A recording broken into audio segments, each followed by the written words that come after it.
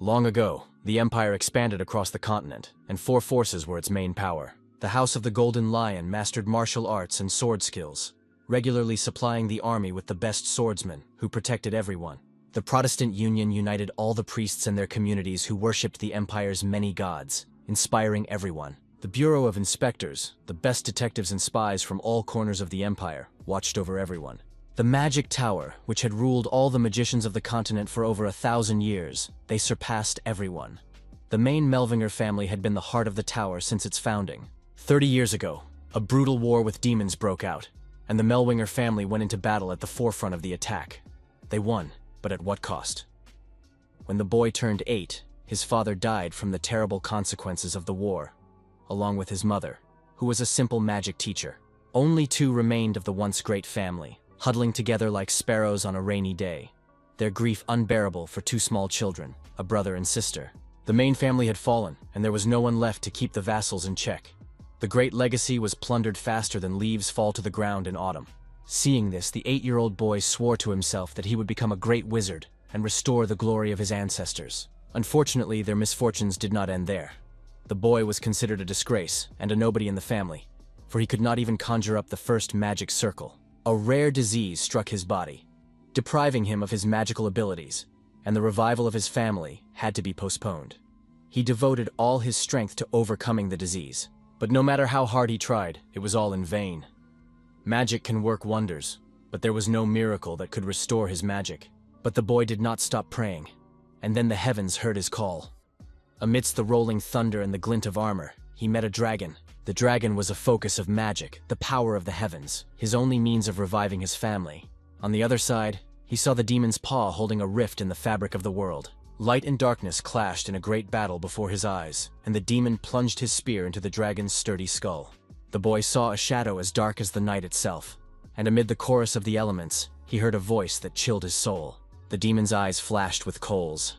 His mouth twisted into a crooked, malicious grin, and he met the one who would free him from his tiresome seal, his new vessel. The boy froze before the massive darkness into which the demon had turned. "Give us your body and let us rule the world," the devil roared. The darkness hit the boy like a wave, its waves enveloping him completely and dragging him to the bottom. If only he had known earlier that he would fall into darkness, he would not have sought the dragon, thought the boy, while evil sought a way to his heart. But then he remembered who he was. Elric Melvinger, the last of a great line, and he would not allow himself to be consumed in this way. With a snap of his fingers, he dispelled the darkness. The dragon's veins, meridians, paths of mana, many names but one essence. Normally, the flow of mana is thick and full like a river, but his vessels were like a dried-up stream. Elric had long been accustomed to hearing about his illness, as well as to the helplessness of healers, including those from the Royal Magical Infirmary. Time did not cure his congenital ailment. Nothing had changed over the years, and no one knew how to heal him. Elric stood devastated after his appointment with the doctor, feeling like a compass without a needle, not knowing where to go. His sister called out to him several times before he responded. They were talking through a magic ball at the Eisdon Academy, where Elric was studying. With excitement in her voice, she wanted to know how the examination had gone and promised to send money if necessary. Elric lied that everything would be fine and that he would be cured soon, then hung up. He couldn't tell his sister that he wouldn't be coming home. The academy looked more like an ancient castle, with thick walls and narrow slit windows. He always felt like a bird in a cage there. And yet the boy studied hard. His grades were the best in the class, except for those related to the use of magic. With a heavy heart, Elric trudged down the corridor. He had failed these tests for the 4th time, and the Academy's rules were very strict in this regard. Expulsion would mean the end of his dream of bringing glory to his family. He studied harder than the others, wore his books to shreds, slept at his desk, and ate crusts of bread from his pocket so he wouldn't have to leave the library. Now he knew every magical formula in the Academy better than the back of his hand, so the theory exams were a piece of cake. Elric always felt special. He couldn't and wouldn't accept the fate of illness and poverty that had been handed to him. His opinion of himself was not unfounded. Gifted with intelligence, the boy possessed a special, deep sense of mana. He had everything it took to become a great magician. Tension filled the air in the training hall as dozens of students drew the first circle of mana in their hearts. All the younger students immediately achieved their first manifestations, except for one older student. He had been coming here even after years of training. The professor suggested that he give up the path of a mage and become a scientist, promising to put in a good word with the director. But could Elric agree to a fate as a bookworm, even if the cursed disease had cut off all other paths? To think things over, the boy went out into the garden, to the statue of his illustrious ancestor. He was a hero of the Great War against demons, when a black sun rose over the earth and winged creatures filled the sky. The darkness gave birth to many ugly and terrifying creatures, but the magician who fought her merely snapped his fingers. The magic of the stars lit up a second sun, a blinding flash followed by a shockwave like a slap from the universe. Eusden Melvinger smiled with the corners of his thin lips as he looked at his creation. His image in stone retained the shadow of that smile from the academy he had founded, and now his descendant would be disgraced and expelled from it. As he stood in the garden, he caught the acrid ink of gossip about himself from other students. They stained the honor of the academy's founder's heir, and their sharp laughter hurt Elric's pride. Anyone else would have kept quiet and pretended not to hear anything. But the boy called out to the freshmen. They had just left the training hall where they had been practicing together. The two gray mice who had been gossiping so confidently fell silent at once. Elric asked them if they knew Sean, the assistant professor who taught their class. With a sinister smile, the hurt boy approached them like a hawk and demanded their names. The mere mention of that name was enough to make the gossips lose all their confidence. So, like gray mice, they quickly scurried away before getting themselves into more trouble. His ancestor still shone in the rays of unfading glory. And at that moment, Elric wished with all his heart that his father were there with him. Pushing aside unnecessary thoughts, the boy returned to his usual state of mind. Even if his compass was broken, he would definitely figure everything out. For lunch, Elric went to a nearby cafe, holding several sheets of paper in his hands, which kept trying to escape in the light autumn breeze. There was nothing about a blocking disease in the Academy's archives. The guy dug deeper than the most diligent mole, but it was all in vain. Bang! His forehead hit the table, shaking the dust off the old papers. The first-year students shuddered in horror at such violence. Elric jumped up and showered his attacker with a torrent of curses, his face numb and seemingly flat. The third son of the Nestor family, Sean, looked at him as if he were a piece of rotten meat. The stately senior with copper hair did not like it when his name was mentioned in vain. Elric ignored all the angry shouts, because Mr. Friendliness and Perfection had come to him, so he dramatically opened his arms. But his flattery didn't work, and Sean didn't stop grumbling even when they sat down at the table. The little sneak constantly used his name, and now he was even extorting money for plastic surgery on his nose. Elric glanced at his friend. After the fall of the Melvingers, the Academy had been divided among 6 families, and the Nestor family was one of them. The guy had quickly risen through the ranks and become the professor's assistant. The elitist could be as angry as he wanted, but Elric forgave him everything as long as he was on his side. Sean took several folded sheets of paper out of his bag and placed them on the table. He was still puffing like a chimney, but he handed the papers to the guy with the haystack on his head. Long, uncombed hair as shaggy as a haystack, a small figure with narrow shoulders like a junior, and a thick medallion with a cross and a flower intertwined around his neck. That's how you could describe Elric. He was a cheeky, overly proud brat who picked on students and argued with professors, but he was the only one you could go to for advice. Sean told him about the diamond dragon, a species thought to be extinct, but whose nest had been discovered by explorers. He wanted Elric to go with them on the expedition. At first, the boy's bored look lit up with emerald fire as soon as he familiarized himself with the materials. The dragon's nest was a center of magic. Seeing his reaction, Sean was satisfied. If Elric found the artifact, the Academy would surely postpone his expulsion, and all thanks to his modest contribution. He waited patiently for praise. The young man's thoughts raced like a herd of steppe stallions. Cancel the expulsion, find a cure for the disease, wealth, fame. Elric jumped up from his chair and slammed his fist on the table. Even if he found something, the current director could take it away. But what doubts could there be? Heaven itself was giving him a chance, and he laughed devilishly. Sean, though accustomed to his friend's outbursts, immediately frowned and hissed like a kettle on the stove. The little rascal was making too much noise where the wrong ears could hear them. With a radiant smile, the sly fox pointed to a spot on the map and said in a voice as piercing as a bell, "Here, there's no nest here," Elric declared. The conversation was important, so Sean looked around gloomily to see if anyone was listening, but the students were chatting casually at their tables. Sean lowered his voice to a whisper. Many renowned scientists had signed this study, and the insolent young man was challenging them with his loud statement. The insolent boy simply dismissed his words and sat down. Still, Sean decided to at least listen to his brainy friend. He ran his hand over the magical seal on the map, and it responded with a blue light. It was a special map of the world that only professors could use. A regular sheet of paper can't hold that much. But this one was like an ocean, swallowing them all in one go. The world around them disappeared, and stars sparkled like grains of rice scattered around them. Below, a blue sphere stretched out, the solid land of the continent marked by a deep canyon. The rift exuded an enormous amount of mana, enough to accumulate over hundreds of thousands of years.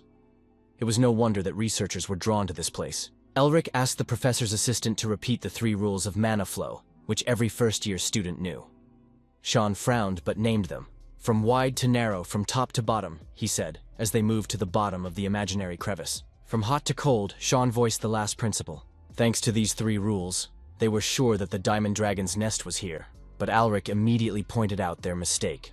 Molten magma was flowing along the bottom of the crevice, which meant there was no mana and no dragons there. The answer was so obvious that Sean reproached himself for not realizing it sooner. The Arcan volcano regularly filled the bottom of the crevice with liquid stone.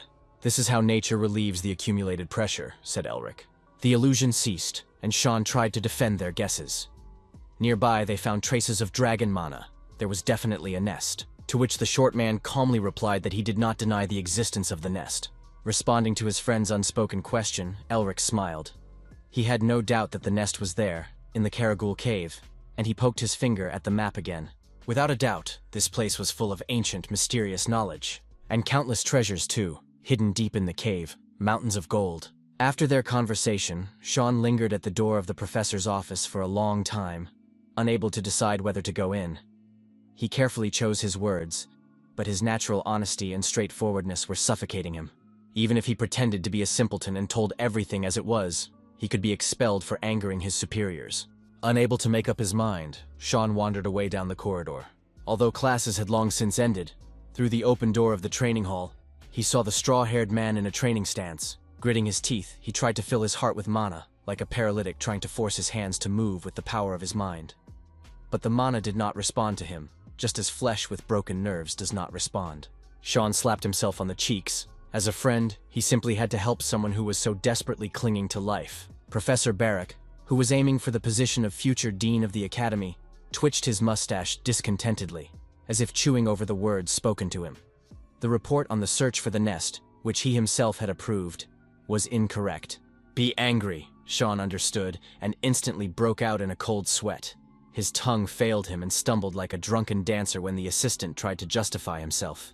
Barak nervously rocked his boot and said that such loud statements required strong arguments. His voice was as stifling as the clouds of sulfuric gas in the laboratory. Sean wanted to sink through the floor and was afraid to breathe. Despite the fact that he was the son of the Nestor family, what he said would not go unpunished, said the professor, taking on a menacing look. Sean felt like he was at the bottom of an abyss, under the pressure of Barrack's viscous mana, which had reached the 7th circle. But the oppressive feeling vanished as soon as Elric burst into the office without knocking or ceremony, like a light, rebellious gust of spring wind. Sean immediately hissed at his friend like a cat whose tail had been pinched. Now this troublemaker is going to turn everything upside down, he thought.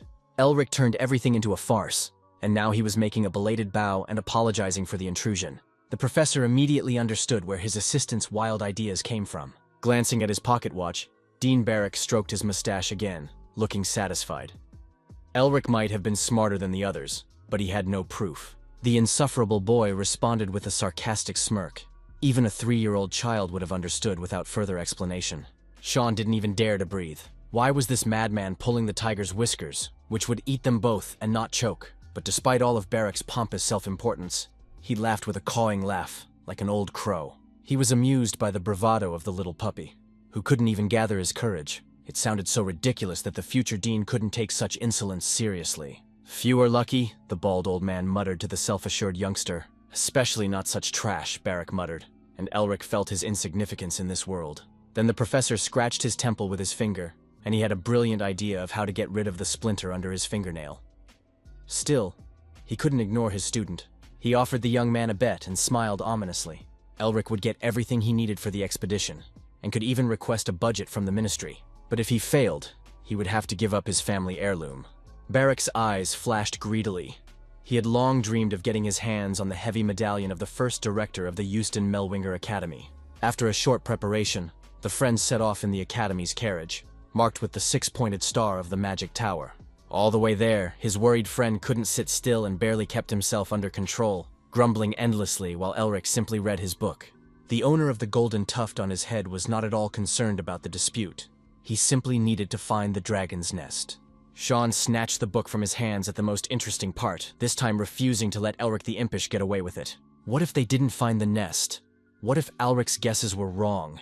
He would lose his last family heirloom, Sean scolded his friend. The boy glanced at the heavy piece of gold and silver he always wore around his neck.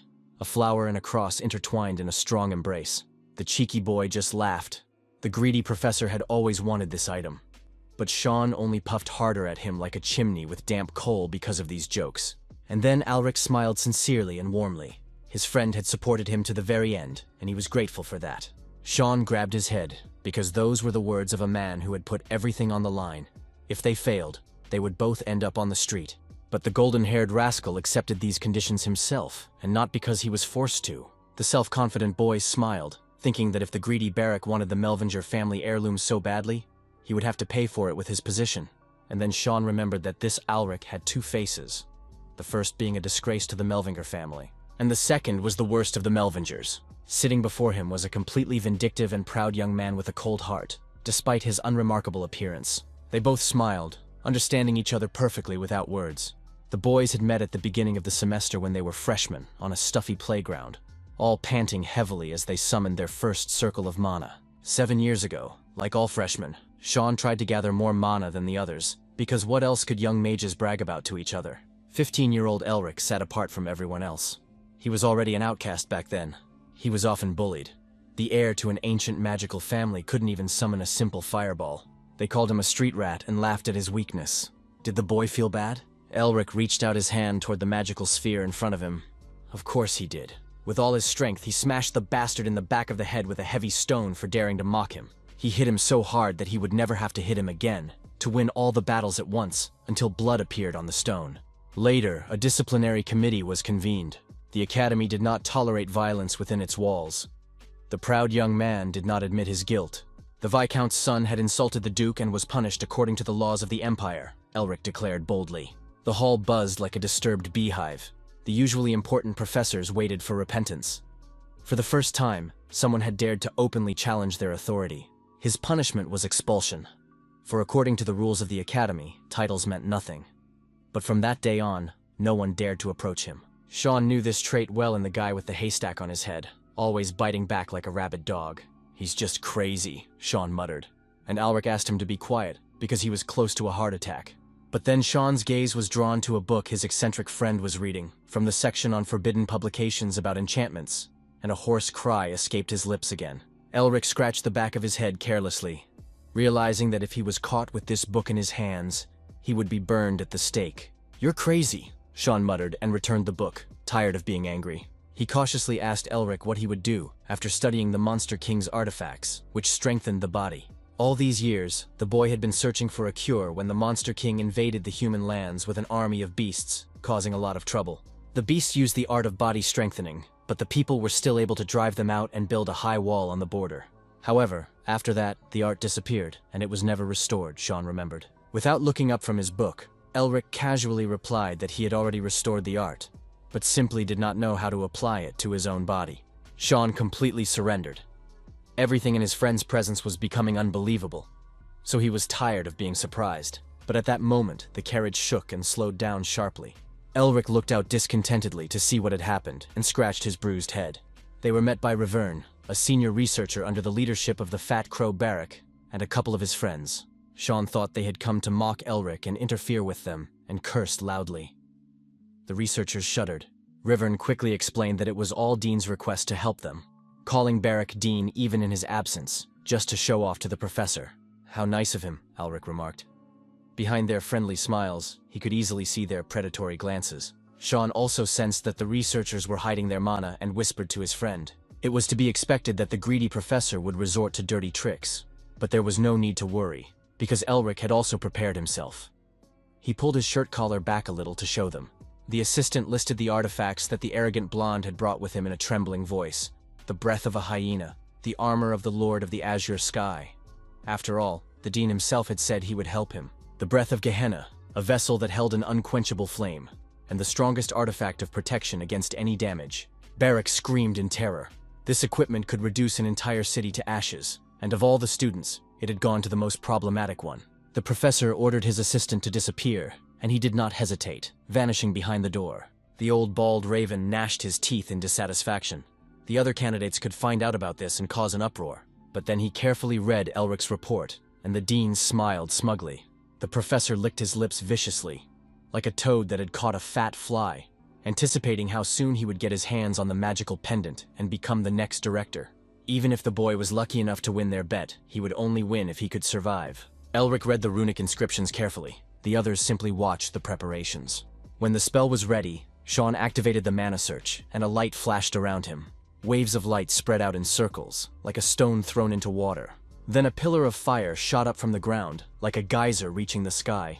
Elric was right. The nest was in a different location. He had always known it, which was why he was the first to shout at everyone to move their hooves until the pillar of flame died down. Sean picked up the short man, even though he knew it would embarrass him, and rushed toward the signal fire. He left the other explorers behind in deep confusion. They climbed the mountain, breathing heavily, unlike Sean, who did not possess exceptional physical and magical abilities. But when they reached the flat plateau, they discovered that the light was disappearing into the ground, and there was no cave. They immediately began to blame Melvinger for the failure. Rivern grinned maliciously and muttered that now he could smash the guy's skull. Someone had to pay for everything. But Alric's clear voice interrupted his thoughts, and he shouted and pointed. If there was no way out, they would have to make one. The men understood each other without words. The air was covered with a mirage from the intense heat that Sean had summoned, and he read a spell in an ancient language. Brr! The spell slipped from his fingers. An explosion thundered as if someone had set fire to a barrel of gunpowder. A thin crust of earth cracked, revealing a deep chasm. Other explorers noticed that even a dragon could crawl through such a crack. Then they were nearly swept away by a gust of thick blue smoke. Only Elric remained standing and told them not to worry, that it was just the release of accumulated mana through the breach. After everything had calmed down, he told them to climb down. As befits the leader of the expedition, the white-haired boy walked ahead. The deeper they descended, the colder it became in the cave, so much so that even warming spells were of no help. They were led by a single long, wide passageway, the blue glow of mana providing visibility. Elric froze for a moment, overcome by a strange, ominous feeling. He blamed it on the damp cold of the cave, and let the rest of the team go ahead. Deep within the stone, an ancient evil stirred. The coals of its eyes lit up the cave, and finally a shadow whispered, "They're here." When the explorers reached the place, they all froze in awe. The long, wide passage ended in a massive wrought iron gate of gigantic proportions. It was covered with runes, and in the center glowed a golden dragon. Rivern was burning with impatience, so he ordered the strongest men to push the gates open. Others suggested breaking down the gates with magic, but Elric's loud cry told everyone to stop. "Only a blind man wouldn't see the dragon's seal here," the young man exclaimed indignantly. Rivern bit his lip in anger, once again made to look like a complete fool. While everyone gathered to discuss how to remove the seal, the professor's assistant discovered a round protrusion. He sat down closer to examine it properly, and while Elric warned all the ignoramuses not to act on their own, because they didn't know what might happen next, the most foolish among them had already reached out his greedy hands toward the gate. Elric screamed loudly not to do it, but it was too late. As soon as Rivern touched the sphere, a ball of fire shot up from the ground. The trap had worked, and Rivern would have been turned into barbecue if he hadn't jumped back. At that moment, the gate was covered with letters as red-hot steel. The fireball exploded, hitting one of the explorers. A hail of blows rained down on them, but the mages managed to raise their shields. However, the nightmare was not over yet. Sean covered himself with his shield and asked his big-headed friend what to do next. While he was covering him, Elric desperately tried to decipher the runes. He was breathing heavily and could barely concentrate, ignoring the cries of the seriously wounded and their pleas for help. "This is just a test. He can find the answer," he kept telling himself, and his eyes flashed like emeralds. The bombardment continued, and many had already been knocked out by the fiery storm. Elric uttered words in a dead language and touched the ball on the gate. God must love him, he thought, when everything fell silent. Sean breathed a sigh of relief. He himself had nearly died holding back all the blows. Seeing his friend fall, the short man ran to him to check if he was all right. The loyal friend had survived, but there were casualties among the mages. He smiled once more, admiring the power of Elric's mind, which nature had deprived of magic. Elric smiled smugly.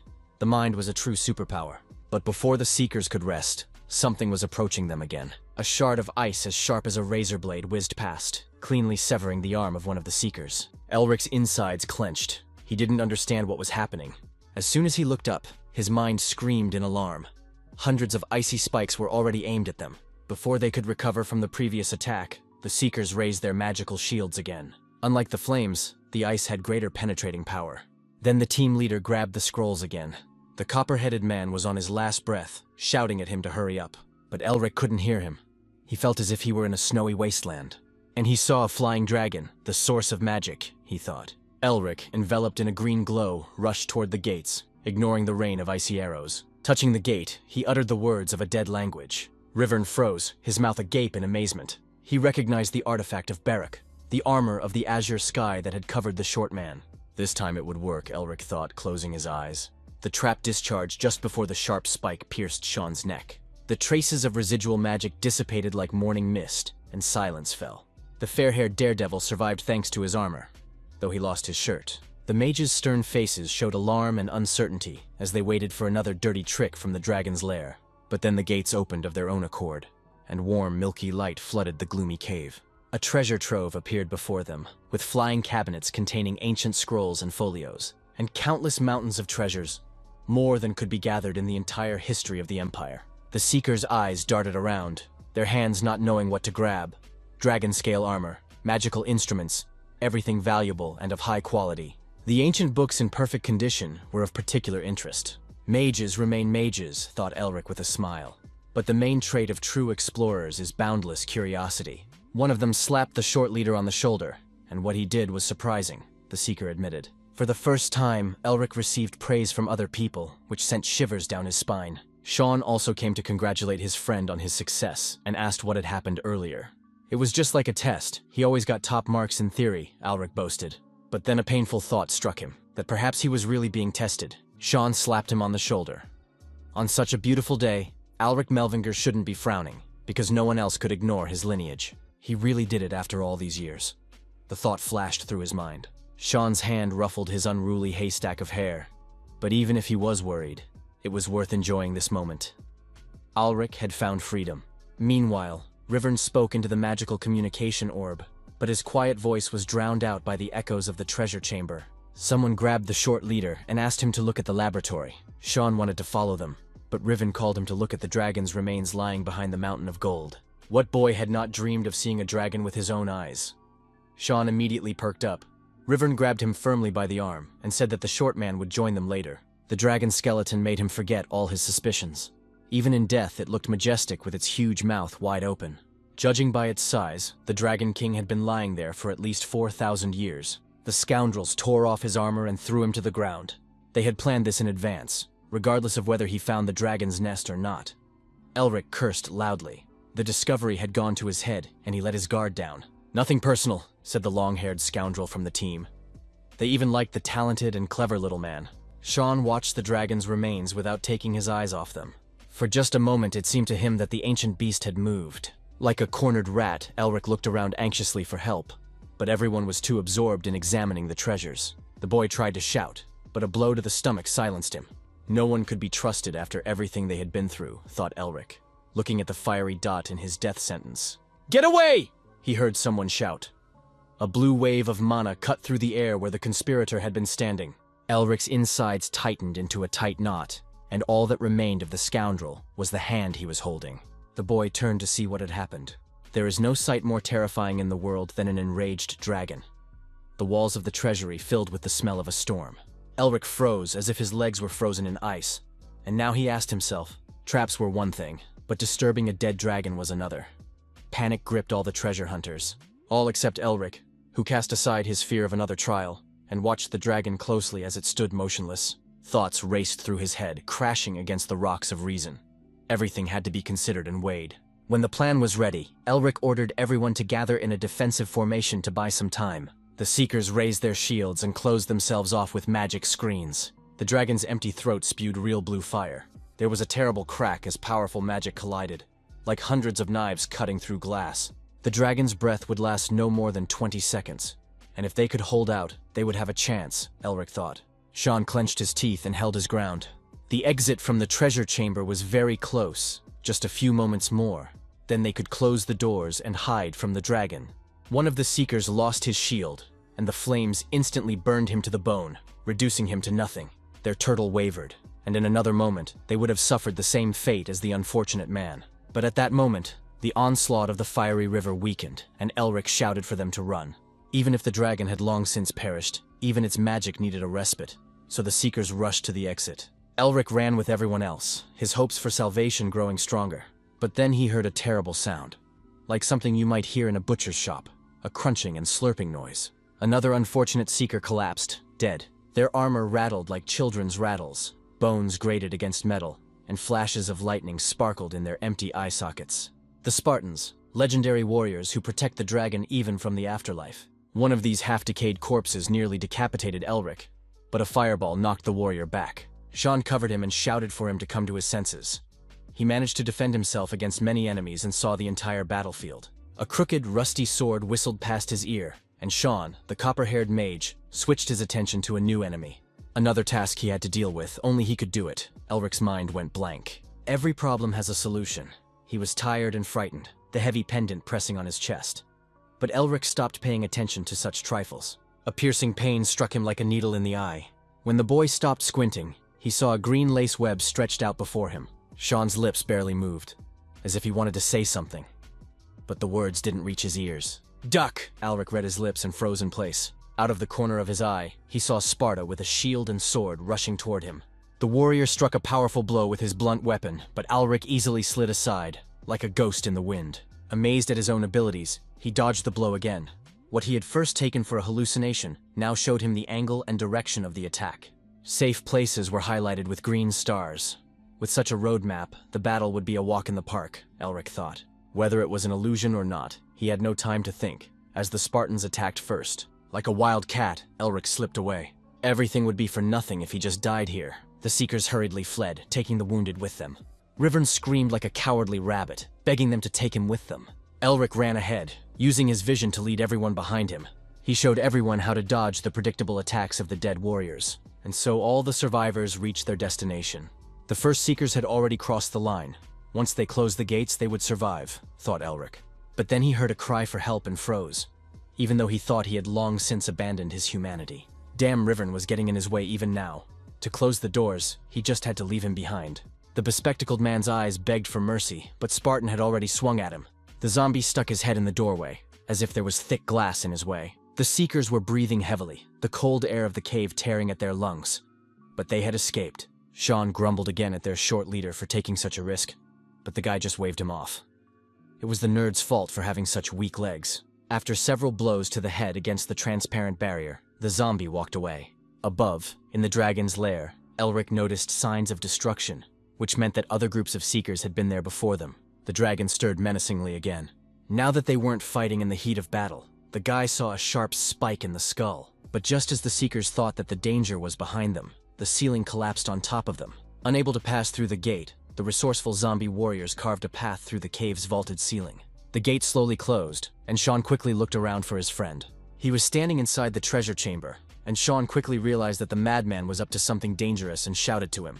"Go ahead," the guy with the tuft of hair on his head said with his lips, smiling through the closing gate. The loyal friend rushed toward the gate in a desperate attempt to pull him out, but the heavy doors were locked tight, and the young scientist pounded on the thick metal, but they remained deaf to his cries. 7 years ago, after Elric's dismissal, Sean decided to get to know this prickly boy. The boy's gaze remained empty, as if he were not looking at a living person, but at a nightstand that no one cared about.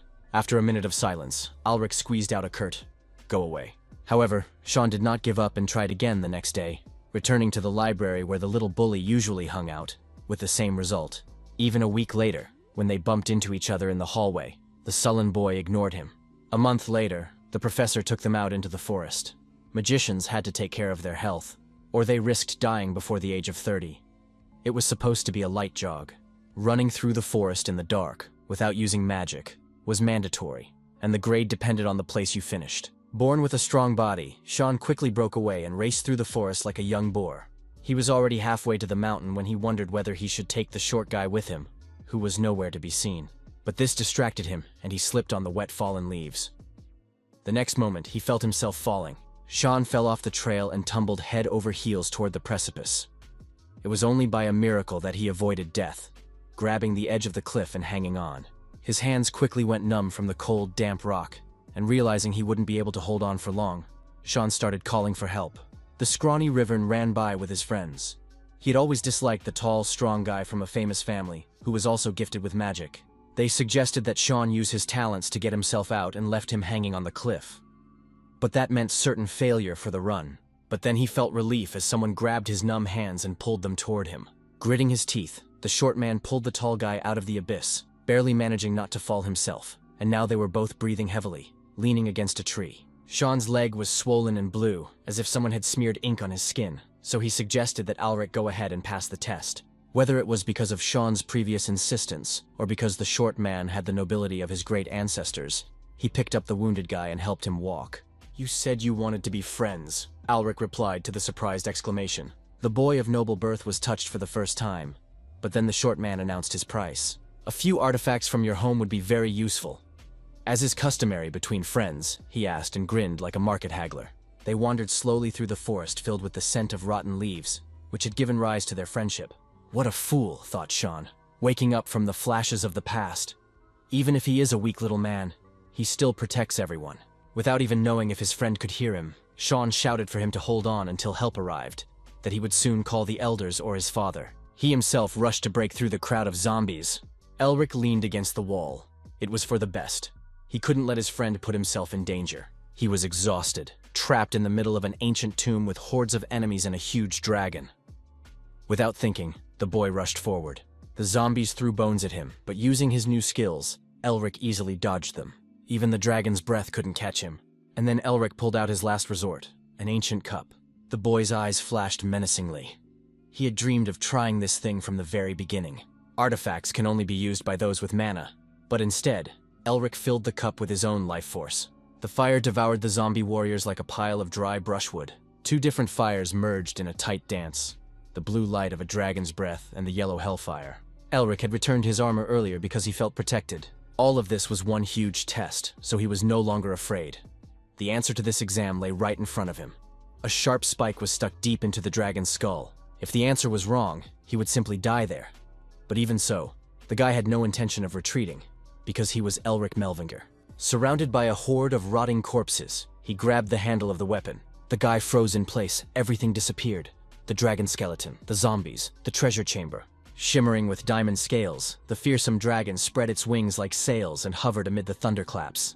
In short flashes of lightning, Elric saw another sinister shadow. The dragon breathed heavily, clouds of steam pouring from its nostrils like smoke from a furnace. The shadow below stared at the crimson sky. Turning around, the demon looked straight at Elric, and a satisfied grin spread across his face. The dragon raised a hurricane with a single flap of its sails and roared, as if challenging the demon to a fight. Covered in a dark crimson aura, the devil summoned his magic. The dragon concentrated his magic in his breath. The bright light of his blast incinerated everything around him like the sun. But the demon's spear split the stream of light in two. A dirty, sticky darkness gathered around the demon's spear. They collided again, and from the impact, Elric lost all hearing. Such a huge concentration of mana, an 8th circle sage or higher, he thought, shielding himself from the shockwaves. The demon surrounded himself with darkness and attacked the dragon. The dragon spewed streams of light that incinerated the mountains. The demon enjoyed the battle as if it were a game. The fabric of the world could not withstand the strain and cracked in two under the demon's power. He plunged his spear into the dragon's thick skull. The creature that had single-handedly defeated the dragon turned to the young man, the one who would free him from the cursed seal. The devil roared in a sinister voice, burning eyes like coals on a merciless face and a triumphant smile. The demon's appearance turned to darkness to capture a new vessel. "Surrender your body, and together we will rule the world," he said. Elric was stunned and did not know what to say. He had never seen anything like this before. But then, the dragon that should have already died opened its mouth, from which thick magical chains burst forth. He placed a death seal on the demon. "Mephistopheles will be buried with him," said the dragon. Mephistopheles laughed, even though the dragon Shanaik had sealed him away thousands of years ago. This time, everything was different. The great vessel was right in front of him, and darkness descended upon Elric, ignoring the chains. "This is not a test of the dragon. It is a trap of the demon," the boy realized when the darkness penetrated his heart. He screamed as his body was ground into dust by forces greater than himself, the dragon's mana and the demon's spirit. His grandfather, his father, and others had sacrificed their lives to banish such monsters, Elric thought. Only he and his sister remained of the great clan. The imperial family, the members of the magical tower, the treacherous vassals, all of them had reveled in greed after the fall of the family. Even the one he trusted most and relied on. His uncle had taken the inheritance, taking advantage of the fact that they were minors. The demon easily found the darkness in his heart, and waves of pain pierced Elric with even greater force. When they had nothing left, they were simply abandoned, and the whole world turned its back on them. The little boy understood everything without words. They were enemies. A stone thrown by a child's hand could not cause harm, but it was filled with pain and anger. And only his sister held him tightly, on the edge of the abyss beyond which lay darkness. When everyone left, they were left completely alone in a huge, dilapidated mansion. But despite this, they survived. Through all the hardships that befell them, Elric dreamed of healing his body and reviving his family. Darkness filled his mind, and he drowned in it as if in a whirlpool. "No, Melvinger cannot be consumed by such a monster," said Elric, and felt the strength that had always been with him. His emerald eyes dispelled the darkness. The demon recoiled as if struck by a bolt of lightning. An irresistible force seized him more tightly than before. "Right here, the first demon will be consumed as it was meant to be." Elric said words he didn't understand. His hair blew in the gusts of power. With a snap of his fingers, he dispelled the darkness as easily as if he had been doing it all his life, as if he had been born for this. And then everything fell silent, and only white light remained. Like an ink mark, the beast's seal remained on his hand. Elric looked at his hands, transparent like a ghost, and did not understand where he was. The figure in a wide, torn traveling cloak with a bright owl pattern and books on his back seemed familiar to him. He heard a voice speaking into the void. They were a group of scientists who were relentlessly pursuing perfect magic. Elric couldn't remember where he had heard that voice before, and he couldn't make out the stranger's face from a distance. The stranger continued his story, saying that the thirst for power had consumed the Seekers, and they had allowed the demons to defeat them. A black sun lit up the sky. Realizing their mistakes, the Seekers of Power created a family to repent, whispered the stranger. Golden hair peeked out from under his hood. Before them appeared the King of Demons, a giant larger than any dragon or creature, or rather, the god of demons, who held the black sun in his hands. The family created by the Seekers must destroy these demons. It is their duty. But in an endless cycle, the demons would never disappear. Kill one, and another would appear. The only way was to consume them again and again until they were completely exterminated. The Mage Seeker was alone against an army of monsters that rushed at him. But his magic, filled with starlight, was unmatched. One day, in the distant future, their descendants will inherit their eternal desire. The vision of the demon army vanished into an ocean of fire. The image of the Star Mage slipped away, and he tried to grab hold of it, but Elric's hand grasped only air, and he was surprised to find that the vision had vanished. He rose from his soft, warm bed, and everything that had happened seemed like a distant dream. The treasure-filled dragons, the demons, and the magicians. His faithful friend sat nearby in his blue assistant professor's robes, his shoulders trembling treacherously a second ago. Elric understood everything at once. He was crying now and turned away, but his friend denied everything, though the excitement in his voice gave him away. "It's okay. Everyone cries," the little rascal consoled him, especially since Sean was crying in the nest too. Finally, he turned around, his eyes flashing menacingly, and Elric realized he had crossed the line. They were in the hospital, where Elric had been taken by the rescue team called by Sean. The boy was sitting in bed, pressing a cold egg against his face to ease the pain from the blow Sean had given him. Elric grumbled discontentedly at his noble friend, who had stooped to violence, but he quickly turned away when Sean glared at him again. But then Sean noticed something strange and asked his friend to get up quickly. And then they both saw that the former short man was no longer there. Elric stared in amazement at his reflection. He was now almost as tall as Sean, twice as broad in the shoulders, and his face had lost its former gloomy and sickly appearance. Memories of the past flooded his mind. He had changed there in the dragon's lair. Sean asked him what had happened there and where the dragon had gone. The fact that his friend had survived was a miracle in itself.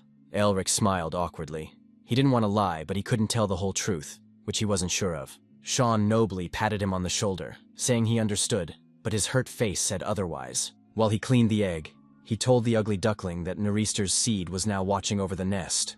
Elric expected that it was already being studied, but was surprised to learn that it was still untouched. After all, according to the law, the find belonged to the person who discovered it, so Sean did everything he could to prevent others from reaching the nest. Various scientists and seekers could acquire the rights to excavate it. Sean smiled, thinking of the greedy rats from the Magic Tower and the scoundrels from the Academy dying of thirst to get their hands on everything.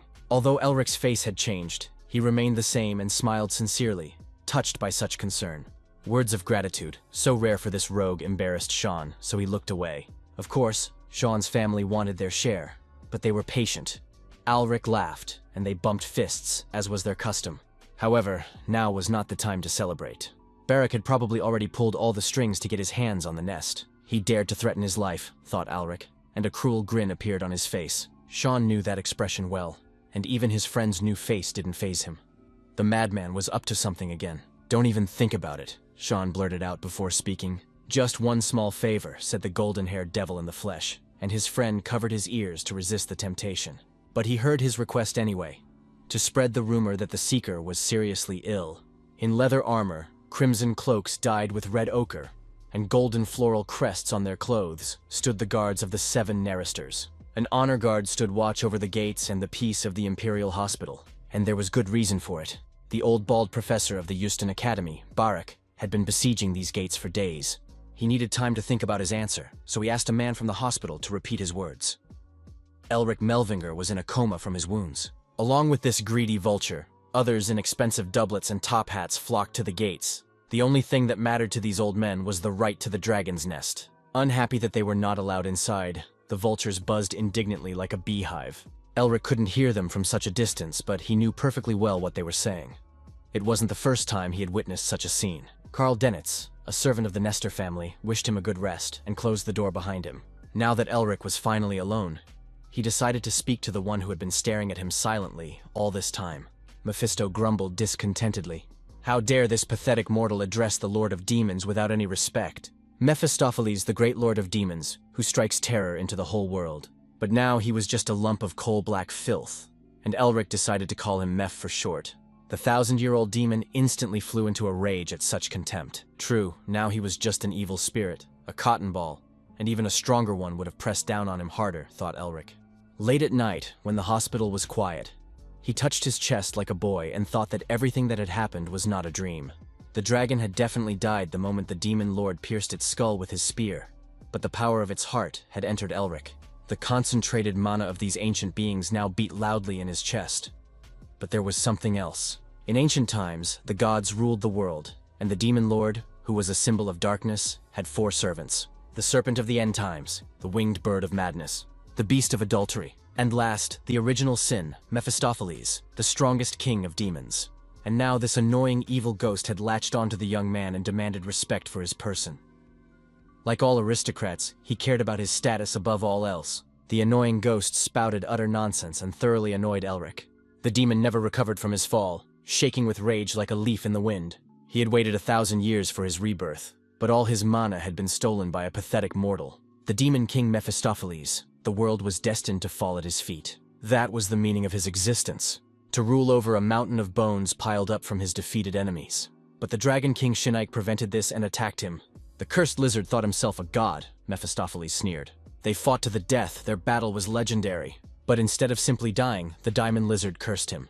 The dragon placed a seal, paying with his mana, and he arranged a joint funeral for them, unable to kill the demon. And so he languished for thousands of years in the cold stone, buried under the mountain. He waited for his liberation, counting the seconds to keep himself from going mad. How great was his joy when the demon sensed the intruders, and leading them forward was a talented young man.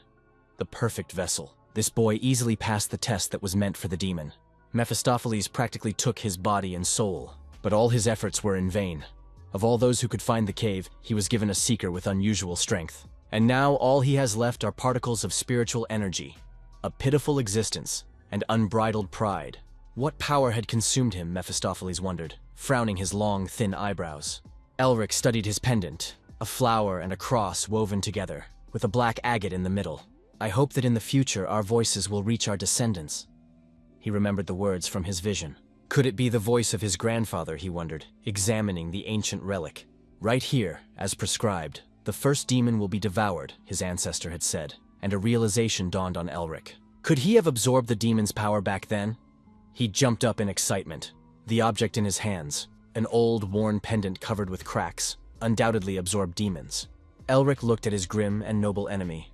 Could he continue to absorb the powers of others like him?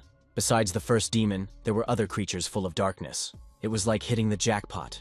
A smile worthy of the king of greed spread across the young man's face, making even Mephisto shudder. Later, Elric stood on the edge of a cliff and looked at the glacier slowly licking the mountains. Mephisto endlessly asked him why they had come here, but the guy just waved him off. Before using the pendant, he had to make sure of something, so he found a secluded spot.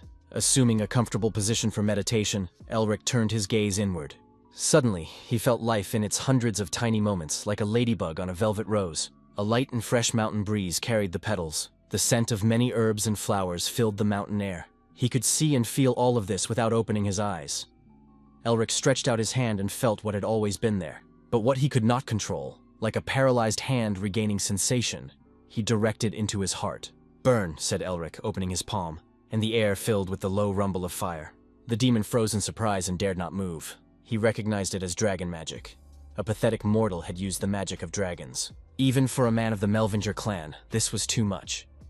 Elric watched as the sparks of powerful magic slowly fell. Now he too could use magic.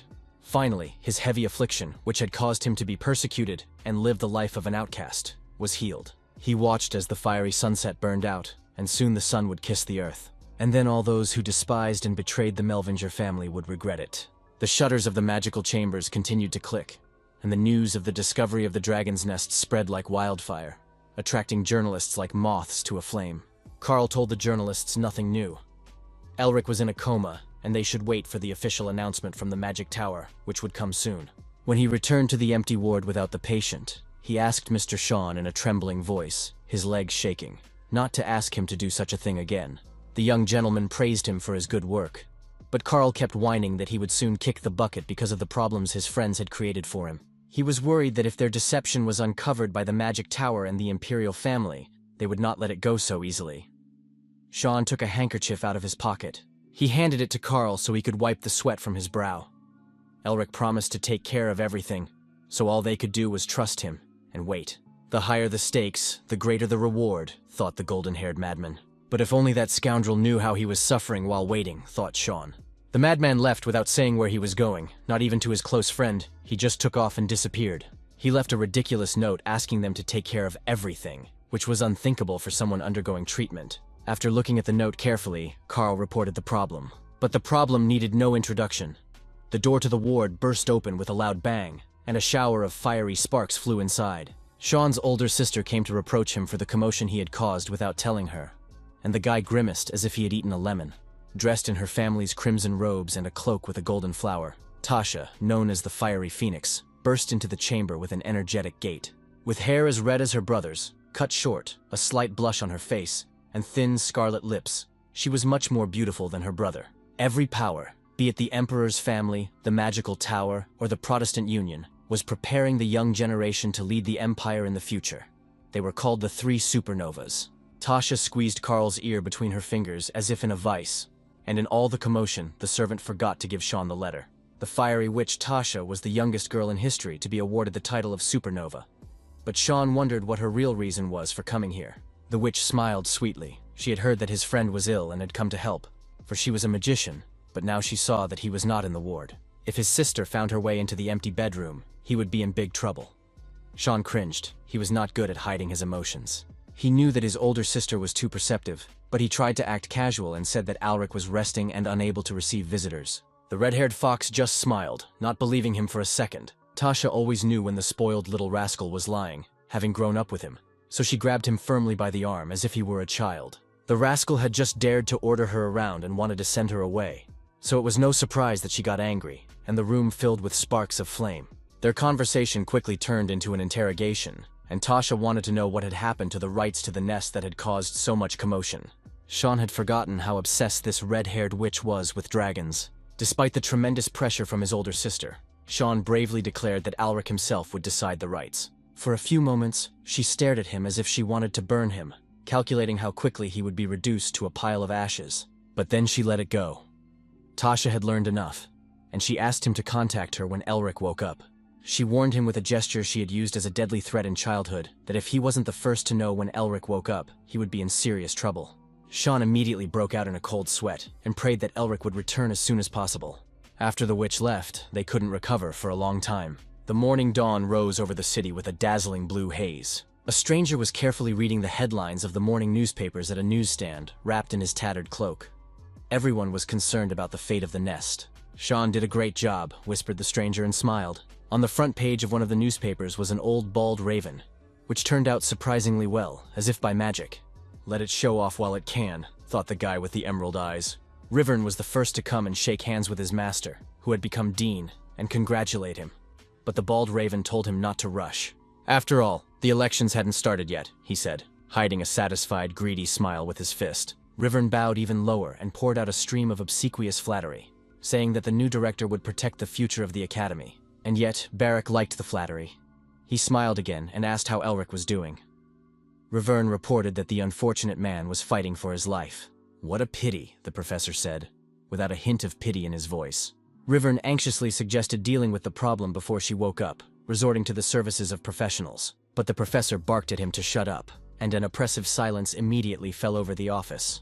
Barrack looked at the cowardly dog with such frenzied rage that he could have incinerated him on the spot. But he quickly replaced his anger with mercy. After the elections, there would be one vacant position left for a professor. As a simple professor at the academy, he doesn't know what's going on outside its walls, Barrack hinted. The dog bowed again and promised not to let him down. Day turned to moonlit night, and the city was bathed in its soft light. While most of the residents were gathered around their family hearths, there was one man in a worn traveling cloak. He threw back his hood and looked up at the cold night sky, wondering where to begin. With his inner vision, he could see the other side of the world, its secret places. All he had to do was pour mana into it through the dragon's heart, and Elric stretched out his hand in front of him. The ground beneath his feet exploded, and the wizard soared into the sky. He landed softly on top of the fortress wall surrounding the city. Now the wizard could use magic without complicated spells, and this was only the beginning of his journey. To remove the bald raven and inform the world of the Melvingers' revival, he must become stronger before the Academy Dean's election. The mood of grandeur was ruined by a grumpy demon ghost. Even with his mana, the pathetic mortal only used ridiculous jumps like a wandering circus performer. There was a grain of truth in the demon's sharp remarks. Elric needed to become many times stronger as soon as possible. The demon's delusions of grandeur still hadn't left him, so he continued to grumble about the past, like the demon's people, and even the dragons trembled in fear at his name. Elric pondered among the dragon's magical language. There is something called the language of the soul. To create an image and express it in words, the boy brought his hands together, and a powerful golden aura surrounded him. Even the evil spirit's face showed signs of unease at such power. "Fly," said the magician, and rose again, supported by a stream of mana. A countercurrent struck him with icy cold as he accelerated. Then he rose above the clouds and was able to take in the entire city with his gaze, as if he had suddenly become the master of the entire world. The magical pull ceased, and gravity took its toll, sending Elric hurtling downward. His image magic was simple and surprisingly powerful, and he cast the flight spell again, soaring like a bird over the city. The evil spirit of the demon followed him everywhere, obeying its mark. His gray face reflected deep thought. The child who had only yesterday learned to walk could already use the language of the soul and the double spell. It was as if the shadow of the true enemy of demons, Melvinger, had descended upon the earth. He who was capable of turning an army of monsters into a pile of flesh with a single snap of his fingers. Among the monstrous offspring of this family, there was no one with such talent. Or rather, there was one, the demon remembered, their indomitable ancestor. In the night sky, the slow flight of man and demon continued. The troubled ghost flashed its red eyes. Before the boy grew into something unimaginable, his body must be taken, and his dreams crushed. The language of the soul was amazing, but Elric felt that he could not understand it alone. He needed a teacher who would keep his secret. Barrack had settled in the academy and controlled everyone, and besides, there was no one talented enough to teach him. Elric ended his flight at dawn, gently landing on a meadow bathed in sunlight and dew. If only his ancestors were alive. His outstanding grandfather, or at least his father and uncle. Lost in thought, the boy turned his gaze to his unwitting companion. The latter was looking for legs with which to trample the boy's dreams, discouraged by his own metaphor, but the ghost had none. Elric smiled and casually asked Mephisto to teach him magic because, come to think of it, he couldn't imagine a better teacher. He was ancient, knew a lot, possessed magic, and would never betray him because of the cursed seal. He hadn't expected such an offer and cursed loudly. However, he immediately asked what he would get out of it, making it clear that he was interested. The young man solemnly spread his arms and suggested creating a vessel for the Horned One using alchemy. Mephisto sneered contemptuously, saying that a pathetic human could never do such a thing. But Elric dismissed this, saying that they simply needed to become stronger. But that wasn't enough for the demon. And the young wizard argued that if nothing was done, everything would remain the same. Realizing that Mephisto couldn't be persuaded so easily, he told him to name his conditions. The long-eared demon, in a proud and arrogant manner, declared that if the boy became his servant, he would consider it. The boy's confused face pleased him. He would know how to mock him. The demon laughed to himself. If he weaves a little dark magic into his training, it will eat away at the boy's soul like mold when he becomes stronger. Then he would devour him. Mephisto smiled at his sinister plans. But for now, let the mortal fall to his knees and beg to be taken as his apprentice. "I don't care," the boy muttered, to the demon's horror. There was a limit to how long he could let the demon bargain, Elric said calmly. "If you play hard to get, you'll get nothing," the guy said, suddenly getting close to the ghost. Suddenly, he felt like a small and insignificant clump of darkness in the hands of a real monster. "You pathetic little man with a rotten soul!" Mephisto blurted out and lunged at him. "Shut your mouth!" Elric uttered the words of power, and the stream of curses stuck in the ghost's throat. It worked even better than he had expected. The wizard grinned. The demon puffed heavily, as if he were about to burst like a balloon. But he did not utter a sound. Despite this, the demon was certain that the power of speech alone would not subdue him. "Be a good boy," said Elric, and the ghost obediently turned into a rabbit. The sight made the young man lose his breakfast. "My tongue is my enemy," whispered the guy, his stomach churning at the sight of the demon. He handed the demon his notebook and suggested that he write down everything he knew about the language of the soul in case he changed his mind. Elric left the proud spirit to ponder, and decided to practice himself, stretching his whole body. Until evening, he practiced simple magic and experimented, while Mephisto continued to act rebellious. It was a battle of attrition. The next day, the boy calmly practiced ice magic, while the demon gnawed his nails. After all, he had been locked up for 1,000 years, so he was dying of impatience, while the insufferable boy was throwing fireballs for the 3rd day in a row. A few days later, there was no trace of his former pride, and the demon decided to pretend to submit, as he was going to teach the boy a lesson anyway. The wizard could barely contain his laughter when he heard the scratching of charcoal on paper. He looked tired. His hair was disheveled, and a long stubble had grown on his face. Malice and excessive pride choked him, making him give in to a mere human being. But in the end, he obediently handed the notes to the young wizard, waving his tail. Having read the demon's scribbles, which contained the basics of the language of the soul and knowledge that could not be found in ordinary books, Elric thanked him, and he removed the demon's cute appearance. In return, he asked him to clarify a few paragraphs and promised to restore his ability to speak. With each passing day, the insolent boy's demands grew like a snowball. He wanted more knowledge. He endlessly tested the demon and bargained with him for cheap, obtaining valuable information. The nasty kid wore down the ancient demon with his taunts, but the demon had already planted the seeds of evil in his writings, which would tear the mortal's body and soul to pieces. However, the next day the boy was fine. He had learned only a few bits of knowledge and could already summon an entire glacier. Mephisto nervously furrowed his brow. So many days had passed, and no signs of darkness had appeared. The young wizard noticed this anxiety. He knew what the demon was waiting for. He pretended to be clueless and innocent, but Elric wasn't dumb enough to blindly study the demon's magic. And yet, thanks to this evil spirit, he had raised his level of skill. The boy turned back to his notes, and the disappointed demon asked where his humanity was. Elric was already thinking of silencing the ghost again. But the demon honestly admitted that he had nothing more to teach him, except true speech. The emerald eyes stared in amazement from beneath thick, long bangs. The demon was referring to the highest level of speech of the soul, excluding the voice of God, of course. With his current level, he would not be able to understand more, and if he tried, he would go mad, said Mephisto.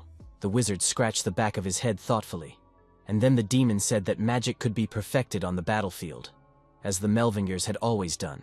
Elric remembered his father saying the same thing back then, sitting on his bed with a deathly gray face already covered in corpse spots. Back then, they had taught them the pride of the Melvingers in the lands destroyed by demons.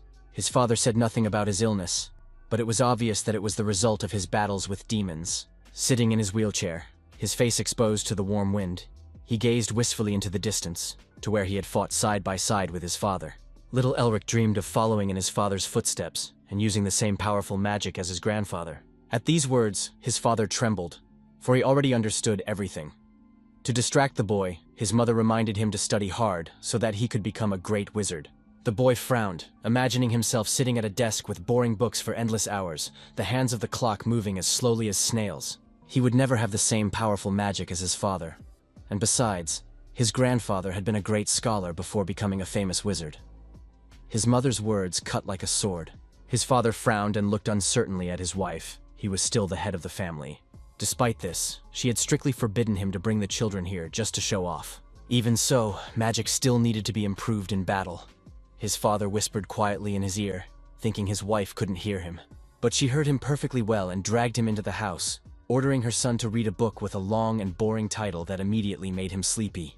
His sister Hayes dragged him by the ear in the other direction, ignoring her brother's protests.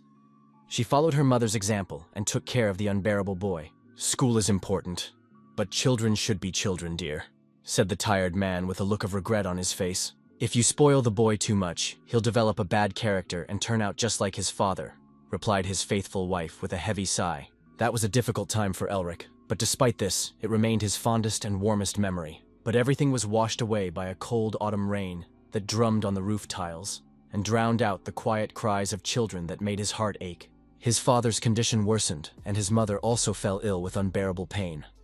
They divided their remaining strength between them and died on the same day, as if in a fairy tale. But this was a fairy tale with a sad ending. Before he died, my father cried and said he was sorry, that his dear wife had been the brightest light in his life.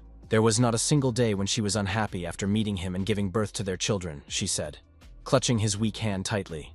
The last embers of their life burned like a candle stub. The mother could no longer bear to watch and called for Hayes, who was sitting nearby. "Take care of your brother," she asked, and tears streamed down the girl's cheeks. Her father called Alric and asked for forgiveness, saying that the illness was his fault. The 8-year-old boy faced harsh truths far too soon, just on the brink of childhood, and sniffled incessantly. He was terrified that his father could just leave like that, and salty tears streamed down his cheeks. His father's cool hand touched his cheek, and the boy stopped crying. Looking back on his short but turbulent life on the battlefield, the days spent with his son were much happier, his father said. "You don't need to be a wizard.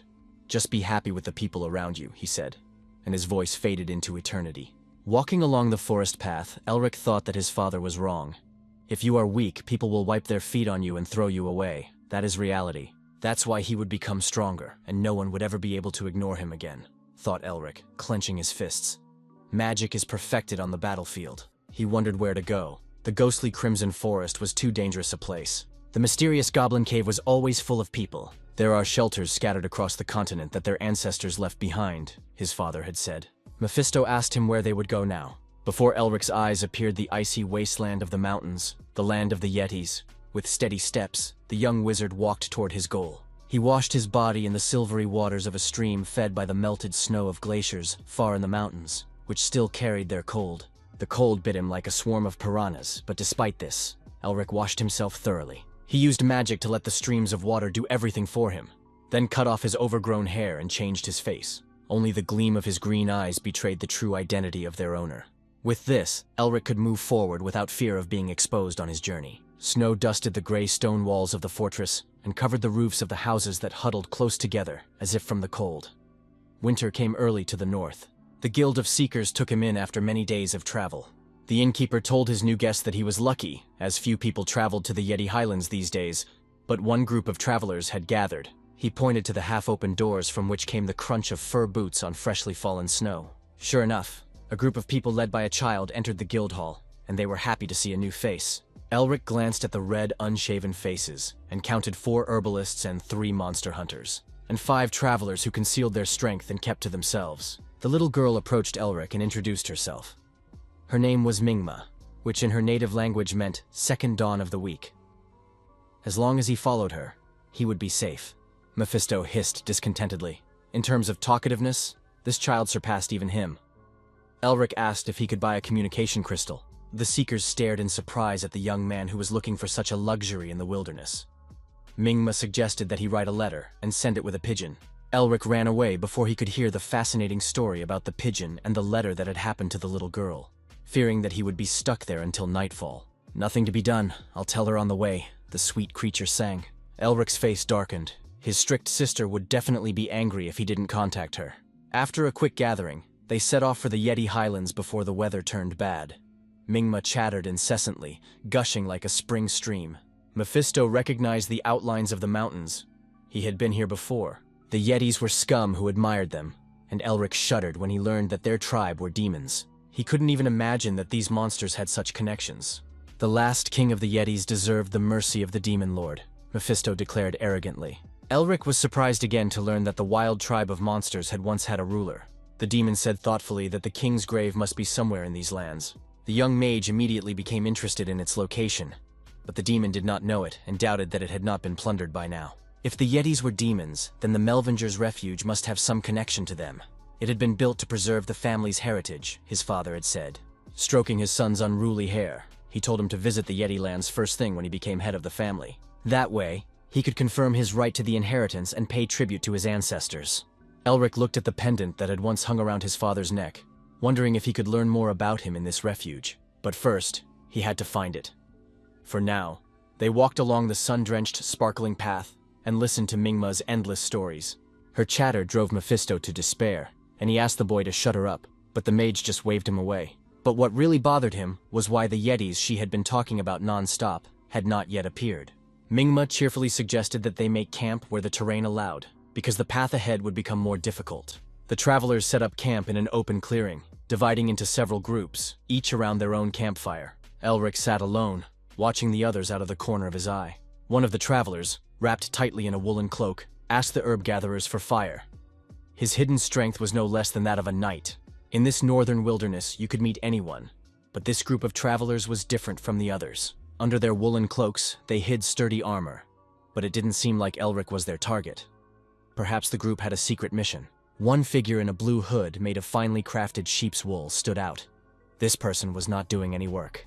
But then she threw back her cozy hood with a slight movement of her hand and thanked them for the fire in a clear, gentle voice. The frost made her beautiful face glow, and her thick, silky hair fell over her shoulders. She was not just a woman, but a young maiden of dazzling beauty for these harsh places. So it was no surprise that excited shouts and whistles escaped from the rough mouths of the vagabonds. Steel whispered faster than the vagabonds could finish speaking. One of the warriors guarding his mistress rushed toward the nameless man. The kiss of death froze at his throat, and the vagrant froze. A pathetic dog dared to be rude to a noble lady. The reward for such a misdemeanor is death, said the guard. The other warriors also lowered their swords, but the lady ordered Chen to put his sword away. The poor wretches had grown up in this backwater and knew no manners, and had never met nobles before. Elric even felt sorry for them. But then he sensed the red seal of alarm, and he and Mephisto exchanged glances. Both looked sharply toward the forest. While the guard was thinking about what to do, duty bound him to protect his mistress's honor, but also to obey her. "Let them go," insisted the beautiful woman with eyes like lakes and gray hair the color of a raven's wing. Elric turned to the travelers and shouted for everyone to run, but it was too late. The wandering herbalists were the first to die. The guard standing nearby raised his sword in front of him to protect himself. He deflected several flying projectiles, which caused a shower of sparks on his sword. But not everyone was so quick and skilled, and the travelers were terrified by the sudden attack. Another poor soul fell dead without even having time to cry out. Chen shouted to the others to protect the lady. The alarm and danger, the death hanging in the air, reminded Elric of a dragon's nest. Arrows rained down on them with a piercing whistle. There were so many of them that they did not distinguish between their targets. Elric chanted words of power, and his hand filled with mana. A fiery shield like a honeycomb opened before him. But what about the others? The experienced warriors accompanying the noble lady took the blow upon themselves and deflected the arrows with their swords. The ordinary seekers, however, were completely defenseless. The forest filled with the cries and moans of the wounded, and Elric was overcome by a sticky, viscous feeling of anxiety. Only Mephisto was amused by what was happening. The ghost was not afraid of the arrows of the foolish Yetis. Then Elric turned his inner gaze into the depths of the forest. In the green web of cobwebs, he saw several pulsating dots in the distance. Yeti usually move in small groups to make themselves harder to track. But there were too many of them, and Elric was terrified. The first monsters jumped out of ambush and attacked the guards. The first battle had already begun, and the wizard had already wet his pants. Too difficult for a pathetic little human, the demon mocked. The wizard ordered silence using words of power, and the ghost was gagged with a reliable gag. The noble lady's guard dodged all the monster's beastly attacks. Still, the knights were amazing, using their aura to instantly turn the Yetis into mincemeat. Elric wanted to watch their abilities longer. But the first group of Yetis was only the beginning of their problems. The main problem was the tribe's main forces, who were hiding in ambush under the cover of the forest. One wrong move and everyone could be in danger. The guy canceled his transformation, as he was of no use in battle, and jumped above the fluffy fir trees. From a bird's eye view, he easily spotted the hairy monsters. Elric wasn't sure if his attacks would work, but he used his power and landed with his boot on the Yeti's head. The skull cracked like an overripe pumpkin.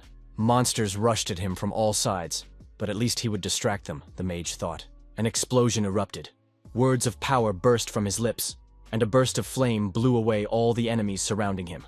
But the Yetis weren't finished, so Elric chanted, "Burn!" A pungent smell of burnt wool and charred flesh hit his nose. Following the fire, he gathered dozens of swords made of ice, which were therefore sharper than steel. Pierce, the mage, swung his arm. The swords whistled piercingly in the cold air of the wasteland. Dozens of Yeti warriors fell like grass, but many remained in formation. Sensing a formidable enemy, the beasts trembled and began to retreat. Elric smiled. He would not let anyone escape. With a flick of his fingers, he ordered them to be bound. It was over quickly, and the mage breathed a sigh of relief as he surveyed his work. The entire plain was littered with the bodies of Yetis. Sitting astride a captive, Elric called for Mephis to interrogate him. He belatedly remembered that he had covered the demon's mouth and cancelled the order so he could hear his outburst. The mage asked to be his interpreter, as he did not know the Yeti language. Without asking any questions, Mephis began to translate, and Elric promised the captive his life if he showed them where their village was. The demon took on an important air after several unsuccessful attempts to negotiate with the captive and advised not to intimidate them. Elric followed his advice and released the Yeti so that Mephis could talk to them face to face. Because of their connection to demons, these creatures could see him. For a few moments, they whispered conspiratorially, then glanced at Elric. He used the words of the soul, and the mage translated the order. "Let's send this nasty man to hell," whispered the demon, unaware of the trick.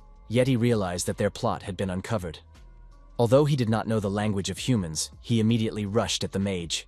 With a snap of his fingers, an ice shard as thin as an awl pierced his skull like soft clay. Another moment and the beast would have torn his throat out. No magic could have saved him from such a wound. Elric glared fiercely at the devil and the other captive, who were diligently feigning innocence. "Let's talk," Elric suggested, smiling warmly. The silent forest, where only the trees crackled, was filled with cries of despair and pain. "So many good Yetis have died," the wizard reproached the eared demon rabbit. After he had questioned the captive, they headed for the tribe's lair. The dragon's heart was filled with the demon king's mana, but Elric could only use a handful of this power. If he took more, his body would not be able to withstand the strain. They came to the Yeti village, surrounded by a palisade with many wooden houses and planed logs. It looked more orderly than expected. Elric understood that if he continued to fight as before, he would find himself on the brink of death, but he could not retreat. Meanwhile, the noble maiden's guards had finished their battle. Covered in blood from head to toe, they breathed heavily in the icy air. All the ferocious Yeti attackers lay dead, hacked to pieces by the knight's swords. The young lady counted all the travelers who had been with them and had survived, and noticed that one man was missing. Either dead or hiding somewhere, thought the guard Chen, but he couldn't give such a cruel answer to his lady. So he suggested that the traveler had simply run away and was safe. The girl was genuinely worried about the young man's fate, so the guard felt ashamed. And while she hoped that their companion would be all right, a horde of fierce Yeti warriors had already lined up in front of them. Using his magic, Elric suggested that they not shed blood and call for their chief. The warriors glared at him menacingly, baring their long fangs and bristling their fur. But then an authoritative voice roared at them to disperse. A mighty chieftain appeared before the magician, huge and covered with scars from past battles. Elric himself shuddered at the sight of him. Yet he gave no sign of his fear and told the chieftain that he had a question. Hidden in the folds of his woolen cloak, he kept a blade of ice in case the negotiations did not go as planned. "Green eyes and fair hair," the leader growled and asked his name. Elric Melvinger, the magician introduced himself, and upon hearing this, the huge Yeti ordered him to follow him. The surprised young man did as he was told. The leader told him about a legend passed down in their tribe about a king who ruled this mountain in ancient times. Elric glanced at Mephis, wondering if he knew what they were talking about, but the demon remained silent. The legend said that the king of the Yetis recognized only one man as his friend, a man with hair like the sun and eyes like emeralds, whose name was Melvinger. The magician was surprised to learn that his family was also connected to Yeti, and the chief told him about the human house he had promised to protect. The leader pointed to a deep black chasm where the last ray of sunlight disappeared. Elric leaned cautiously over the edge of the crevice, to the bottom of which even sound did not reach. What kind of madman would live in such a place, he thought. And yet, when he directed his inner gaze there, he sensed that there was something at the bottom. A powerful stream of air was coming from the bottom, preventing even the clinging paws of the Yeti from climbing down. They only looked at the house when it subsided. Mephis smiled. With ordinary magic, the guy wouldn't even be able to keep his body warm. With his current level of strength, it's impossible to go down there, the demon sneered. There was some truth in his words. The risk was high. But if they stopped here, they would never be able to take a step forward. If our ancestors wanted to see the strength of their descendants, it was worth showing them, Elric said, and stepped into the abyss. Smiling, the madman flew down like a stone. The oncoming blast of cold tore the skin from his bones like ice-cold pliers. Mephis cried out in alarm for the boy to concentrate, for the death of the vessel meant his death as well. The boy turned as if to find something to hold onto in the air, the fall seeming endless. The house below was rapidly approaching, and he took a step. Each time he compacted the mana beneath him, he slowed his rapid descent. But even that wasn't enough to absorb all the energy, so the landing was hard. When the dust and snow settled, the wizard leaned back wearily. Then he jumped up again and laughed devilishly, rejoicing in the success of his crazy plan. On the other side, there was an ordinary wooden hut, which seemed too simple to Elric. But when he reached out his hand toward the door, a purple seal of ancient magic appeared. The wizard paused for a moment, and Mephisto suggested that he translate the mana pattern into words. The guy touched the door again and said, "Melvinger, king of demons, yeti, squirrel-eating bread." But nothing worked. If it's not a mana drawing, then it's some kind of lock. Which means there must be a key, he suggested. Of course, it dawned on Elric how he could have forgotten, and he took out his family medallion. When the doors opened and the boy entered, he found himself in a room more like a royal library, a true temple of knowledge. To think that a boy who hated studying as a child would be the first to throw himself into books and start studying them from the doorway, drooling with excitement. Mephisto clicked his tongue and grumbled that a winter sage had lived here, causing the boy to jump out from behind the shelf. It was obvious that Mephisto was hiding a lot. He knew about the family of magicians and the king of the Yetis. One book caught the magician's attention more than the others, thin with an elegant metal edging and pattern. He read The History of the Melvingers. "The destruction of demons is the only duty of his family," said the guy and opened the book. He had heard these same words in his vision in the dragon's lair. If the preliminary conditions were met, he would become a vessel, and the duty passed on to his family would be fulfilled. As Elric read the ancient runes, they seemed to fill with power. The runes intertwined and spun in a green circle around him, growing stronger with every passing second. "Eat demons, devour demons, dry demons," came the voice from the source. "Continue to do this and usher in a new era of magic." Descendant who devoured the demon, took the medallion, and passed the test. He lay on soft, fragrant grass that smelled of summer, the scent pleasantly tickling his nostrils after many days spent in the cold, snowy wasteland. Elric looked completely bewildered. Just a moment ago, he had been leafing through books in the library of his ancestors, and now he was here. As soon as he got up, he heard a voice greeting the descendant of the family. He walked softly across the grassy carpet. Elric turned around, and a white-haired, bearded man with a monocle on his face introduced himself. Otto Han Melvinger, gatekeeper of this place and guide in the trials for the descendants of the family, or simply a guide. Several centuries ago, those who created their family's magical system lived, and Otto was one of the 5 revered ancestors. The gray-haired man smiled, realizing that the descendant fortunately still remembered him. "Honored ancestor? Winter Sage?" muttered the young man, and the guide was surprised that he knew this nickname, which no one was supposed to hear. The wizard wanted to point to his unwitting companion, but Mephisto had disappeared somewhere. The demonic king of original sin, the guide was struck by his name, and the young man nodded. Otto grabbed the young man firmly by the shoulders, obeying an impulse of joy and pride for the descendant whose first demon was Mephistopheles himself. At the same time, Mephisto scratched his long ears as if sensing that someone was talking about him. Elric asked Otto what task he was supposed to initiate him into. The ancestor gently ruffled the boy's unruly golden hair. If only everything were that simple, they would have left a record of it. Elric felt like a boy again and was a little embarrassed by it. But it didn't last long. Otto cast a spell and threw it at the young man, sending him flying. Duty obliges him to test every heir, and Elric passed their test so that he can choose for himself. Should he stop here or keep turning the wheel of fate? The guy suddenly felt the millstones turning, which could grind him to dust if he made the wrong choice. The passionate desire to revive his family remained unchanged, and Otto accepted it. To fulfill the dreams of his ancestors and carve his name into the fabric of history as the most powerful wizard in these lands, the young man set out. That was what he had always dreamed of when looking at his grandfather's statue. "Such is the will of his heart," said Elric, and he accepted the seal of magic. At that moment, the golden disc flew from his fingers and shot forward. Otto watched with pleasure. He happily slapped the air on the shoulder several times. Such courage was fitting for their distant descendant.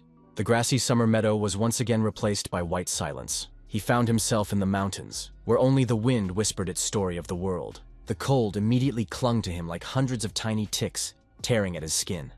Otto led him to the training ground where the test would take place. The boy smiled. He always liked to test himself. The harder the test, the stronger he would become when he passed it. Otto was pleased with his attitude and pointed into the distance. Elric did not immediately see the darkness, but when he directed his inner gaze there, he sensed the presence of the king of the Ice Mountains. He was the first and last ruler who had managed to unite all the Yeti tribes and longed to elevate his people. But in the end, he was consumed by ambition and became a demon. The second demon the boy had to devour stunned Otto. Elric indignantly pointed at the menacing shadow and shouted in surprise, "Kill this creature!" "Consume it," Otto corrected him calmly. From this moment on, he must devour demons and take their seals, the guide informed him. From base emotions such as fear, regret, and despair, an ego with evil thoughts and goals is formed. Such is the essence of demons. Every demon has a source that contains its evil thoughts, and that is the seal. The mark on his hand is the essence of Mephistopheles himself. From this moment on, he will hunt demons and take away their powers, Otto repeated. And as soon as he devours a demon, all its abilities will pass to the new owner, the old man said encouragingly, patting him on the shoulder. That was significant, thought Elric. How much stronger could one become by absorbing such dense darkness? Without hesitation, he rushed into the attack, using flight and his weapons, and the breath of mana immediately enveloped him. The dark haze dissipated like smoke. However, the boy did not know how to absorb the demon. He couldn't just sink his teeth into it. In the place where the darkness was thickest, two red eyes lit up like coals. The demon recognized the mana of Mephistopheles and the cursed enemy from the Melvenshire family. Elric was approaching. The movement of dark matter became more intense around him. Then tall, long-bearded warriors wearing helmets with antler horns appeared before him, carrying round shields and sharp spears. These fearsome warriors, clad only in animal skins, were defending the king and were much stronger than the ordinary yetis that the mage had killed earlier, especially the chief warrior with a heavy broadsword on his shoulder. If Elric could use the Seal of Original Sin, he would have easily dealt with them all. But he did not know how to use it, and the king's guard let out a battle cry. The wizard concentrated since this was his first test, and using Mephisto's power would be cheating. An explosion. His lips sang, and a flash of flame burst from his hands. But death was already rushing toward him on the tip of a spear. The explosion did not harm the mighty warriors. It did not even slow them down. "Explode, Pierce!" Elric whispered, and summoned an icy palisade to repel his enemies. This powerful attack turned them into the darkness from which they were created. But the proud warriors did not disappear. Once they had been part of the demon society, but they had been cast out, and now they feared becoming outcasts once again. But Elric had to become more powerful, so he summoned a fireball of unprecedented size, whose heat alone pushed the enemies back. But the commander of the guards did not let him finish his blow, and attacked first. Despite the wizard's evasive maneuver, he still received a slash wound. The commander had already regained his balance and was ready for the next blow. He towered over the young man like a rock, but his opponent, a pitiful and weak boy, could not even stand up. Elric felt his pride pricked at losing so shamefully in his first trial. He couldn't bear it. Strength overwhelmed him. This time he rushed into battle himself, clenching his fists. "I just need more mana," thought the mage. The warlord sang over his head, nearly cutting the boy down. The wizard slid softly behind him and whispered, "Blossom and scatter." Two spells turned the commander into icy shards, and he crumbled into pieces. Even for a first test, this was too much, he thought, as the warriors dissolved into shadows. Elric felt his heart nearly leap out of his chest, and the warriors began to reappear. Darkness reached out for him. But when he raised his hand, nothing happened. Then the seal on his hand filled with power. Though this seal was weaker than the Seal of Original Sin, the mana of the dragon's heart somehow balanced itself. Otto told him that to use the demon's power, he needed to know its true name.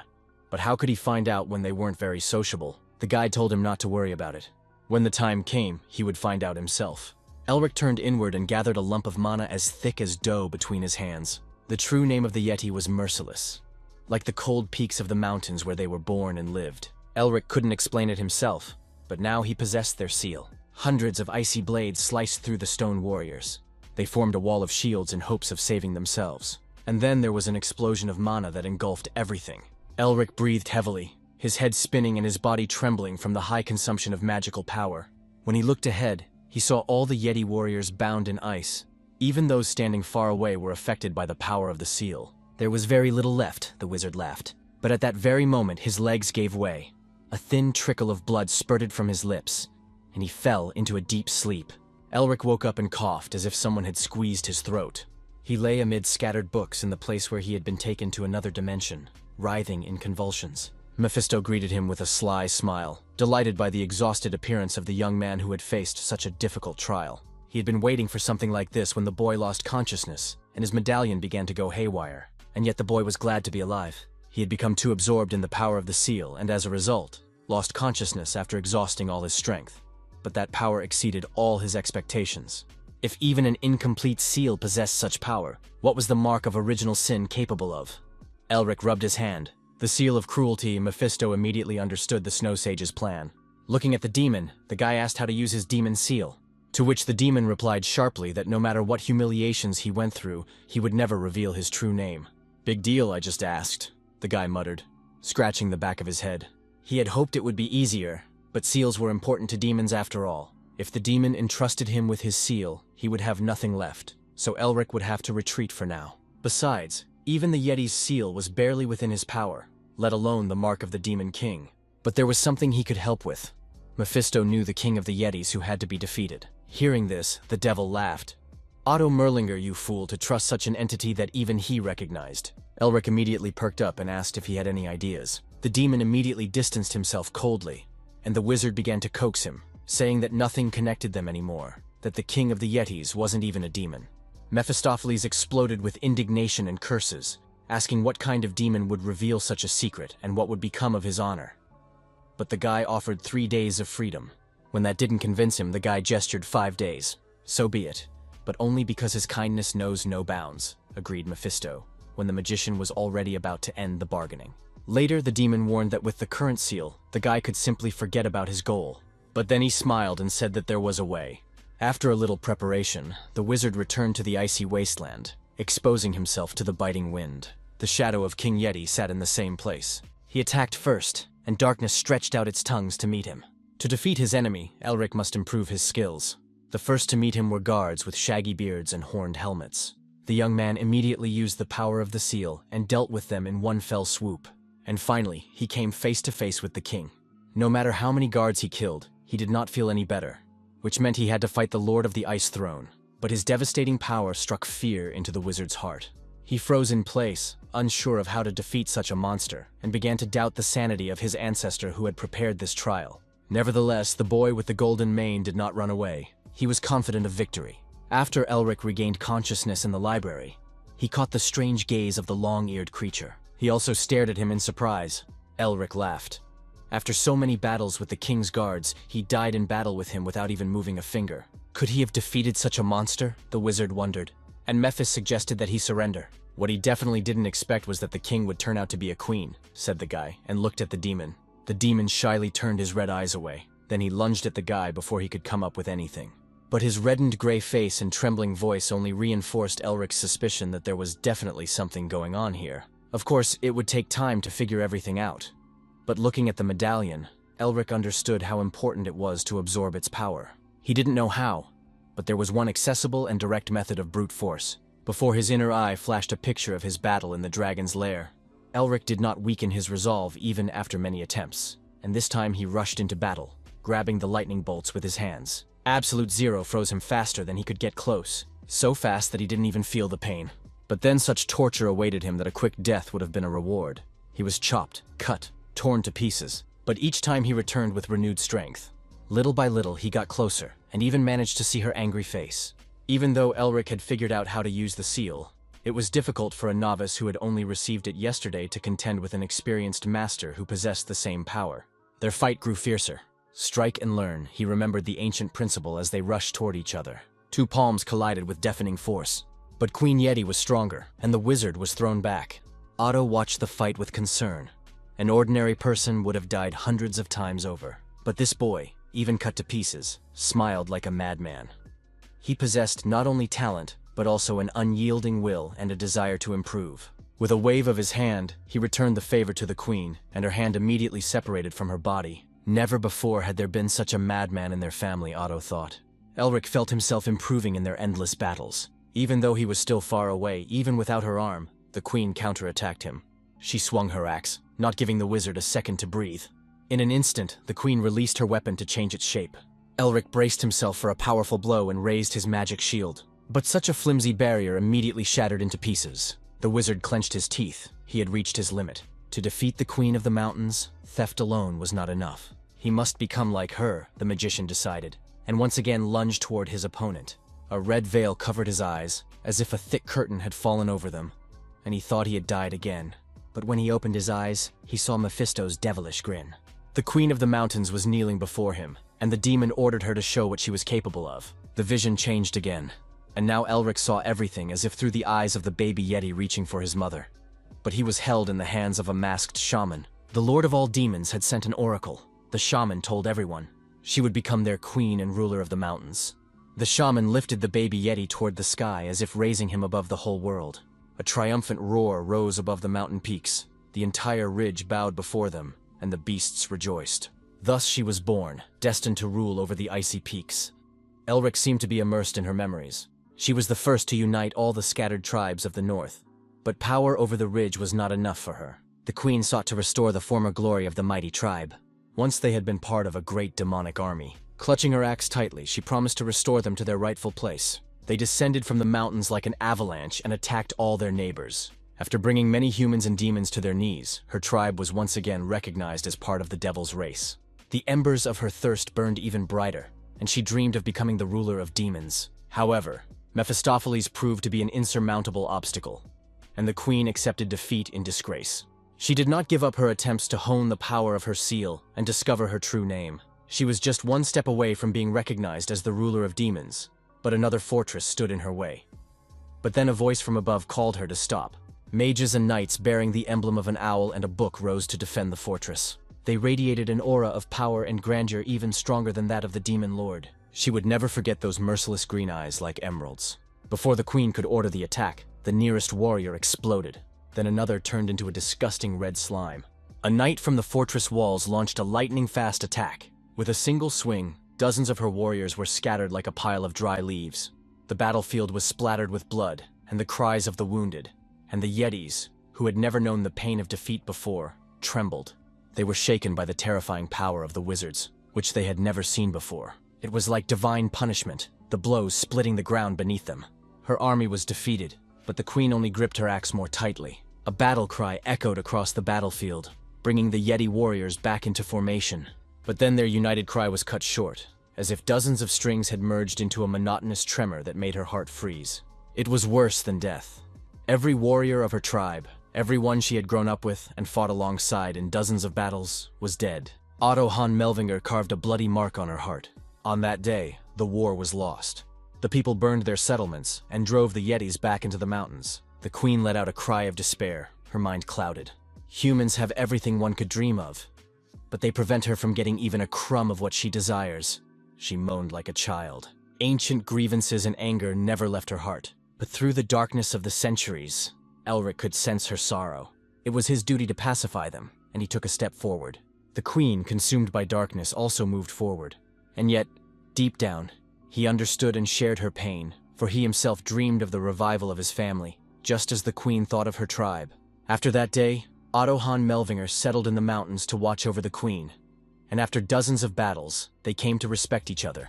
But even so, the queen never broke free from the shackles of her greed, and eventually became a monster. The magician clapped his hands, and the queen fell at Otto's hands. Elric came to his senses again, the stream of visions and images letting him go. "So he is the descendant," said a rough female voice. Considering that the boy had burned most of her mana and deprived her of her hands, Otto's words were not boastful. The Queen of the Mountains smiled. Despite her unyielding will, her whole body trembled with pain, and the boy apologized for it. But she rejected his pity. Even though the queen had fallen under the weight of her ambitions, she was still a warrior. Her gray face, as if carved from stone, showed no sign of doubt. Their battle would soon be over, and she had nothing left but regret for her fallen warriors. If not for her obsession, she could have simply been happy with those she loved. Her battle cry rang out across the wasteland. With his inner vision, Elric saw the demonic power enveloping her. His eyes flashed with determination. She was still his enemy. The Queen of the Mountains, the ruler who united the Yeti tribes and their greatest warrior, and also the enemy he must consume. To hold himself back would be disrespectful, thought the wizard, and he used the seal. They rushed toward each other like two hurricanes. Neither wanted to retreat, putting everything on the line. After the blow, waves of power spread out in circles across the battlefield. Light and darkness intertwined in a furious dance at tremendous speed. Elric held an axe in his hands and adopted her fighting style. The ground beneath their feet trembled and cracked like ice on a river. The mage met her chest with a powerful swing. The queen responded with equal determination. The skinny boy was thrown back by her strength. Their axes clanged together disgustingly as Elric parried her blow. They danced in a whirlwind of stone fragments that cut into their bodies. And again they rushed toward each other as if they were lovers reunited after a long separation. The opponents froze for a second to breathe in the brisk, icy air. Both had reached their limits, and the outcome of the battle would be decided in the final thrust. The queen used a secret skill that had defeated many. Elric became her mirror image. Their palms collided like two glaciers sliding down a mountain, and a terrifying roar filled the plain. Clouds of snow dust slowly settled, and it was unclear who had won. But when a sharp wind blew, it revealed the truth. The wizard had pierced a huge hole in the queen's chest. Her ghostly body slowly lost its shape in the darkness. And then Elric heard her quiet, broken whisper. "Thank you," she murmured. And he saw two streams running down the queen's face, shining with morning snow. The icy valley was illuminated by warm rays of sunset that pierced the thick blanket of heavy clouds. The wizard completely absorbed the power of the seal, but at the same time, it was as if he had lost a part of his heart. "Rest in peace," he said, and beautiful spring flowers grew on her faceless grave. The young man never fully recovered from the battle when Otto appeared and congratulated him on his brilliant victory. "That's too much for a first test," grumbled the mage, but the guide just laughed. Elric couldn't call himself a member of the family if he wasn't capable of such a small feat, and the boy understood why their family was considered crazy. Still, Otto was surprised. This test was supposed to hold him back for a year, maybe even 3, but he had managed it in a month. Elric counted the days on his fingers and told Otto that he had become a mage 2 months ago. The old man snorted disapprovingly. The joke had fallen flat, and he didn't like braggarts. But when he saw the look on the young man's face, he realized he wasn't joking and laughed heartily, putting his arm around his shoulders. And when he tried to pull away, he squeezed him even tighter, so that the old man's prickly beard immediately dug into the young man's face. They sat in silence for a while, staring at the eternally gray canvas in front of them. And then Otto asked what her last moments had been like. She smiled, came the reply. As if finishing his farewell, the young wizard bowed politely to his ancient ancestor and thanked him for everything. They wouldn't be able to see each other often, he said with a smile. The old man understood everything. Being the head of a family at such a young age was not easy. With that, Elric confidently walked away. But then he suddenly turned around and headed toward Otto. "How do we get out of here?" the wizard asked, confused. The old man grumbled that he had done it countless times and still hadn't memorized it, then waved his hand.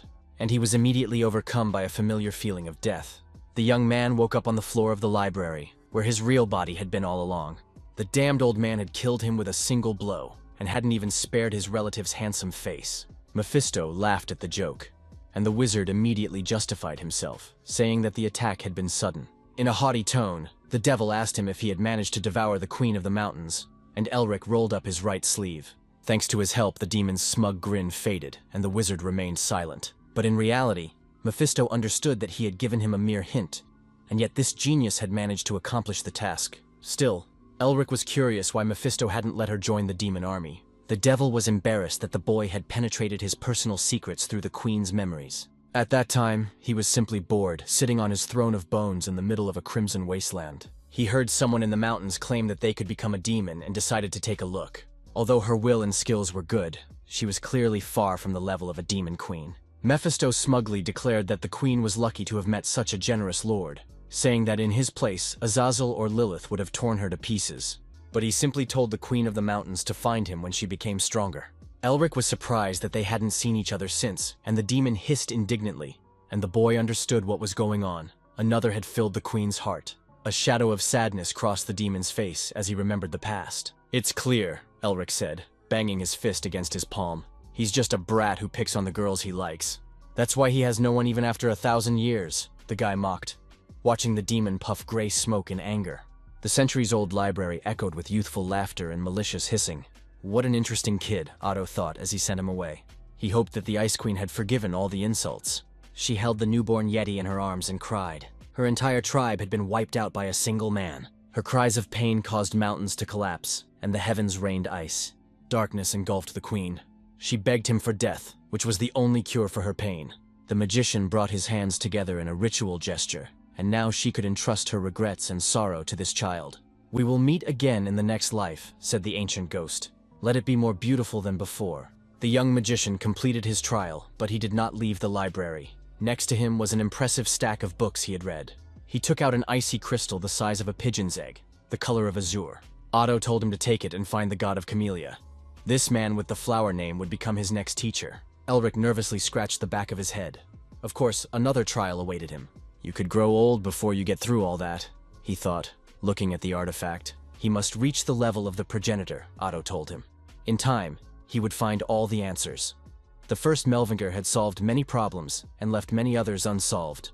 They had prepared many trials for the boy to undergo along the path of his ancestors. He simply had to follow the instructions. "This is a path that only Melvinger can take. Go and strengthen yourself for the winter," whispered the mentor. The quest was simple. Take the egg to the god of Camellia, though it was unclear how. After listening to his story, Mephisto burst out laughing again.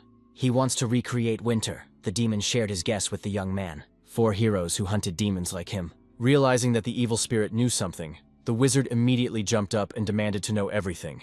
The demon resisted, so the young man gave him 5 days of freedom. But how could such a trifle bribe the Lord? And then Elric agreed to release him completely from his silence. The demon smiled smugly and told him to prepare his ears. In the past, there were 4 forces that allowed his ancestors to strengthen their clan, and they were named after the seasons. Their characters matched their names, so the demons called them the 4 seasons. Otto corresponded to winter, cold, and judicious. Since someone like him was responsible for the trial, this meant that he wanted to pass on to the boy the power he himself possessed. Absorbing the power of the 4 seasons meant becoming equal to the ancestor they revered.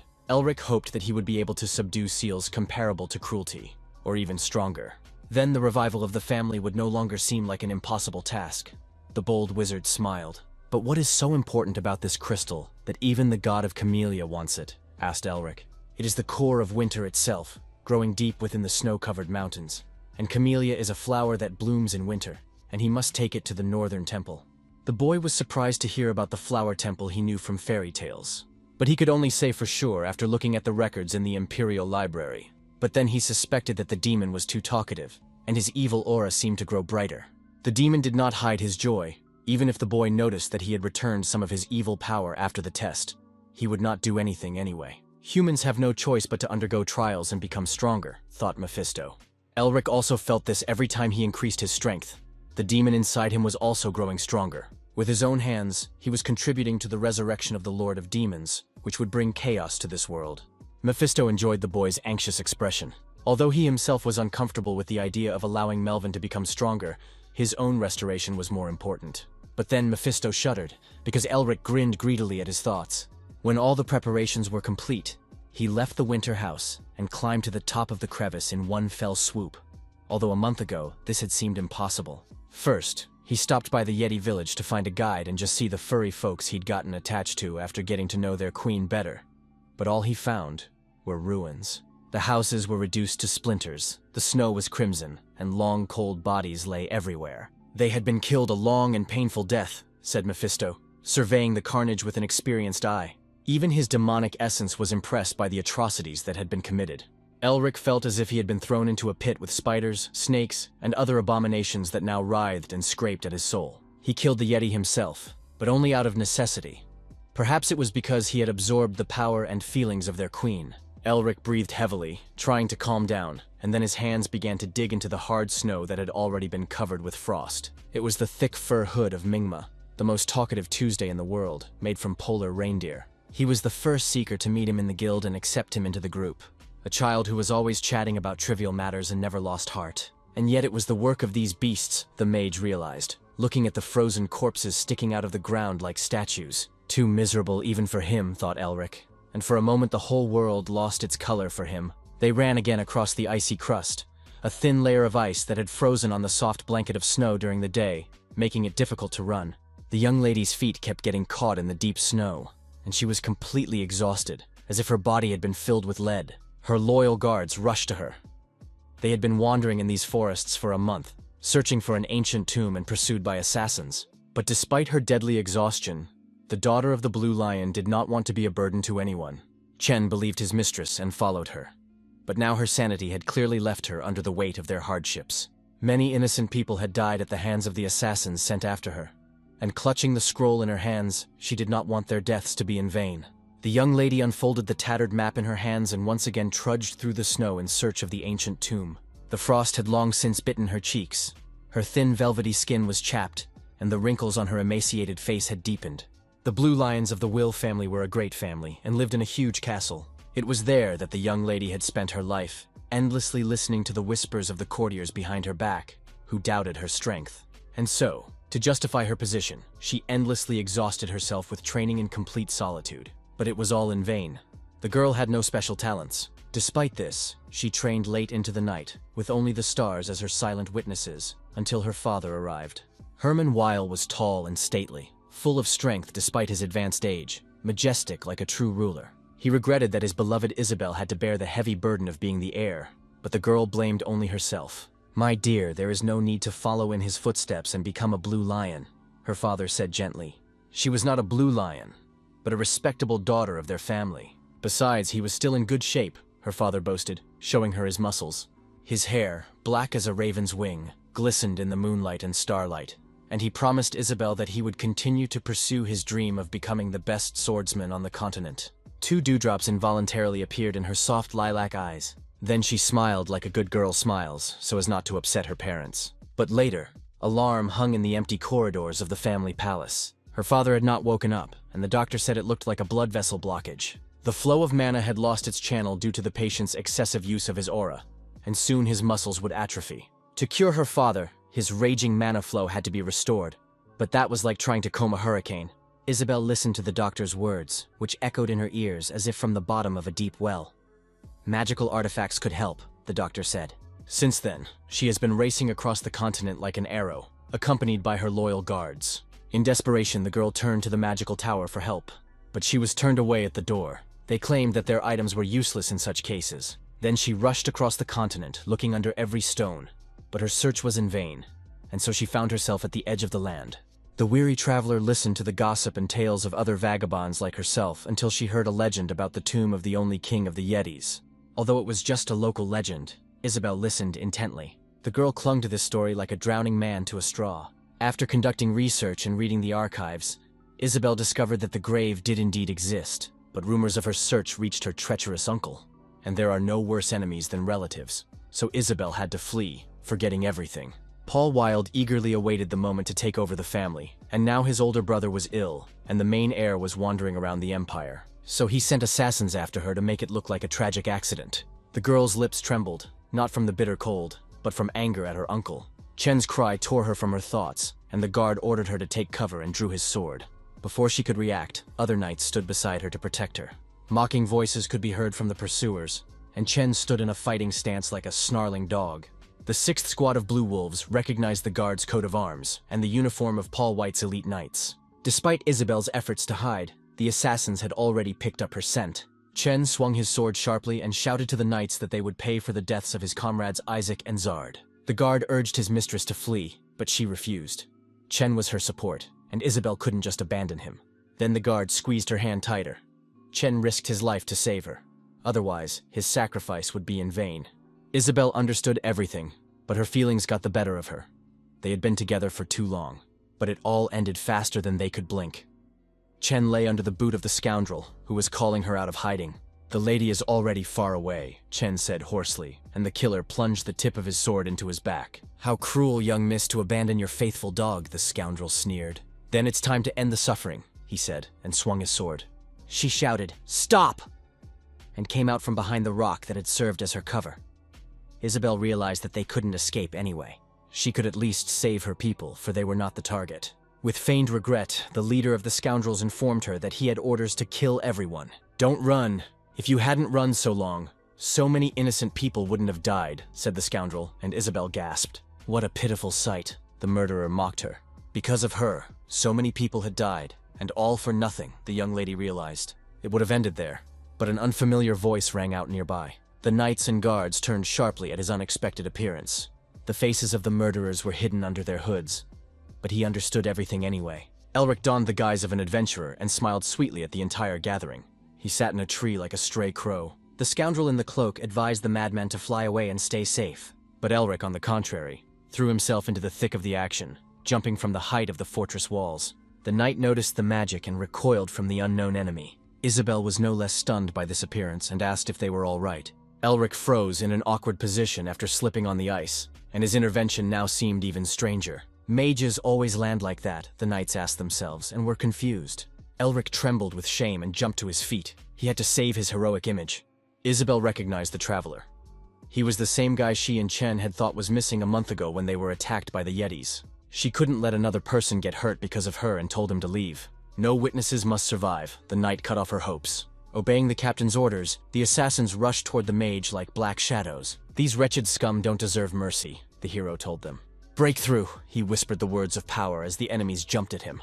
Magic burst from his fingers in a mighty stream. In an instant, they found themselves in the midst of a freezing cold that pierced them like 100 thin needles. And then the assassins turned to stone and crumbled into pieces. Everyone who witnessed this overwhelming power was filled with terror. The captain shouted to the remaining knights to attack before the mage could cast his spells again. But the wizard fearlessly approached them, as if he was not afraid of their sharp thrusts. With a piercing sound, heavy ice swords appeared in the air before them. Whether it was steel or flesh, the ice tore through everything in its path. The knights faltered and panicked, seeking salvation. They could not parry such an attack. Another wave of the wizard's hand and their cries died away, leaving only one enemy. The captain of the knights gasped for air, his mouth agape with fear. Only now did he wonder who stood before him and whether the mage knew who they were. The wizard smiled mercilessly, not caring who the dead knights had served. He ordered the captain to fall to his knees. Isabel hid behind a tree. The second guard took Chen, and together they watched the duel from afar, or rather, the slaughter. The girl realized that it was dangerous to approach this wizard. The captain of the knights gathered all his strength for a final charge and swung his sword. His movements were indeed very fast, Elric noticed. Isabel shouted to the wizard to stay back. Elric did just that, using strengthening spells to close the distance in 2 leaps. Then he struck with a splitting spell, raising a smooth palisade of ice. But the sharp teeth did not stop the captain of the knights. He dodged this straightforward attack. His sword, reinforced by an aura, cut a path to the wizard. But just when he thought he had reached his enemy, a thick block of ice grew in front of him, which his sword could not pierce, only bouncing off with a loud clang. Elric ran his hand through his hair maliciously and grinned. He was toying with an enemy he surpassed in both attack and defense. The assassin realized that he was facing an insurmountable rock and trembled with all his heart. The last projectile fell from above and drove the scoundrel's head into the frozen ground. Elric didn't even look at his body. No one could have survived such a blow. The guards froze in indecision. The unknown mage had just destroyed an entire squad of knights without breaking a sweat. Isabel was also surprised. The guy looked about her age. How could he be so strong, she wondered.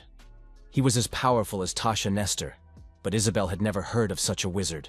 Now that the battle was over, Elric let his feelings surface. He remembered the people he had been with, and the Yetis he had recognized. They were all dead, and the wizard's face was filled with deep regret that he hadn't come sooner. Mephisto tore him from his thoughts.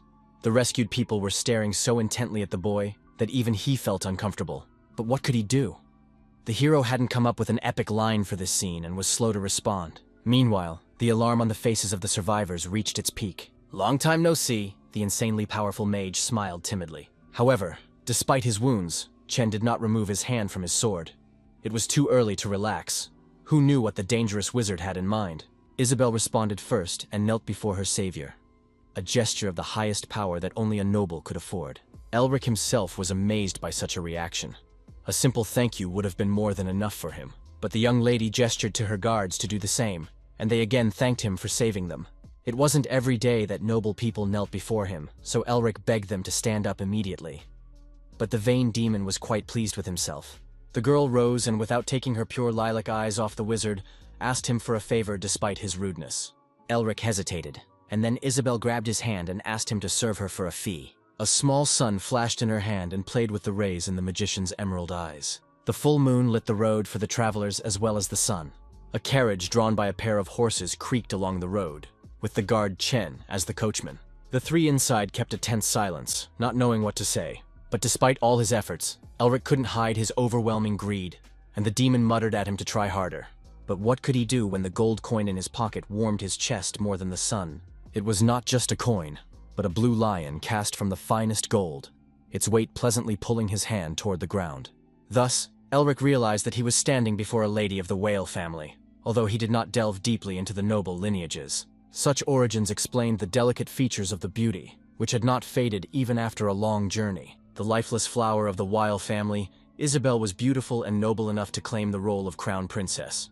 But she was rejected because malicious rumors had labeled her a lifeless flower, simply because she had no particular talents from birth. A lion without sharp fangs and claws is more of a scarecrow than a fearsome predator. Rumors reached the walls of the Euston Academy that after the breakup of her engagement, Isabel had become a recluse in her family castle. And now this noble young woman was waiting patiently for his reply. Elric introduced himself under the false name of Rick, and bowed politely in her direction. It was an honor for him to meet such a noble person. Isabel blushed. She did not consider herself worthy of such a high name, and then the wizard, with a smile on his face, wished her to be more confident in herself. These words made a blush appear on her pale cheeks, and the noble maiden became even more embarrassed, for his words sounded sincere. Elric decided to return to the main topic and asked about employment, as the lady had nothing else to offer him. But she asked him to accompany her to the imperial capital, despite Chen's objections that their mission was not yet complete. To continue the search would only ruin them because of greed, Isabel said. First, she had to deal with her uncle. Looking again at the coats of arms of the slain, Elric realized that he had become involved in a family feud, which was quite common in their times when the Empire's external enemies had been defeated. Elric thought about it. They had told him about Hermann's illness because it was similar to his own affliction. Helping the head of a great family in a time of trouble was like making him your debtor.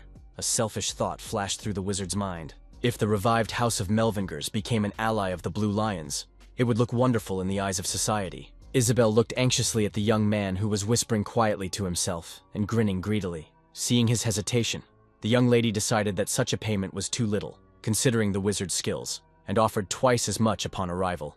Elric was distracted from his plans and looked at the golden sun in his hands. His long silence she took as a refusal, and she wanted to return the payment. But with unexpected zeal, the wizard firmly grasped her hand and agreed to accompany his valuable client. So they found themselves in the cramped carriage and listened involuntarily to the dreary creaking of the wheels. Mephistopheles wondered why the boy had agreed to work for such a pittance. Given that his family's refuge contained untold treasures, the demon could hardly understand people's need for food, drink, and shelter. Right now, Elric didn't have a penny to his name. He was lucky that he could talk to the ghost using voice transmission, using only a tiny bit of mana. Mephisto was simply bored out of his mind, so he taught the youngster this technique. One could understand him, having languished in solitude for hundreds of years. No wonder the spell of silence was so exhausting for him. The wizard laughed. Isabel looked anxiously at her eccentric companion, who was staring out the window and grinning from time to time. But the guy didn't say anything. Maybe he wasn't happy to be hired, the lady wondered, but she still needed his help. If Uncle Paul sent his elite knights after her, she wouldn't stand a chance. Their carriage had been traveling non-stop all night. Paul White's castle was an impregnable fortress whose towers scraped the sky and allowed a view of all the surrounding lands. Despite the late hour, light poured from the narrow loopholes. A man knelt before the Duke, bowing low to the ground. He brought bad news and knew what awaited him, but still hoped for his master's mercy. He was indeed merciful, but in his own way, and the Duke's hand snatched the sword with an imperceptible movement. The servant's head rolled away like a ball, and the Duke was already thinking about where Isabel might have gone. The servants carried away the body and reported to their master that his niece had left the icy peaks. Judging by the direction she had taken, her path lay toward the capital. The leader of the Blue Wolves, Hilton, stepped forward. He knew that Isabel would most likely try to contact the Duke. The pathetic and foolish girl is hoping for negotiations. The Duke snorted contemptuously and returned his sword to its sheath. They have only one chance, the Duke told them menacingly, and the knights knelt down. The will of their lord is law. After a long journey, Isabel was nodding off when Chen finally informed them that they had arrived in Lazenta. The city was a castle on the way to the capital, with tall, thick towers of white stone, triple walls, temples, and mills that gave it a majestic appearance. They had been traveling for 2 days without stopping to rest, only changing horses and rushing as if the devil himself were chasing them, so that their bodies were thoroughly stiff, and Isabel was glad for the rest. Even Mephisto was glad of the stop, feeling that his ghostly body had taken the form of the carriage cabin. Elric smiled, the demon himself to blame for riding upside down the whole way. However, at the gates, they noticed a guard of knights in blue uniforms with a lion's crest on them. Dark figures in cloaks carefully searched every traveler and their cargo, ignoring their protests. Their captain had assigned this task to the second squad of Blue Wolves. What surprised the knights was that they considered the return of the niece a surrender, and it was surprising that the elite had to be called in for this. Hilton cut off the traitor's hesitation with a swing of his sword, saying to the others that the pack always acts as one. Elric grew anxious. There was not much time left to prepare. The grim faces of the elite knights had already spotted the carriage, which had clearly been on the road for a long time and had arrived at the northern gate. All the travelers became alarmed. Isabel knew they would be waiting for them, but she didn't think it would be so soon.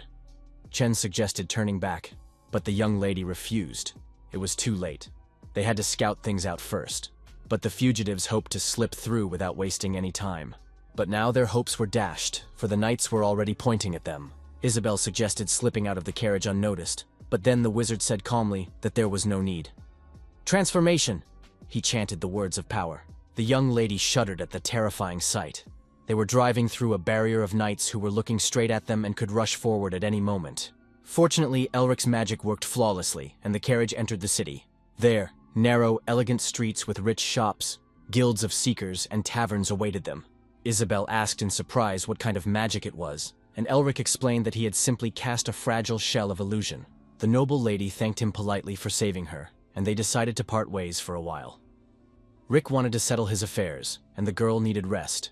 On the way, Mephisto grumbled that the boy could have simply killed all the enemies, but the wizard decided to be cautious because he did not know the exact number of enemies. The demon snorted, saying that these were just excuses for his laziness, and studied the stalls with delicacies with interest. In any case, shouldn't the boy be rushing to the academy? The ghost wondered. Of course, even though so much time had passed, the past had not been forgotten. But first, it was necessary to find out what had happened to Barrack before the touching reunion. Elric grinned. The demon did not envy the man this madman had targeted, but his gaze involuntarily fell on the children playing. Some were magicians, some were knights and archers. Even such small fry exuded something like mana, the ghost marveled. The demon did not notice the appearance of the aura chain, said the wizard. In ancient times, mana was only available to select magicians, but then a way was discovered for even ordinary people to absorb it into their bodies. Mages use circles of power in their hearts. At the same time, martial arts masters strengthen their bodies by wrapping themselves in chains of mana. The power of mages is determined by the number of circles in their hearts. A sorcerer has 6, an archmage has 7, and a saint has 8. Warriors are divided into ranks according to the number of links, from 1 to 5. For example, Lady Isabel has only 1 link and is a novice knight. Usually there are 5, but there was one man who went beyond these limits, Elric said. The Golden Lion, the strongest creature on the continent, as the legends say. Mephis snorted contemptuously again, saying that people always think too highly of themselves. But Elric replied that the name was fitting for its owner. The Golden Lion was equal in strength to the progenitor of the Melvingers, the young man said when they arrived at their destination. The demon's eyes flashed excitedly. The story of the great warrior had stirred his thirst for battle. Elric scanned the headlines at the newsstand. The old bald raven was up to something again. First, the wizard bought all the newspapers from the last month. He needed to get up to speed. The obsequious dog, Riven, once again licked the boots of the future dean. He had never managed to get into the hospital guarded by the Nestor family. All of Barrack's hopes were pinned on the rights to the Dragon's Nest. If he got them, he would definitely be elected dean of the academy. Otherwise, all his efforts would be in vain. Rivern diligently polished his master's boots with cheap flattery. Meanwhile, Sean Nestor had been laying siege to an empty ward in the Royal Hospital for a month. He was under pressure from all sides, but Sean took the side of a boy who hadn't even finished the academy and opposed the renowned professors. He was considered a traitor. A nervous laugh escaped the red-haired boy's lips. His own sister, who came here every day, was the one who twisted his arms the most, but his best friend had not deigned to show up for a month. Sean looked worse than a homeless ragamuffin from the market, but he had long since decided that he would see it through to the end. He had put all his eggs in one basket and had no other choice. Judging by the number of nasty, libelous articles about Elric and his friends, Sean had a hard time, the mage realized after reading the press. The old raven skillfully manipulated public opinion by portraying himself as noble, and Elric grinned maliciously. The higher the bald crow flies, the harder it falls, thought the wizard. But Sean clearly needed support. But before Elric could decide what to do, the evening darkness was pierced by a bright flash outside the window. The shockwave caused the windows to rattle, and the mage and the ghost nervously looked outside. The sound of alarm bells and piercing screams could be heard from the street. It was easy to imagine the horror of the people locked in a solid stone shell filled to the brim with wooden houses, where there were few wells and water storage facilities. During the day, the young lady and her guards headed for an inconspicuous inn. They simply couldn't afford a luxurious residence. Chen was concerned about their new companion. Even though he had saved them and clearly did not serve her uncle, he could have been sent by someone else. Isabel shared his suspicions. After so many months of persecution and betrayal, it was difficult to trust people again. There was truth in his words, the young lady acknowledged. But she rejected his doubts about Rick. It was like doubting her own decisions. For the first time, their mistress spoke so authoritatively and confidently, and the guards were surprised. Even through the magician's illusory mask, Isabel could see his sincerity and believed him. Nevertheless, he was now just a mercenary. Chen objected again. The young mistress's face brightened. "It means nothing," she said. Rick had helped them from the beginning without expecting a reward. As soon as the mage found out what family she belonged to, his expression changed. Taking into account the weakened status of her family, he lowered his own status. Now the guards understood that Rick had agreed to the reward so as not to make them look bad. The beautiful face of the young lady, touched by a slight blush, was illuminated by a bright flash. Then flames burst into her room. The city looked as if a dragon had attacked it. Flames tearing at its streets with their claws from all sides. Thick clouds of smoke rising into the sky, and the glow visible for hundreds of miles.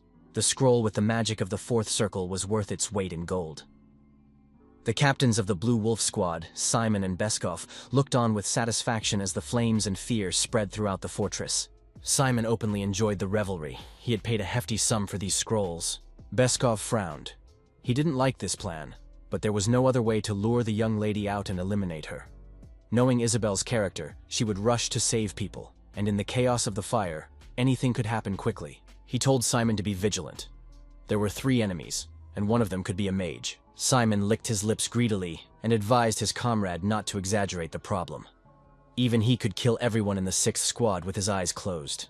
When the flames were raging, they ordered the knights to find her and take her alive, killing everyone else. Isabel woke up on the floor from the heavy, acrid smell of smoke and called out to Chen and Ed. She didn't understand what was happening, and could see almost nothing through the smoke. The inn nearly collapsed from the explosion, and the screams of the wounded and panicked people could be heard from the street. Women screamed and called for their children, rushing about like chickens in a coop when they see a fox. This was what her uncle had wanted. Isabel was horrified by the nightmare come true when she was called again. A new explosion threw the girl to the side, nearly burning her to a crisp. Chen shouted from under the rubble of the walls, urging her to flee the city immediately. But instead of fear, she was overcome with rage at her own powerlessness. The girl clutched the hilt of the sword lying nearby. She wanted so badly to fight back against the scoundrels and save all those people, but she had neither the strength nor the skills to stop them. And yet she rose. Rick told her that she was more than worthy of her family, and the girl refused to give up. A new flash of light was rapidly approaching, and Isabel stepped forward, raising her sword. Her gray hair fluttered in the scorching heat, and her lilac eyes were filled with determination to fight to the end. The echo of a new blow rolled through the narrow streets of the fortress. Isabel closed her eyes tightly against the bright light, but no pain followed. When she lifted her eyelids, it was as if she saw snow, as if winter had come to Lacenta from the distant northern peaks. A blizzard suddenly swept over the houses engulfed in flames around them. The air crackled with the bitter cold, and in an instant, the deadly fire died down. The girl breathed in the winter air in shock, unable to believe her eyes. He stood before her in the bright glints of ice shards that covered everything around them. Without saying a word, the wizard rushed forward, untamed like a blizzard. What kind of knights are killing innocent people, he thought, horrified by the sight he saw under the snow. In the dark corners of his soul, a demon smiled. It was difficult to provoke the good guy, but now he was overcome with anger like the fire that the scoundrels had started. Elric flew up to the roof of an old mill and easily found his numerous enemies gathered in the square. There seemed to be more of them than before, and they are stronger. Mephistopheles smiled. The wizard looked around at the streets crowded with alarmed citizens who had left their homes and were running toward the gates. He had to fight so as not to hurt them. The demon suggested that they abandon everything and flee. "Noblesse oblige, duty calls," replied the magician. "That is why in every war the Melvingers went into battle at the tip of their spears." His emerald eyes flashed menacingly. Elric made his presence known by showing his power. The air around him was electrified with mana. Simon scratched his head in dissatisfaction. Their opponent was a powerful mage, possibly from a magical tower which promised trouble. Beskov knew all the members of the tower, But he had never seen this wizard before. The knights decided to get rid of their mistress and flee before anything else happened. Meanwhile, a few blocks away from Elric, Isabel was left alone. The girl heard footsteps and stood up, but her uncle's killers had already jumped on her. The wizard appeared beside her in an instant, like a bolt from the blue, and offered her his hand. Despite her desperate situation, the girl's violet eyes did not lose their determination. Elric darted through the city like a hare, leaving a trail of fire behind him. He carried the fragile Isabel effortlessly in his arms, despite there being about 40 enemies. With his inner vision, the mage saw the dogs following the trail. First, he had to gather them in a deserted place. After a few jumps, he allowed himself to be cornered, and the hunters blew their whistles. But then Elric turned into a fiery phoenix and disappeared in a flash of flame. The wizard easily dodged the assassin's barriers, and Isabel kept screaming from his sudden movements. To their credit, the knights deftly leaped over walls and rooftops and kept pace with them. But in an instant, the girl vanished from his hands. The hunters drove him into a small enclosed area with a fountain and surrounded him on all sides. Simon slung his crooked sword over his shoulder, stepped forward, and asked where the girl was. It was his first time hunting a mage. "What a fool!" exclaimed the wizard, as if he could just tell him. But what else could be expected from a pack of rabid mongrels? Elric sneered. The knights flashed with chains of aura, so the boy had to close his eyes.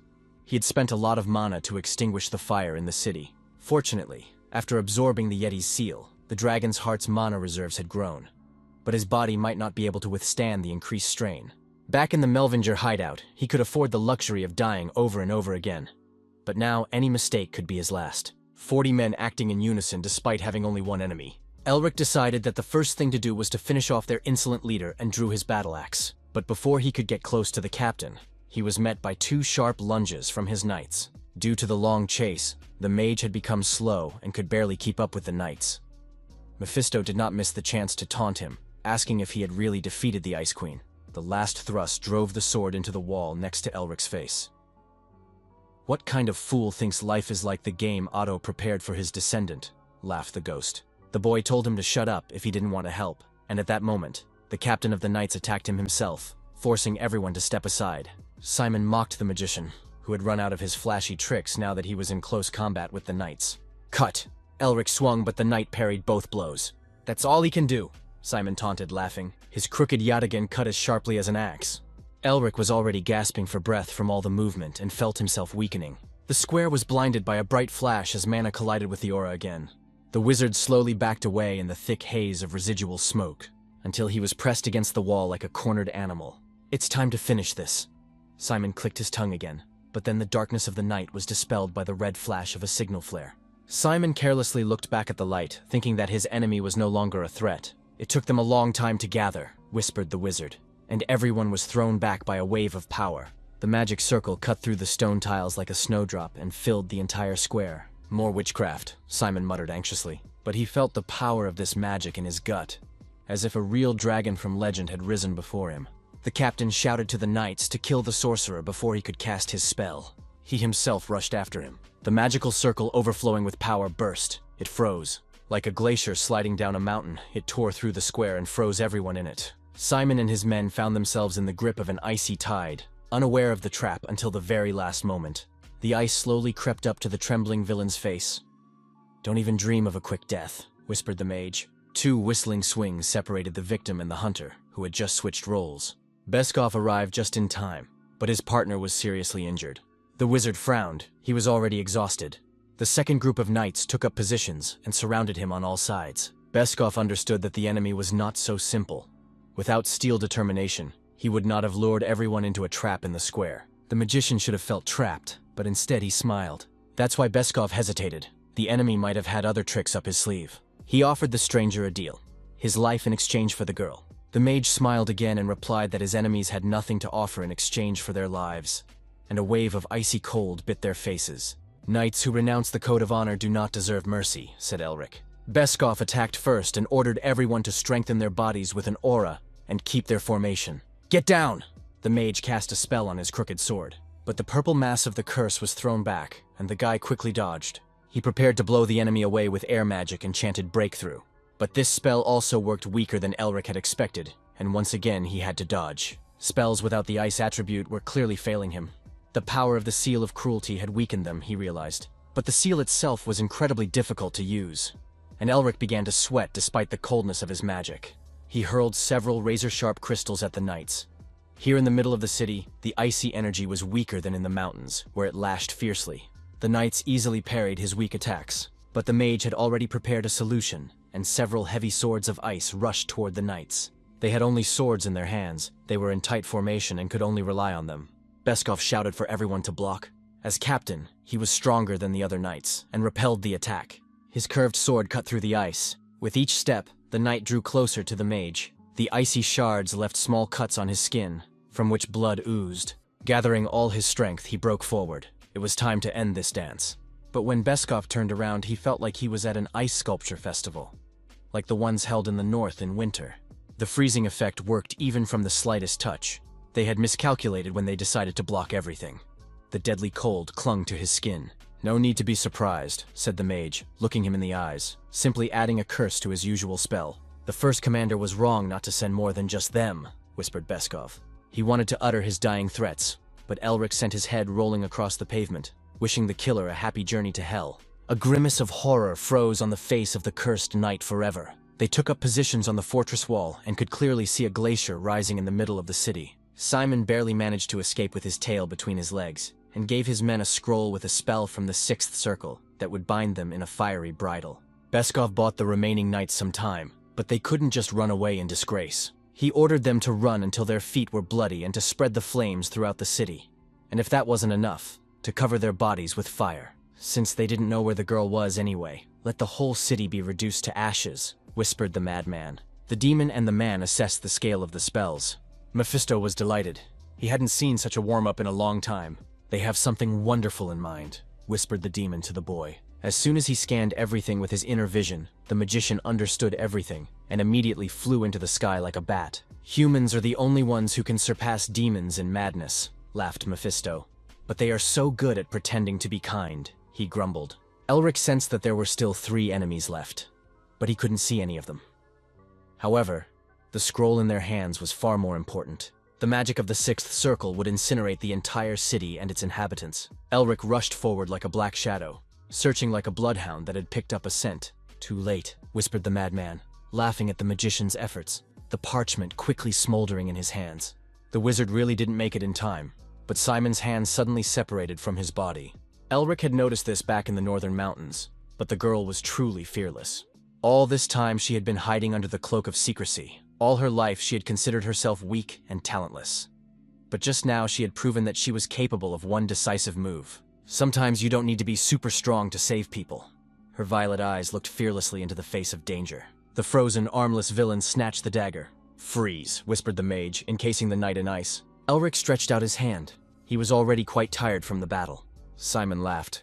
"There are still 2 left," he croaked. While the mage and Isabel were busy with him, Simon's men were already in position.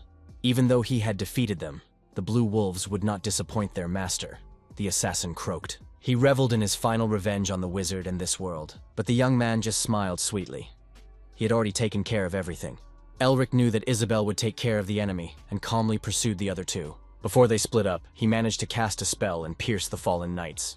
"Now all their trump cards are beaten," he said to the stunned criminal. "It's just a joke." The villain gritted his teeth, refusing to accept defeat. The dog without honor immediately began to beg the lady to spare him, for she had a kind heart. They didn't want to kill her, just scare her a little and escort her to Mr. Weil. The delicate maiden's hand only gripped the sword hilt more tightly. "The shame of the Weil family can only be washed away with blood," she said, and swung her sword as she had done hundreds of times during training. Giving into her feelings, she killed a man for the first time. Not the best behavior for a noble lady, and the girl was embarrassed. But Elric did not object. Although Isabel assured him that she was fine, she was still shaking from the shock of the night she had endured. The mage reached out his hand and shared his warmth, expending the last of his strength, but she stopped shaking. Isabel asked him to spare the life of one prisoner. She had never felt anything like this before. The knights of her family had shunned her, considering her unworthy of being the heir to the family. They only tolerated her because her father's shadow protected her. Her uncle's Blue Wolves treated Isabel differently, some despising her more, some less. Their piercing gaze always made her feel uneasy. Contempt was their reward. And now someone had to convey the words of the heiress to her Uncle Paul. Never before had this girl, as fragile as lilacs, asserted her rights to her inheritance so decisively. but now she had a powerful ally behind her.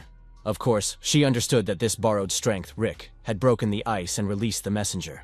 Isabel wished she had his strength. Elric gestured encouragingly to the young heiress, who had proven herself. She would no longer feel sorry for herself. There were other ways to gain power. Rick asked the girl what she planned to do next.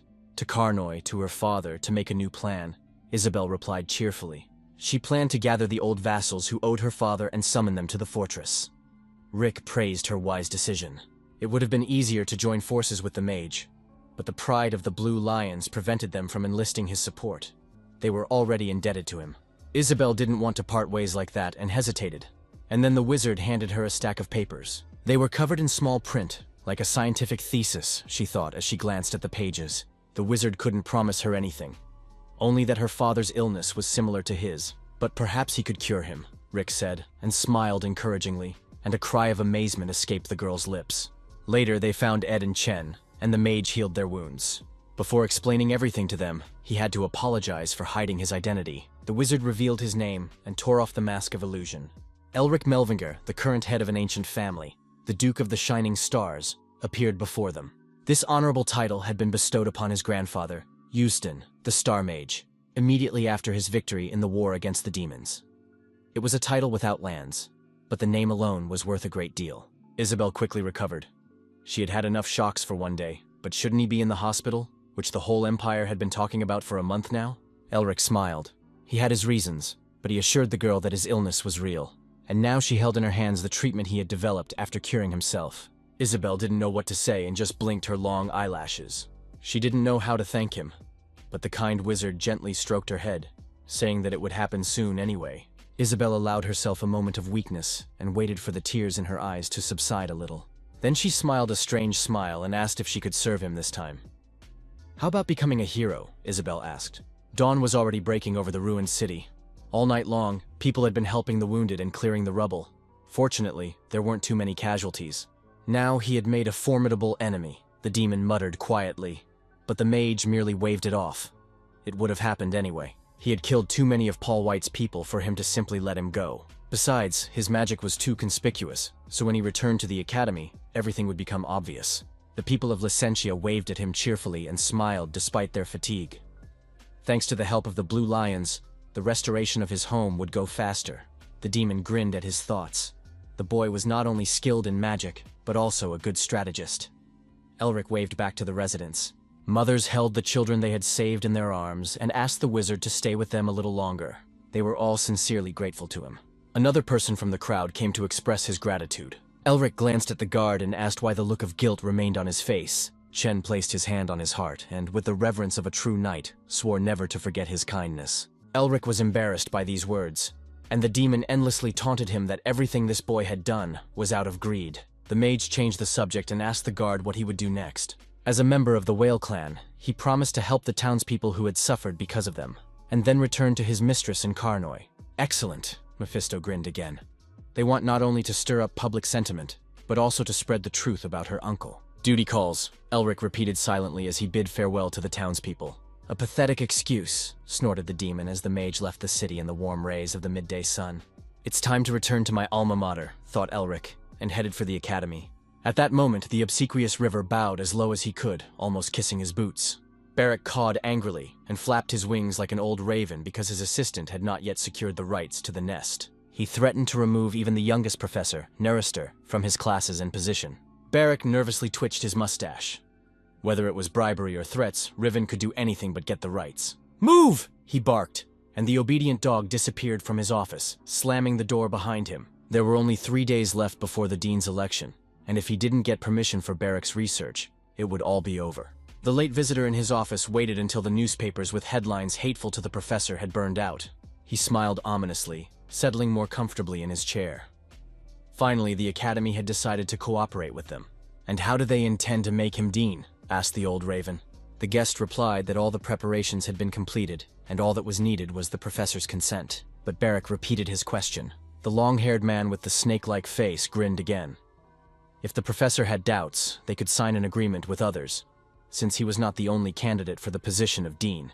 Barrack couldn't allow that, so he asked what was required of him. "Nothing special," whispered the snake. "Just support Siesta. It was a small price to pay compared to becoming dean. That's more than enough. The guest grinned and disappeared like a ghost. Gray stone bastions towered over a wide river on whose banks lay the capital of the empire. Rumors ran rampant through its wide streets with cobblestone pavements, numerous canals, and bridges. They penetrated everywhere, especially gathering in places where food and drink were served.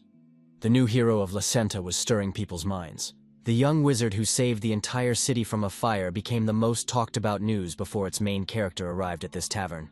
The vain demon listened with pleasure to the rumors, knowing that people immediately lose their heads when the conversation turns to heroes and their exploits. Elric shifted awkwardly in his chair. He had just come in to sample the capital's cuisine, as he hadn't eaten anything tasty in a long time. He had asked Isabel to hush up the matter, but she had insisted that the glory of a hero was the best way to win the hearts of the people. She promised to build him a solid foundation by the time Elric announced himself to the world. The regulars at the establishment endlessly gossiped about the wizard and the young noblewoman, which provided fertile ground for their imaginations, and the story of the hero turned into a romantic drama. Of course, thanks to this, his name was on everyone's lips in the capital, but the modest young man decided to have lunch in a different, quieter place. Elric stretched wearily. Isabel's talents had served him well, and he hoped she had made it safely to Carno.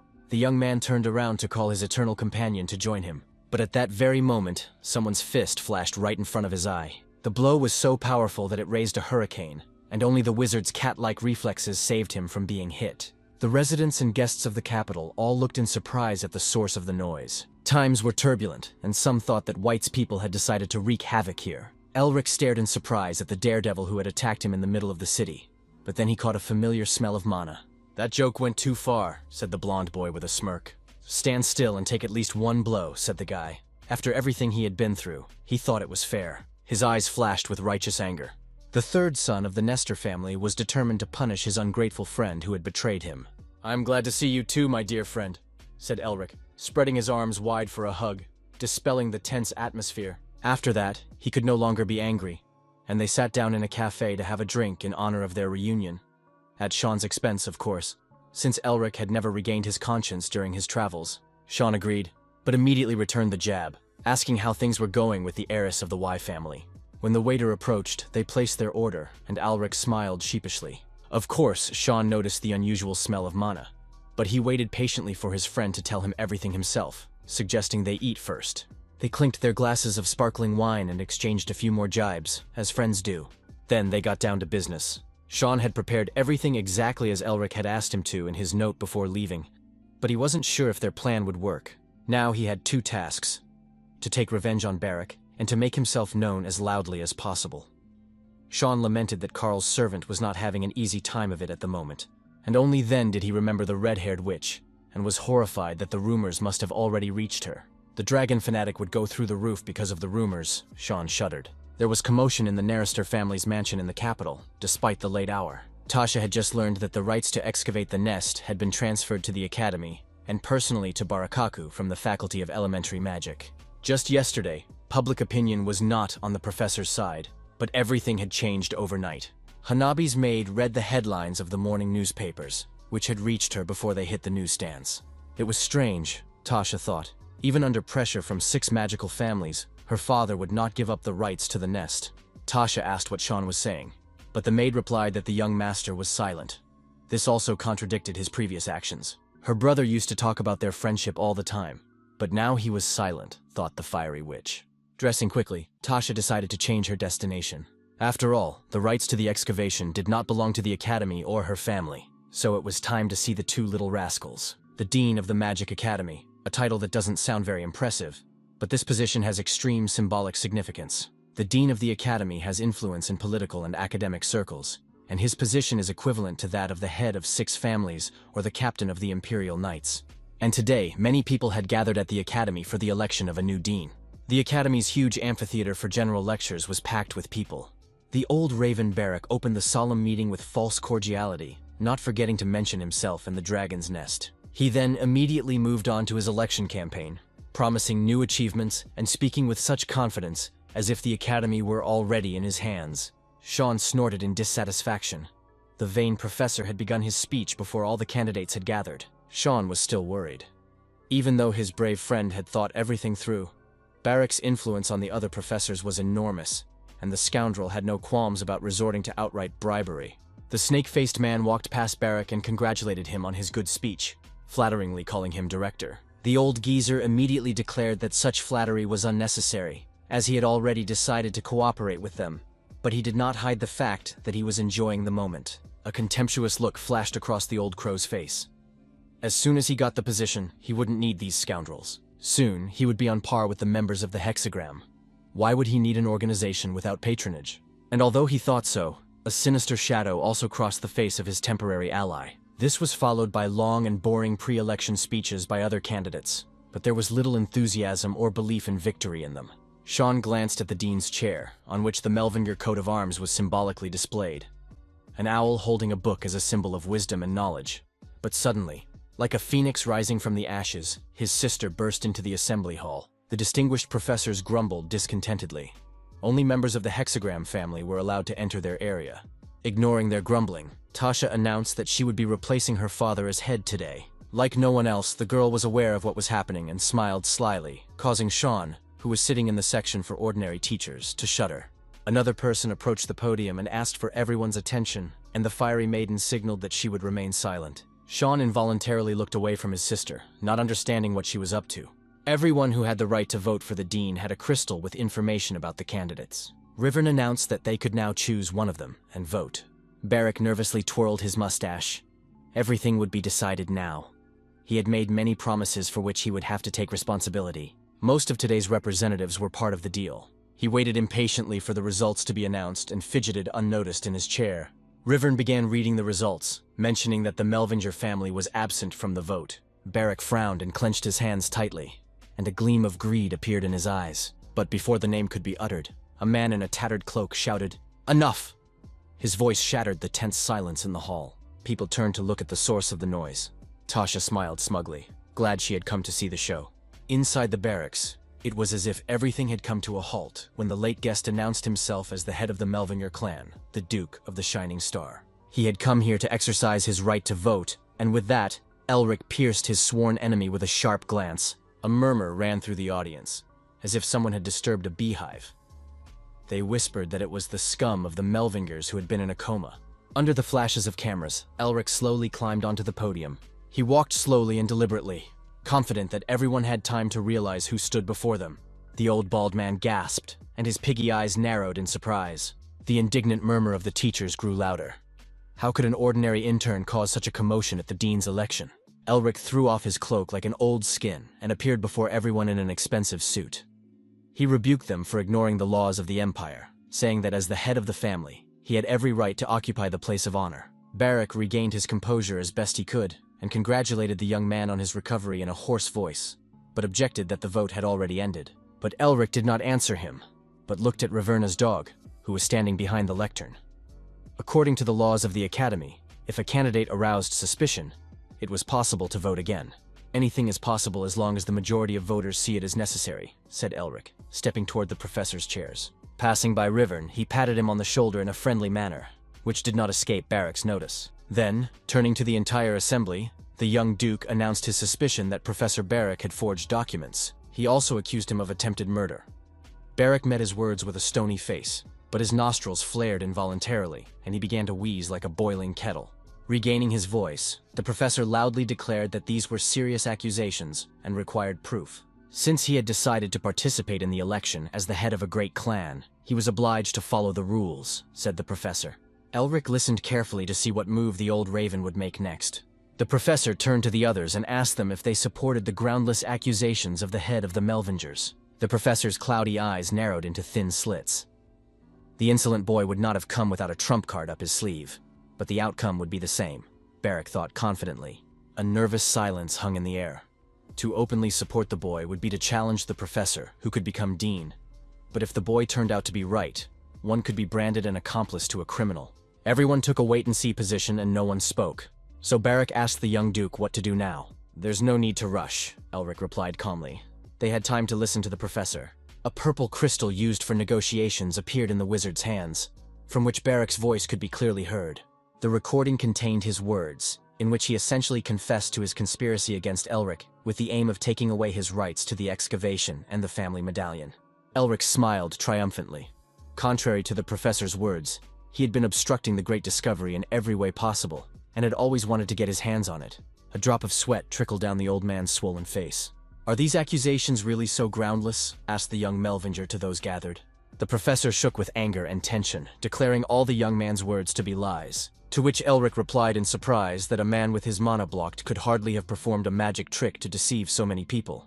The professor realized that the ball was real, the very same ball for secret communication that he had given to River, but Barrack wondered how it had fallen into the young man's hands.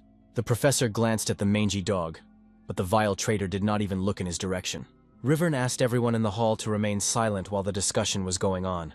Last night, Rivern had fallen into the clutches of the Narrister family's guards, and Elric thought that the professor had sent him. But it turned out that River had come forward voluntarily and was waiting for Melvinger to recover so he could give him something. In recent days, Barrack had been acting more and more like a madman, lashing out at him and demanding that everything be resolved, even though he himself was afraid to stick his nose outside his cozy office. The constant tension got the better of Rivern's gentle nature, and he could barely stand on his feet. Elric smiled. The sly Rivern had served him well by keeping the ball. They would have dealt with Barrack anyway, but the evidence made everything easier. The mangy dog had made a recording as a backup, and it seemed that Elric had saved him in the nest for a reason. Elric continued his accusatory speech, saying that Professor Barrack had appropriated the rights to the nest, even though they belonged to those who had found it. His words sounded like a death sentence to the old raven. These accusations were enough to remove him from the election and start an investigation. Without the rights to excavate, all agreements with Barrack became null and void, and his accomplices instantly turned against him. However, the young duke's history also raised questions among the professors, as it seemed that the boy had been cured of his illness. They said he had been in a coma, but now he looked completely healthy, and they asked Tashi if she knew anything about it. The fiery witch smiled, amused by what was happening. She would have liked to know what was going on, but Melvinger only communicated with her dim-witted brother. Barrack realized that he had lost everything and resorted to outright lies, claiming that the ball was a fake. It was no longer the dean's chair that was at stake, but his head. He darted his eyes around in search of salvation like a rat cornered. Suddenly, the old crow received another blow. His nighttime guest, who had promised protection, now stood next to Sean Nestor. They had been in cahoots from the start, Barrack realized. The man next to Sean changed his face, and instead of the snake-like man, he was now looking at him as Carl, the family servant. All this time, on Sean's orders, Carl had been fooling the professor, which was a good way to relieve his pent-up stress. Even Elric shuddered at such treachery. The professor's face took on a beastly grimace, while Elric broke into a devilish grin. When the hall fell silent again, the young duke suggested that the assembly proceed with the re-election of the dean. Everything went smoothly from there, as Barrack withdrew from the race, and they easily chose the most agreeable and mild-mannered candidate. Even the first demon was impressed by this turn of events, watching as the insolent little man sprawled in the chair of his honored ancestor. The old raven seemed to tuck his tail between his legs and simply walk away. The demon noticed, and asked if it was wise to let the enemy go so easily. Elric used his power of speech on the professor and began to boldly joke about his baldness. Barrack did not respond, which only further provoked the young duke. The veins on the professor's face bulged, and he thought about how he should have strangled the little bastard himself when he had the chance. But better late than never, ancient runes sounded in the hall, and a purple lightning bolt shot toward the young duke. "How dare this insolent brat mock him!" the 8th Circle mage roared, exploding with rage. The hall was lit up by the ominous purple light of Barrack's magic, and the guests began to buzz with alarm again. They shouted at the young duke to run, but the boy remained where he was. The floor of the hall cracked as if struck by lightning, and a terrible rumble was heard. But the young duke deflected the blow with his magic. A white blizzard, a 5th Circle spell, surprised the teachers who found themselves under the blue dome. But the old raven did not stop there and recited the ancient spell again. He hurled many clumps of viscous darkness at the young man, but Elric deflected them all. The gray-haired professor recognized the magic of the hero of Lazenta. He had read about it in the newspapers. Others were surprised that the young duke had deflected the 6th Circle lightning spell. Everyone was deeply shocked that the disgrace of the Melvinger family, with their bad temper and blocked mana, was capable of such a thing. Elric smiled tensely. He thought he could handle Barrack, but deflecting the spells of a 7th Circle mage was exhausting. A purple tree of lightning burst from the professor's hands again. But this time, the purple discharge struck the pillar of flame, and the floor of the hall cracked again from the powerful spells. The air in the amphitheater filled with heavy heat as Tasha Nestor released her magic. She was the youngest 7th Circle mage to have tamed a fire phoenix. Following her, all the other professors and guards intervened in their battle. warning that any further action by Barak would be considered terrorism. The heads of the 6 great families and other selectors were no match for the evil professor in terms of raw power. Such open hostility gave them a reason to suppress him by force. The professor froze, already thinking of surrendering, but the boy mocked him again. The young duke adjusted his suit, and without taking his devilish eyes off the professor, provoked him again. And he succeeded. Barak's blow hit Eric right in the head. The mad professor finally lost his mind and fell into a rage. The explosion of his spell raised a cloud of dust and smoke, hiding the insolent boy. When the smoke cleared, everyone saw that the young duke was lying unconscious on the ground, and Mephisto whistled admiringly, calling himself the Lord of Demons. If this fair-haired demon had been born into their family, he would surely have become their lord. Thick chains of numerous restraining spells fell upon the mad professor, as if he had become a rabid beast. Rumors of this incident spread through the capital like wildfire, flying over rooftops and penetrating courtyards. In the minds of the listeners, the 2 vivid events that had occurred one after the other merged into a single story, and it was established that Elric Melvinger was the hero of Lizenta. From crowded taverns to luxurious restaurants and noble houses, everyone talked about nothing else. Barak was expelled from the academy in disgrace for attempted murder, conspiracy, and blackmail, and was arrested. The news spread beyond the capital, reaching Paul White, but unfortunately the messengers did not survive the meeting. At the same time, in the ancestral castle of the Blue Lions, the head of the family, Herman, came to his senses. Sean read the laudatory headlines in the newspapers about his insolent friend, barely containing his disgust. He couldn't take it anymore, and asked why he had to read this. Elric was once again playing the role of the sick man. After he had transferred the excavation rights to the Neristars, they had taken him under their wing. Sean muttered indignantly that the reporters should find out his true identity, and asked Elric who had taught him this. The arrogant idler got out of bed and declared that he hadn't been idle for the last month, especially in Lacent. But then he remembered Isabel, and his face lit up with the fire of youth. Sean hoped that everything would go smoothly now, but his friend replied evasively, "Who knows?" But just in case he had any ideas, loyal Sean asked him to leave it for the future, as his father wanted to meet with him. Guy Nestor, Sean's father, was one of the great sages of the Ninth Circle, the most powerful magician of his time. A genius among geniuses, even Eusden Melwinger wanted to make him his apprentice. When they arrived at the Narister residence the next day, Elric snorted indignantly. He knew, of course, that his best friend lived well, but not to this extent, and he was still so stingy about money. He should have asked for more, the young man thought, glancing at the castle on Mist Hill, which was a veritable impregnable fortress. No wonder the Narister family was considered the strongest in the Magic Tower, Elric thought as they approached the portal. But one day that title would belong to him, he smiled. The journey to the head's house took some time as they climbed the mountain where the castle stood. Sean informed him that Elric's sister would also be there and handed him a letter he had forgotten to give him earlier in all the commotion. The young man anxiously took the letter from his sister, whom he had not contacted for a long time, and began to read it. While he was at the Narister residence, she asked him not to disturb his friends and to be ready for a meeting, and if he ran away, he would die. A cold sweat instantly broke out on Eric's forehead. If there was anyone he feared in this life, it was his strict sister. Mephisto looked at the boy in surprise. It seemed that their family had its own demon king, since he was trembling with fear. Sean comforted his friend as best he could. His sister was an angel in the flesh, as long as she didn't cause any trouble, and she had worked hard to get her brother into the academy, where he had studied for 7 long years. Elric thanked him for his kind words, but if only Sean knew her true nature, he wouldn't have said that. Sean knew better than anyone what it was like to have a problematic sister. You didn't just call someone a witch for no reason, he smirked. Since she was proclaimed a genius, she had become simply unbearable, he admitted, completely unaware of Tasha standing behind him. After a brief scolding of his younger brother, they went after Tash to their father's house. Elric thanked her for her help at the academy, but the witch knew that he could have handled such a trifle himself. Sean immediately teased his sister, asking her why she had helped him, since it was clearly not out of noble motives. They began to argue like real siblings, and Elric watched the scene with some amusement. As they walked, Tasha warned him that there were special traps in this area that even an average mage would have trouble getting out of. But when they turned around, Elric had already vanished. The transition happened so quickly that he didn't even notice it. The boy was a little confused, not understanding what was happening or where everyone had gone. Even Mephisto had disappeared somewhere, offering no help in this difficult moment, walking in pitch darkness toward an unknown destination. Until a reddish eye lit up before him, and an incredibly powerful magic combining all the elements revealed itself. Elric studied the intricate workings of the strange magic that skillfully combined so many different spells. Then the entire space was filled with a thick, sticky fog, and he heard someone calling his name. Someone is watching him, thought Elric, and turned around. The voice asked him if he recognized the magic he was looking at. Elric was alarmed.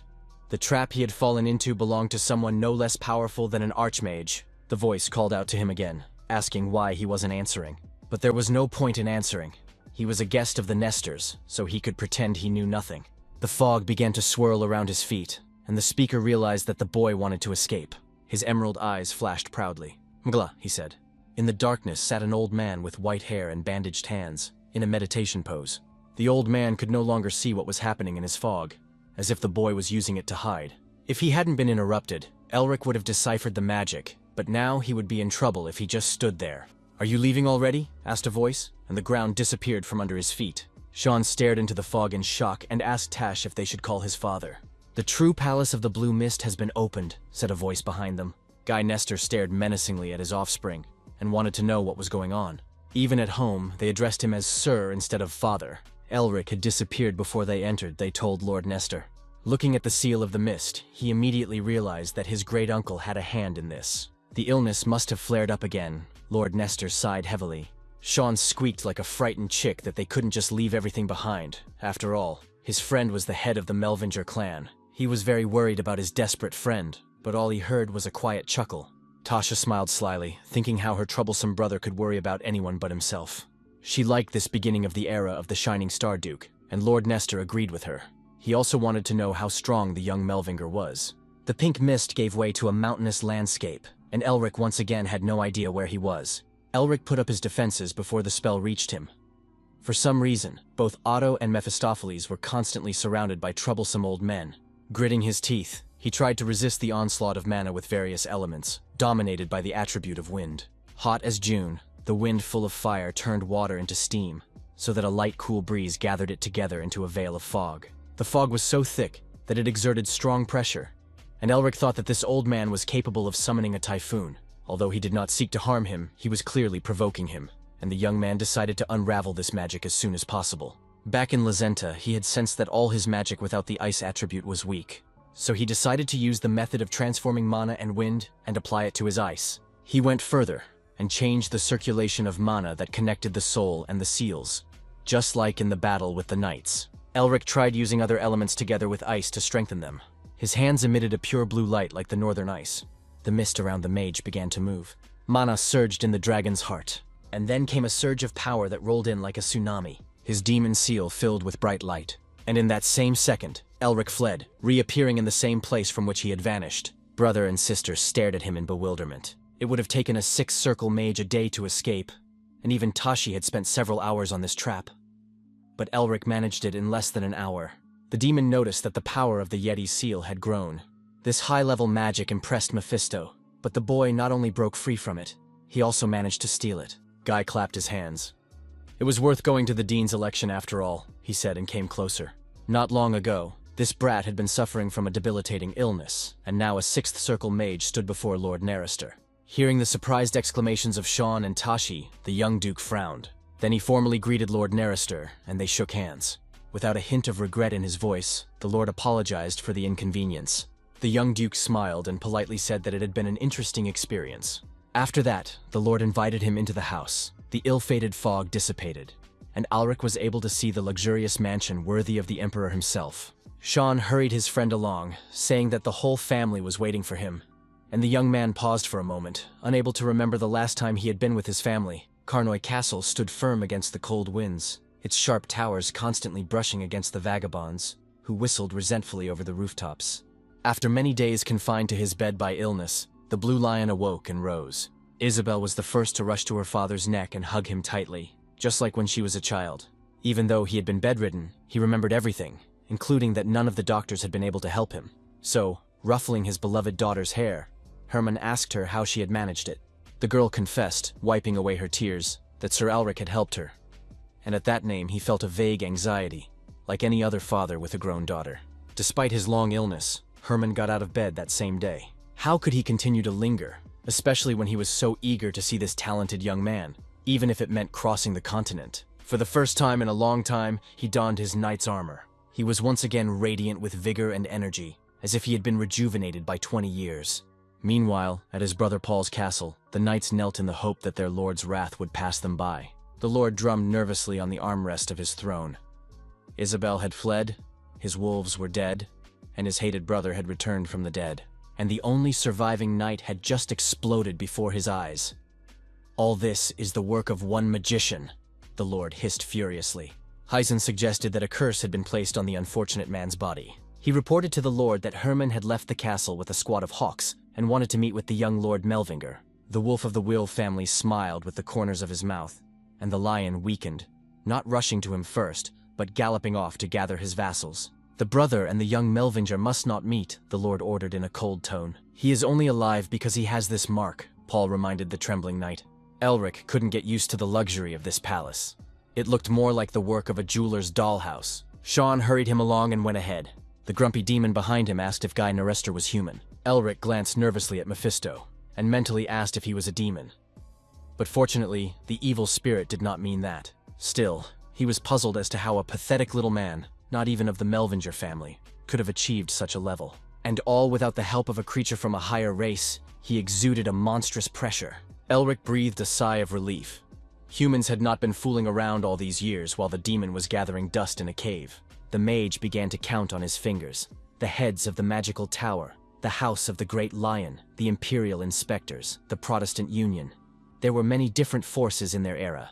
Mephisto was surprised to learn that, besides the Golden Lion recognized throughout the continent, there were others equal to him in power. The demon smiled maliciously. There must be a reason why he, the Great One, had awakened in this era. How long had it been since he had felt alive, where countless beasts fought for a chance to become king, and chaos and hatred reigned? The pleasure of victory that comes with the crunch of your enemy's bones under your feet. He demanded that his powers be restored immediately, growling pompously. But Elric refused to listen to the possessed madman. When he entered the dining hall, the entire Nestor family was gathered, with his mother and younger twins already seated at the table. The little ones argued endlessly and teased each other, excited by the new guest in their home. Their mother quietly but sternly told them to behave properly in the presence of the hero of Lazenta, whom the children loved so much. Despite Lord Nerester's cold aloofness, Elric felt warmth and comfort within the family circle. It reminded him of his own quarrels with his sister. His mother had spoken just as gently, telling him it was not proper to behave that way at the table. If his parents were still alive, they would be sitting at home having dinner just like this. Mrs. Nerester noticed his pensive expression and thought that Elric didn't like the food. He quickly apologized and explained that he had been overcome by the pleasant aroma, and Mrs. Nestor sighed with relief. After dinner, they sat down in the living room to discuss business. Elric was transferring the rights to the excavation to their family because he was indebted to Sean. Still, the Lord couldn't help but ask if the young Duke harbored any long-standing grudges against him. Tasha looked at her father with concern. The fall of the great Melvinger family did not happen overnight.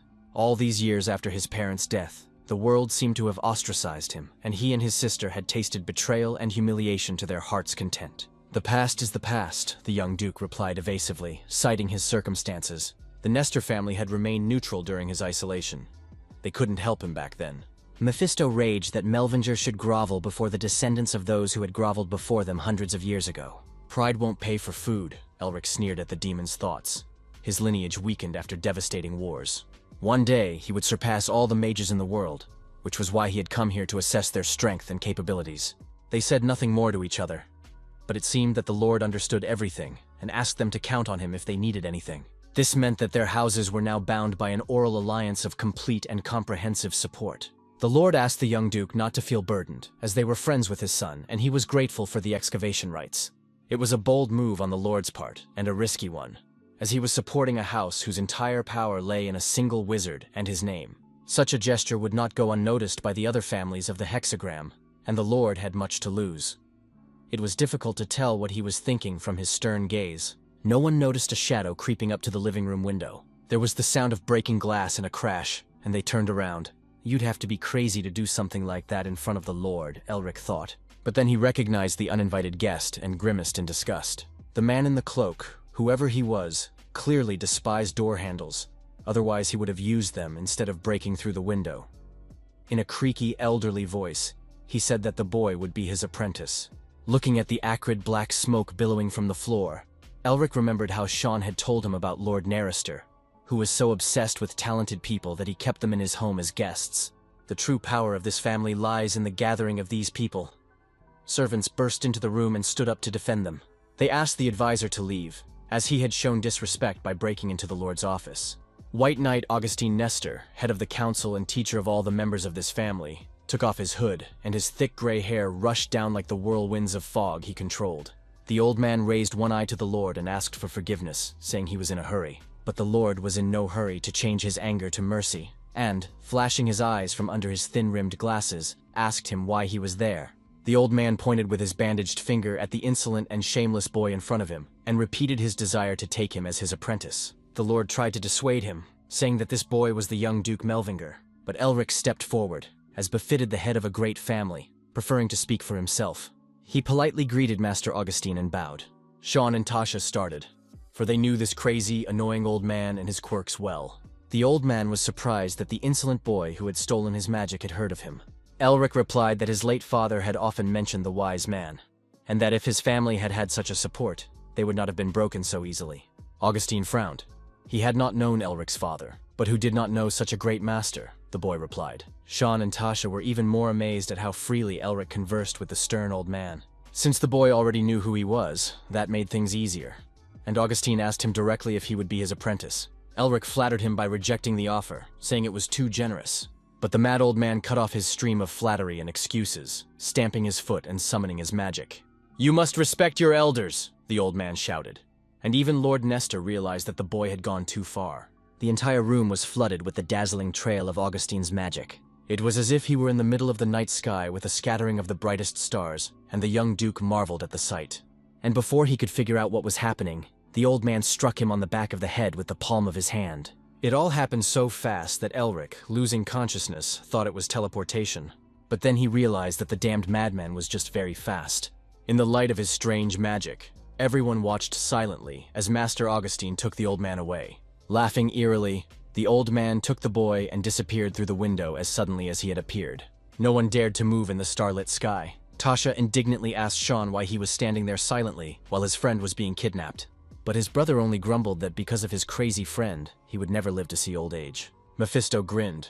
The little man had once again deprived him of his gift of speech with his antics. Soon another victim would fall into their hands to satisfy him. The first thing Elric saw was the face of a weathered, gray-haired madman right above him. The boy jumped back several times as if from a fire. He didn't understand where he was, but then the ground disappeared from under his feet. Before Elric fell, the old man grabbed him by the collar of his clothes as if he were a mischievous kitten. "I almost lost my first student in a long time," grumbled Augustine, his movements hardly senile after what he had seen. The boy had started a game with the master to get him to take him on as a student, but instead, the old man had kidnapped him. Worse still, he dragged him to the top of a terrifying mountain as sharp as a knight's spear. Nevertheless, the young mage tried to pull himself together and restore his mana circulation. But to his surprise, he discovered that his mana was not moving, as if the blocking disease had returned. The old man realized from his haunted gaze that the boy had noticed everything. "You'll learn everything soon," he said to the boy, and unclenched his fingers. The answer reached Elric at the bottom when he felt himself falling into the abyss. Now he was rapidly gaining speed, unable to grab hold of the rock. "They're standing each other off," said Meph, grinning devilishly. The demon muttered that the boy didn't appreciate him at all, and Elric indignantly reminded him that if he died, they would both disappear. "But what could the wretched evil spirit do?" asked Mephis, and Elric reminded him of the seal of the first sin. The demon's eyes flashed. He wasn't so stupid. The boy couldn't use his mana, but there was plenty of it in the air. Taking advantage of this idea, Elric summoned a gust of wind, a handheld tornado that slowed his fall slightly. But he still gained tremendous speed, landing like a meteorite and raising a cloud of dust. Elric coughed heavily, nearly dying from the mana block, feeling helpless again, just like in the past. But then, he pushed those thoughts aside. It was more important to figure out where he was. This area was unlike any land he knew on the continent. "A labyrinth of blue fog," explained the voice of the mad old man who seemed to be following the boy. Looking around, he saw picturesque mountains stretching out before him, standing like columns of ancient ruins in the misty haze. The old man's voice praised him for his resourcefulness. It was not for nothing that he had taken the boy as his apprentice. However, Augustine could not simply teach the boy the magic of the Nereids. In addition to being the family's chief advisor, he was also the head of the grassland school, he told the young duke. This knowledge could only be passed on to one heir, and had nothing to do with the Neresters, so the boy should have no problem learning it, whispered the old man. Elric stared at Mephistopheles in surprise because he had never heard of such a school. The school turned out to be so ancient that even the demon was surprised to hear about it. He said that it was a school that used martial arts instead of magic. It was a type of martial art in which the body was strengthened through the circulation of mana. The demon flashed his eyes. This was very useful for him because this school taught how to harmonize different attributes. This knowledge could help the young man normalize the intertwining of mana. He was incredibly lucky with his teacher, grumbled Mephisto. Elric touched his chest. He was at a dead end because different types of magic refused to mix inside him. Now he understood why the old man had sealed his mana. He felt the movement of mana in his heart, different streams boiling there without mixing. While Elric was chatting with the old man, he didn't hear the quiet scraping of long claws on the rocks. Once the boy understood everything, it was time to get started, Augustine told him. Now Elric was on the territory of fierce wolves that were 3 times stronger and larger than usual. If the boy had heard of the Grassland School, he should know that its teaching method was based on practice, Augustine said, and wished him luck. Elric glanced into the crevice from which the strange sounds were coming. At that moment, huge wolves leaped out. Meanwhile, the mad old man listened indifferently to the indignant cries of the young duke. "Is it normal to just stand and watch, since the boy is a novice?" someone asked the head of the council. Augustine thanked him for the harsh words, and replied that although the boy had no experience, that did not mean he had no skills. "It would be bad if the wolves got a taste for human flesh," grumbled the head's companion, while Elric was thrown against a rock by the blow. But the huge wolf with gray fur didn't give him time to rest. Elric gathered mana from the air and responded with a counterattack, causing the wolf's head to crack like a ripe watermelon. He clenched the sharp ice shard in his palm and looked at the other wolf. The ancient, overgrown old man smiled through his beard and long mustache. The boy would surely fulfill his centuries-old dream. He ordered Guilty, as the leader of the Revolutionary Army, to join in the fun. Even the Imperial Inspection Bureau did not know the exact number of members in this organization, but they were very powerful, and their main goal was to overthrow the Emperor's tyranny. And now, among the advisors of the Nestor family, was the former leader of the revolutionaries, the King of Monsters. Guilty Tens sat proudly on a tiger, and on his shoulders sat a 2-headed eagle, spreading its wings across the entire width of the cave. He was a broad-shouldered man with eyes as yellow as a beast's and an unbridled fury in his gaze. Elric gasped for air, having barely managed to deal with the wolves, but in his current state, he was incapable of doing more. Even after he killed several beasts, they did not retreat. Another fearsome predator was approaching him, larger than the previous ones, and there was only enough mana left in the air for 2 breaths. Never before had Elric needed the weapons he had used in the mountains so badly. If he had known, he would have trained beforehand. Then, he remembered a book about strengthening the body that he had read on his way to search for the dragon's nest. An excellent idea came to him, and the young duke smiled boldly. The Tiger King had passed this art down from generation to generation, but Elric was going to simply imitate it, borrowing the principle itself. This technique gives the body the strength of steel. As the book said, the body is a small copy of the world created by God, and Elric took up a fighting stance. Just as mana circulates in nature and air passes through the human lungs, the body can change depending on breathing and focus. And from this choice, countless possibilities are awakened, and when the mind unconsciously chooses one of them, the body begins to change accordingly. Elric swung his arm. He no longer had any illusions, simply looking at the world as it was. His reflexes and intuition, his fighting technique, were created by shifting these 2 aspects. There was no plan. He simply believed he had made the right choice. With all his might, he delivered a powerful straight blow to the wolf's jaw, shattering it instantly. Even the Demon Lord himself was stunned by the sight. Elric moved like a martial arts master, not making a single unnecessary movement. Even more, he fought as naturally as water running in a mountain stream, deftly avoiding sharp rocks. After the fight, he sank heavily onto the rock behind him and gasped for air, the defeated beasts lying at his feet. Augustine advised him to find moss growing on the shady side of the cliff. The young man stood up and tied the sleeves of his cloak to his belt. Since he had been told to kill all the beasts, he would do so, and Elric was full of confidence despite his deadly exhaustion. The wolves found him again in the rocks and attacked him with the whole pack. For the next 10 days, the boy fought relentlessly, so that time flew by unnoticed, until he finally reached the place where the reddish moss grew. But even there, the wolves attacked him, not allowing him to rest properly. For ordinary people, it was a medicinal plant, but the boy possessed the power of the cursed seals. Even more moss could increase their power, and now Elric could easily deal with the wolves. He tore several stalks of crimson moss with his bloodied hands. Elric was still angry at the mad old man who had simply thrown him into the abyss to the beasts. But thanks to that, he had improved his seals and increased his mana. He even mastered the martial art he had read about, because his heart of mana had been blocked. Then he approached the last wolf of the valley, which was watching him from the darkness. But the wolf was not alone in the darkness. A rider was hiding on its back. "What an amazing boy!" a strong voice reached Elric, and to his left a white tiger leaped onto the rock, as if it had stepped out of a painting. Unexpectedly, the boy found himself surrounded by formidable enemies. The horseman jumped off the wolf's back, and his chainmail boots clanged loudly against the stone. Elric looked warily at another inhabitant of these strange lands. The man with a shaggy mane and lion-like yellow eyes promised to take him as his apprentice if the boy defeated the wolf. But the chief madman of the Misty Mountains, Augustine, immediately interrupted the conversation. Waving his arms indignantly, he had waited too long for a student to give him up so easily. The men immediately began arguing about who could teach the boy. The demon snorted in dissatisfaction. Could it be that after everything, the little human thought he was the worst option? But Elric was no longer so sure. When the young duke suggested that they ask his opinion first, the king of monsters approached him and patted him confidentially on the shoulder. They had indeed been too hasty. The boy should have known who he was, but he was very surprised to be refused. After all, he was already being taught by a mad old man, and Augustine laughed when he heard this. But guilt immediately offered to teach him the art of mirage, for everything has its price, thought the former leader of the revolutionaries.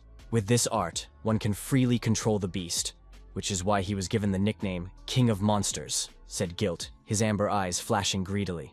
Indeed, the rule of one teacher was invented by narrow-minded people, said the young duke, instantly changing his opinion. The evil spirit patted the mad old man comfortingly on the shoulder. He was familiar with this. Melvingers and honor were incompatible concepts. But just as Elric was anticipating wonderful and useful knowledge, Gilton waved his finger in front of his nose. He reminded him that they first had to deal with the wolf, pointing to a monster the size of a house, its eyes like lanterns, its nostrils flaring ferociously in front of him. This battle would be excellent training for his skills in learning the ways of the mirage, the king of monsters informed him. He noticed that the boy had replenished his mana with the help of resurrection flowers. But this wolf must be defeated with martial arts, Giltone warned. However, before he could finish, the huge wolf was struck by a powerful blow. It was blown away like the last autumn leaf by a sharp gust of November wind. Augustine found the joke amusing and triumphantly bent his arm while Giltan stared at the young man in amazement. Mephisto snorted haughtily. What else could be expected from a dishonorable little man? The tiger lazily scratched behind his ear. That's all there is to it. The bold boy grinned and spread his arms.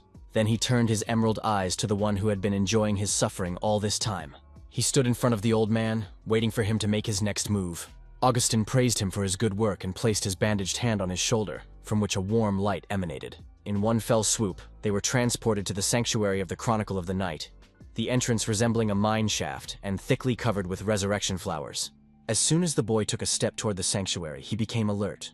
From inside, he could sense a familiar viscous and gloomy aura. A demonic domain, something only demon lords could create, said Mephisto. Now he understood how the flowers of resurrection had ended up here. Augustine noticed from the boy's reaction that he had already sensed everything. He chuckled under his breath, not surprised, since the boy was a descendant of the Melvingers, who hunted demons. The old man touched the doors of the shutters, and mysterious writings appeared on his bandaged hands. When they entered, they discovered an Oriental-style temple with thick columns made of solid cedar trunks and picturesque engravings on the walls.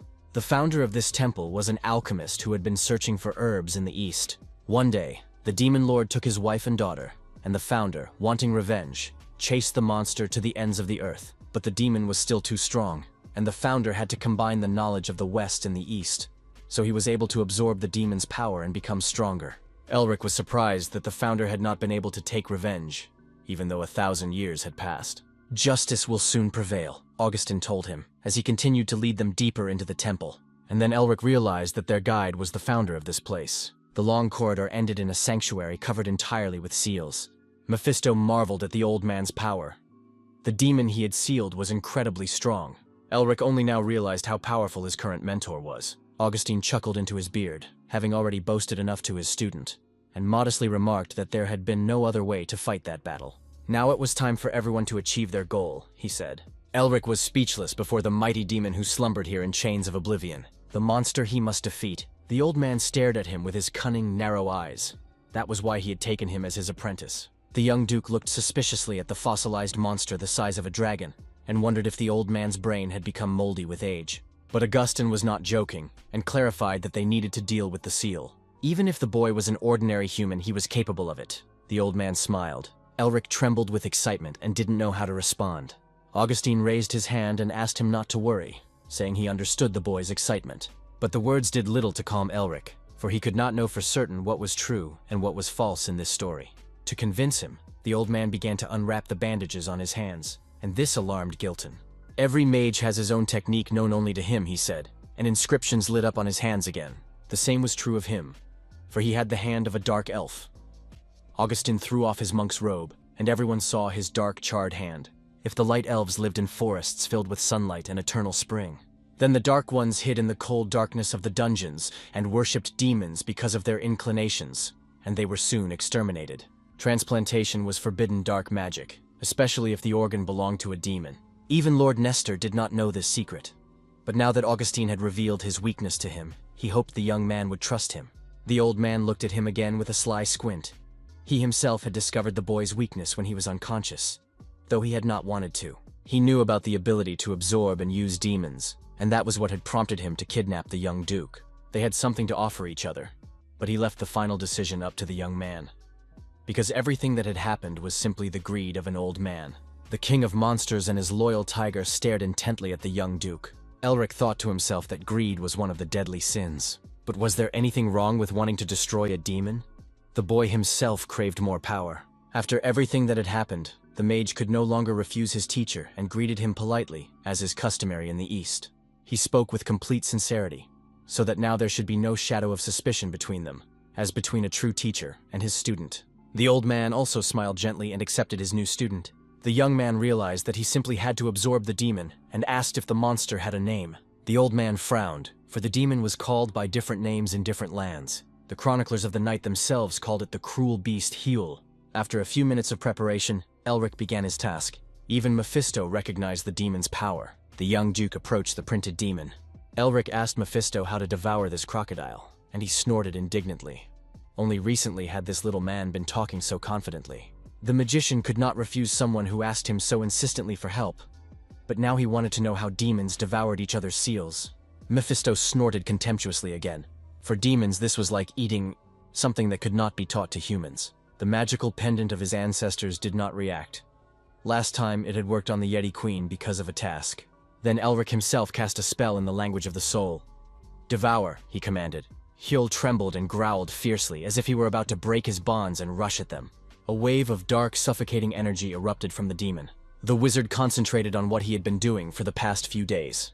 He used martial arts, harmonizing different attributes of mana, binding them with the seal and the speech of the soul. In an instant, Elric found himself in the middle of a jungle as hot and humid as a sauna. He looked around, but apart from the dense vegetation, there was no sign of life, not even animals or insects. With trepidation, he made his way through the thickets, realizing that the reason for such deathly silence was the predator that lived there. The further he went, the more distinctly he felt the carnivorous gaze of the monster upon him. Elric stopped, waiting for the blow, not knowing whether it would come from above or below. But even with his inner vision, the wizard could not detect where the demon was. Meanwhile, a huge mouth full of sharp spikes opened above him. The mage jumped aside, and then saw a huge shadow that blocked the last rays of sunlight in this gloomy realm.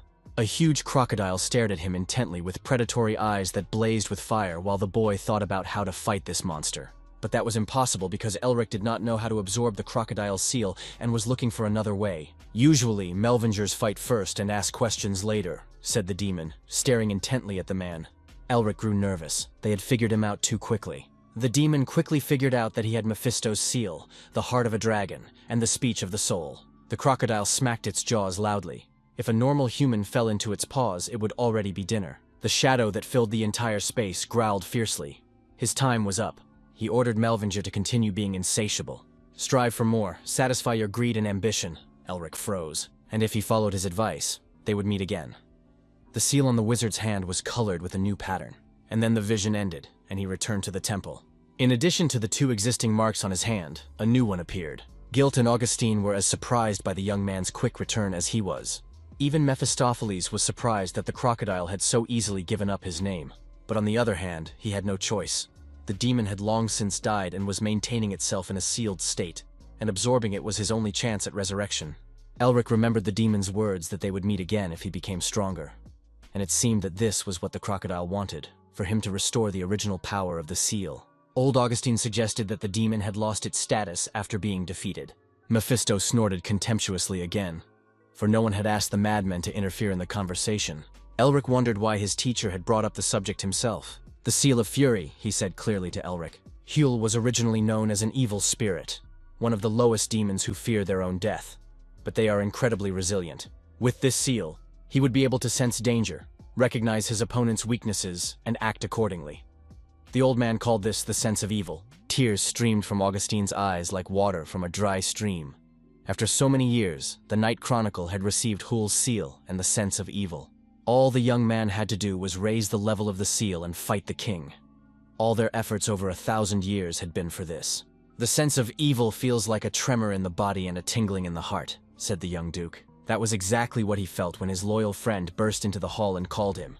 He was surprised that Sean had managed to get in, but the copper-haired boy said it didn't matter now. He has big problems outside, Sean said, and when Elric found out what was going on, he broke out in a cold sweat. Tasha was sitting in her private office in the capital, looking bored when a maid asked her to take a look. When she found out who the visitor was, she asked that she be detained and not allowed inside. The young girl with golden hair and a pretty face was carrying heavy luggage herself, and asked the courtiers if her younger brother, Elric Melvinger, was staying there. The friends flew at full speed before the two disasters collided and destroyed the capital to the ground, both well aware of their sister's power. Sean was at a loss for words when Elric told him that he had to stop Tash, but it was as if he didn't know the fiery witch's character, and they were rapidly approaching the city. Tasha raced like a fiery bird over the rooftops, knocking out showers of fiery sparks. Elric's sister had sacrificed her entire life for him, despite his debilitating illness, but he was still more talented at magic than she was. And even so, the only person the young duke feared was his older sister, which made Tasha curious about what kind of monster she was. The servants informed her that her brother was there, but they couldn't let her in. In that case, the girl asked them to call the third son of the Shona family, who should know about her arrival. But the stone-faced guards apologized to her again and remained standing like statues, guarding the portal. Then the mistress of the house appeared at the threshold, quietly descending from the sky. Her golden hair swayed sharply in the air as she turned around. The fiery witch introduced herself formally, as befits a person of noble birth, her eyes burning with curiosity and defiance. "Hayes Melvinger," replied the young duke's sister, curtsying politely. Full of grace, like a dazzling flame, Hazel had heard about the fiery witch. But these words did not reflect her true perfection. The flow of beautiful flattery confused Tash. And all this just to ask why the devil she wasn't being allowed inside. The red-haired witch referred to checks and necessary procedures. Hayes asked how exactly she could prove her identity, and Tash's eyes flashed predatorily, saying that only a magical duel could show who was who. Hayes apologized for not being able to use magic, and a fiery monocle appeared around the witch's eyes. "What about an aura?" she asked, and she hit the nail on the head. "An overwhelming power emanated from the young heiress of an ancient family," said Hayes. "It's just an identity check," Tasha replied, and there was a loud explosion. The debris whizzed past the stone guards, nearly hitting them. Her black dress fluttered gracefully as she swayed her hips, and a heavy hammer the size of an anvil appeared in her hand. Before the stone debris fell to the ground, Hayes asked if the witch had played ball when she was little. The blow from the monstrous hammer sent stones flying in all directions. This game was familiar to her, so Tash easily stopped the stones with her flames. Tasha recited a runic spell and breathed fire at her opponent like a dragon. Then, swinging with all her might, Hayes hurled the heavy hammer at her. It flew forward like a burning comet. Tasha smiled tensely, thinking that the heiress of an ancient family of wizards was skilled in martial arts and could easily wield a sledgehammer weighing over 100 kilograms. On the hammer's handle flashed a black skull, the recognizable emblem of the strongest mercenary squad. 1-0, Haz smiled smugly, and Tasha promised not to hold back anymore. But then they heard words of power, and a gust of wind pushed the two rivals apart. They stared in amazement at the source of this power. Hayes grabbed the unruly boy, as she often did when they were children, before he landed. He smiled sweetly at his sister. It was their first meeting in a long time. "Let's talk, brother," she said, and her green sapphire eyes flashed a destructive look. After the battle, the fiery witch asked for Hayes Melvinger's personal file. Tasha tensely reread the contents of her incredible rival's file, but there was very little information about her. This was to be expected. The Black Skulls were skilled at covering their tracks, and the number of their enemies was equal to the number of missions they had completed. The Fire Witch thoughtfully crossed her fingers. This was a great chance for them to gain a reliable ally. The Black Skull Squad worked for no one but the House of the Great Lion. If that was true, it would be wise to maintain good relations with the Melvingers, and the Narristers would have nothing to lose. Meanwhile, the older sister spoke to her brother in the language she had grown accustomed to over the long years of his upbringing, and which he understood best. During their separation, her brother had done well for himself, even mastering magic, and now he could even stand up to her. For some reason, her sister's words sounded as if they were tinged with the bitterness of wormwood. The anvil struck again like thunder in the place where Elric had just been standing. He was saved only by the sense of evil he had recently acquired. Just like when they were children, his sister preferred to break his legs to keep him from doing stupid things. The demon saw the wizard so frightened for the first time that it was hard to believe they were brother and sister from the Melwinger clan. Only an aura emanated from Hayes, no mana, and she leaped into the sky like a bird. "You reckless boy," she whispered. "Try to endure this." "Protect her," Elric chanted the words of power, and a spell burst from his hands. Honeycombs formed into smooth hexagonal tiles. But he was like a piece of soft iron under a blacksmith's hammer. Her hand trembled and she stopped before her brother became a flat, bloody spit of shreds, and looked reproachfully at him, strong and majestic. Although the fight was over, he did not feel any lighter. Rather, his conscience weighed heavily on him. When rumors reached Hayes that he had taken refuge in the nest, she was sure that he was suffering from a mental illness and wanted to help him. But then disaster struck. He lost consciousness for several days and disappeared for a month without telling anyone. These words weighed heavily on him, each one weighing a ton. It had been 6 months since their last conversation, and her authoritative voice trembled as if steel had turned to wax. "Does he know how worried she was about him?" Hayes asked, and salty tears streamed from her eyes. All her life, his sister had looked after him, raised him, and warned him. But she always took his side. Like a real troublemaker, Alric couldn't stand it. But after their parents died, they were all he had left in the world. So how could he allow himself to be a boy? Hayes had to grow up fast and take on the burden of responsibility. But she no longer needed to be strong. Now he had a way to revive their family. And all this time he had been carrying out special missions, Alric said. He looked into his strong sister's eyes, which had become lakes. One thought kept him awake at night.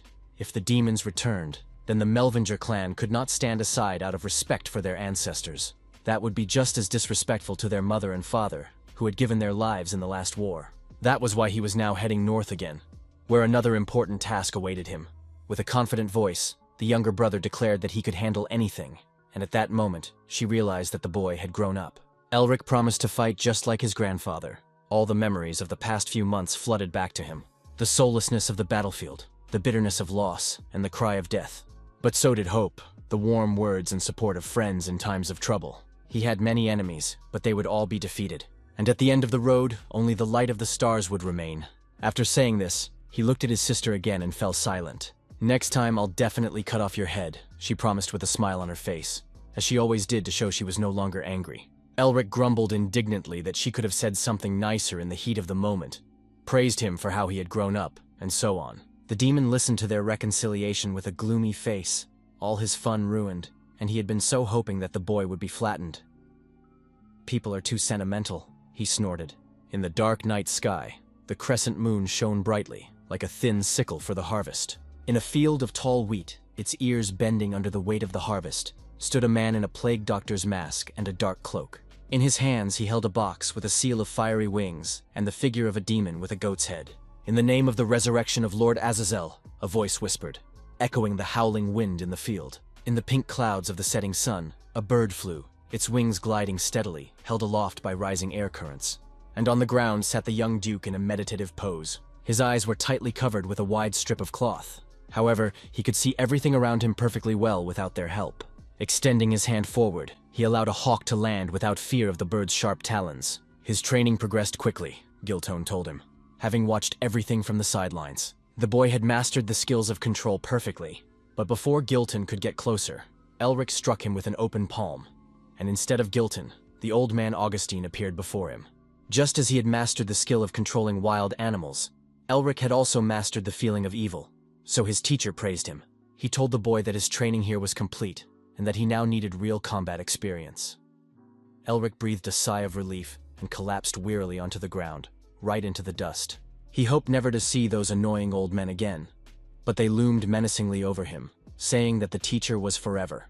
After 3 months of training, he had indeed suffered a lot, but he had learned a great deal from them. They had already heard that he was going north, and Gilton was even waiting for souvenirs. The cheeky boy smiled and again expressed his hope that he would never see their faces again. With these words, he rushed into the sky like a lit projectile launched by a catapult, leaving a fiery trail behind him.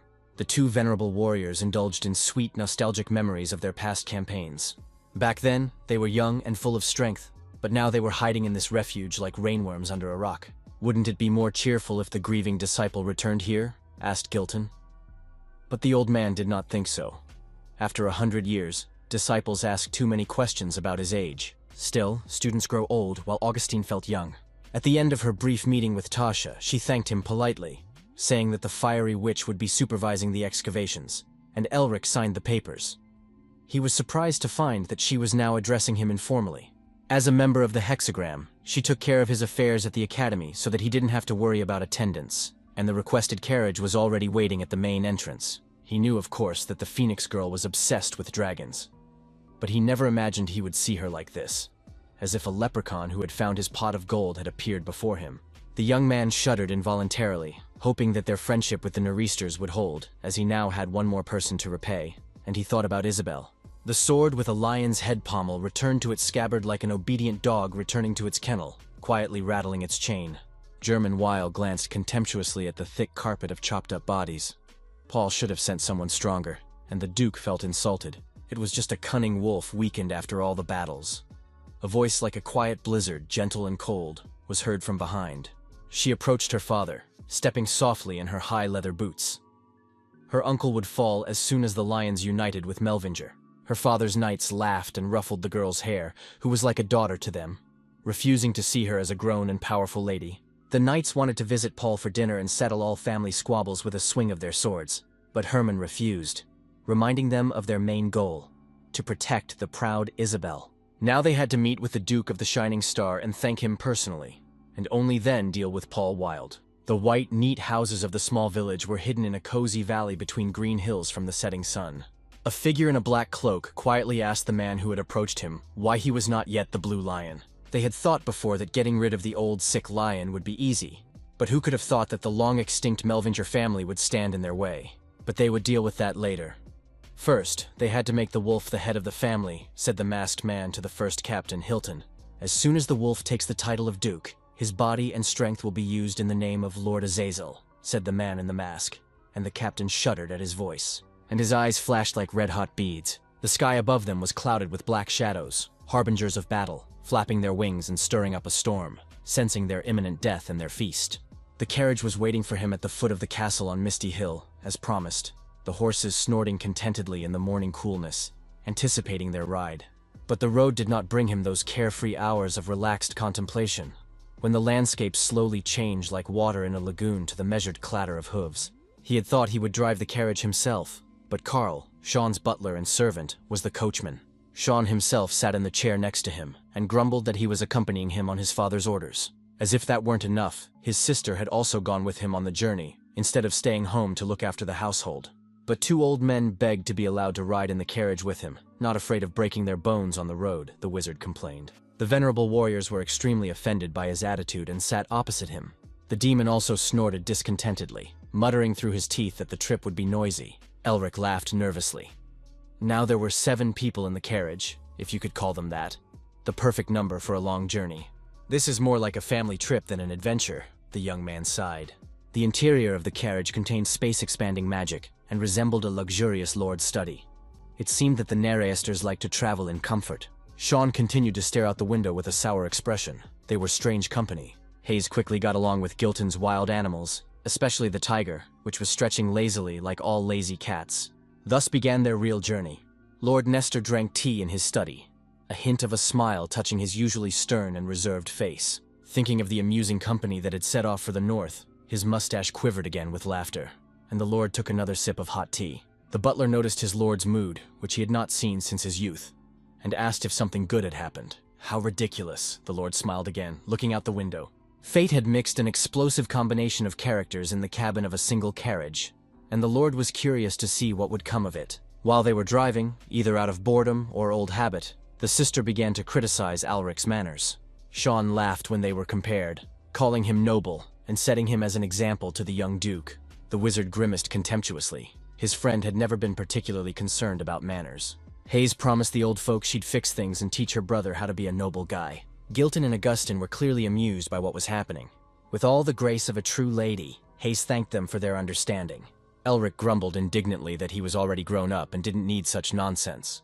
But the expensive furniture behind him suddenly cracked. "Let's take a walk," she asked. The most terrifying creature in the world was staring at him. Even the god of demons couldn't compare to her, thought the frightened boy. He laughed nervously and asked why she needed that thing in her hands for a simple walk. In her hand, the girl clutched the handle of a heavy anvil, which she affectionately called a skull crusher. She grabbed her brother by the ear and dragged him toward the exit. The evil spirit laughed, sensing something amusing. He patted himself on the chest in satisfaction. Meanwhile, the carriage driven by Carl was traveling along a forest road. The butler noticed something strange and stopped the carriage. Elric was the first to look outside to see what had happened. 3 ragged men with crooked knives in their hands blocked their way with a threatening look. The vagabonds declared that this was their territory and demanded payment from the travelers. Even Carl was speechless at their stupidity and courage. An awkward silence hung in the air. No one knew what to do. The oldest of the vagabonds, who looked like an emaciated old man, was surprised by such a reaction to their threats. He began to shout menacingly that blood would surely be shed. Then the young duke came out looking annoyed to sort things out. But Giltone stopped him, following him out to settle some old scores, and also to show the young man what a great teacher he was, and to feed his white tiger at the same time. The ragged men cowered as soon as the predatory beast appeared before them. Out of fear, the beast seemed many times larger than it actually was. Gilton told him to watch closely. Then he would understand why he was called the King of Beasts. But Elric waved his hand and recited the words of power. A chunk of ice fell from above like a broken iceberg and sank deep into the soft ground. The vagabonds who had planned to rob the unfortunate travelers were terrified and trembled. Gilt and his hungry cat were left with nothing to do, so they asked the young man why he had intervened. At first glance, the wizard realized that these were not bandits but hungry residents of the surrounding villages. The vagabonds immediately fell to their knees, begging for mercy. Their families were truly starving, driving people to desperate measures and crime. However, if they were defenseless, would these vagrants listen to their pleas?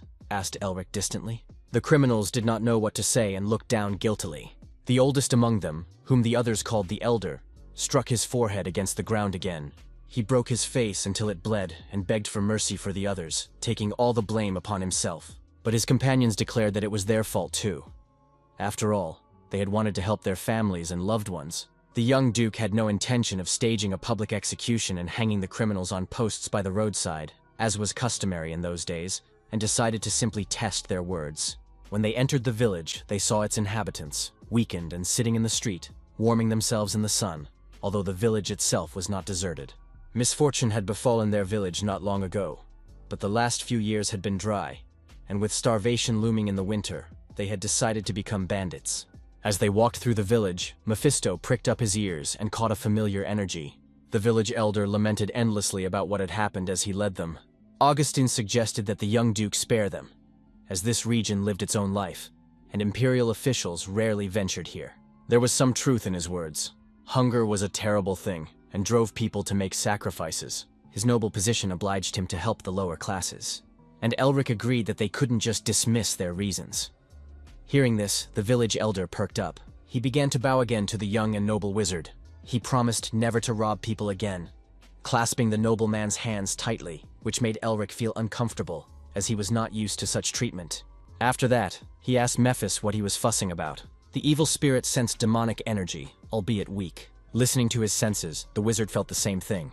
When the travelers passed through the village, they found themselves in a wasteland. A narrow strip of land was surrounded on all sides by mountains, empty and lifeless like the table of a poor villager. Even the birds were afraid to fly over it. Augustine felt nothing unusual about this place. This was definitely the place, thought Elric, and Mephisto was sure of it too. The demon still demanded a reward in the form of a potion for his help, and the wizard sneered contemptuously. What else could he expect from this spawn of hell? First, they needed to go deeper, and the magician asked everyone to step back as power flowed from his hands. Pierce, he chanted the spell. An ice stake of gigantic proportions pierced the ground, which cracked like frozen caramel. The village elder was amazed by such monstrous power, which he had never seen before. The wizard rushed toward the hole he had made. In one swift movement, he descended from the mountains like a gust of wind. and in the place where the ground had split open, he found the lid of a small chained chest. Augustin deftly slid down the mountain, despite his advanced age, to look at the find. As soon as they opened the chest, a sticky, mud-like, sinister slime burst out of it. There was no doubt that this was the work of demons. When the darkness cleared, they saw a figure of a deity with a goat's head inside the chest. Mephisto frowned. He recognized this object, or rather, he knew who was behind it. The god of demons had 4 great descendants. Mephistopheles represented original sin, Satan Apocalypse. Lilith was the sin of rebellion. And last, the tyrant who commanded the most formidable army of demons, the demon of madness, Azazel. He had a special passion for humans and destroyed hundreds of villages and cities during his invasion. His totem in the wizard's hands was created for human sacrifice, clearly the work of Azazel's followers, said Elric.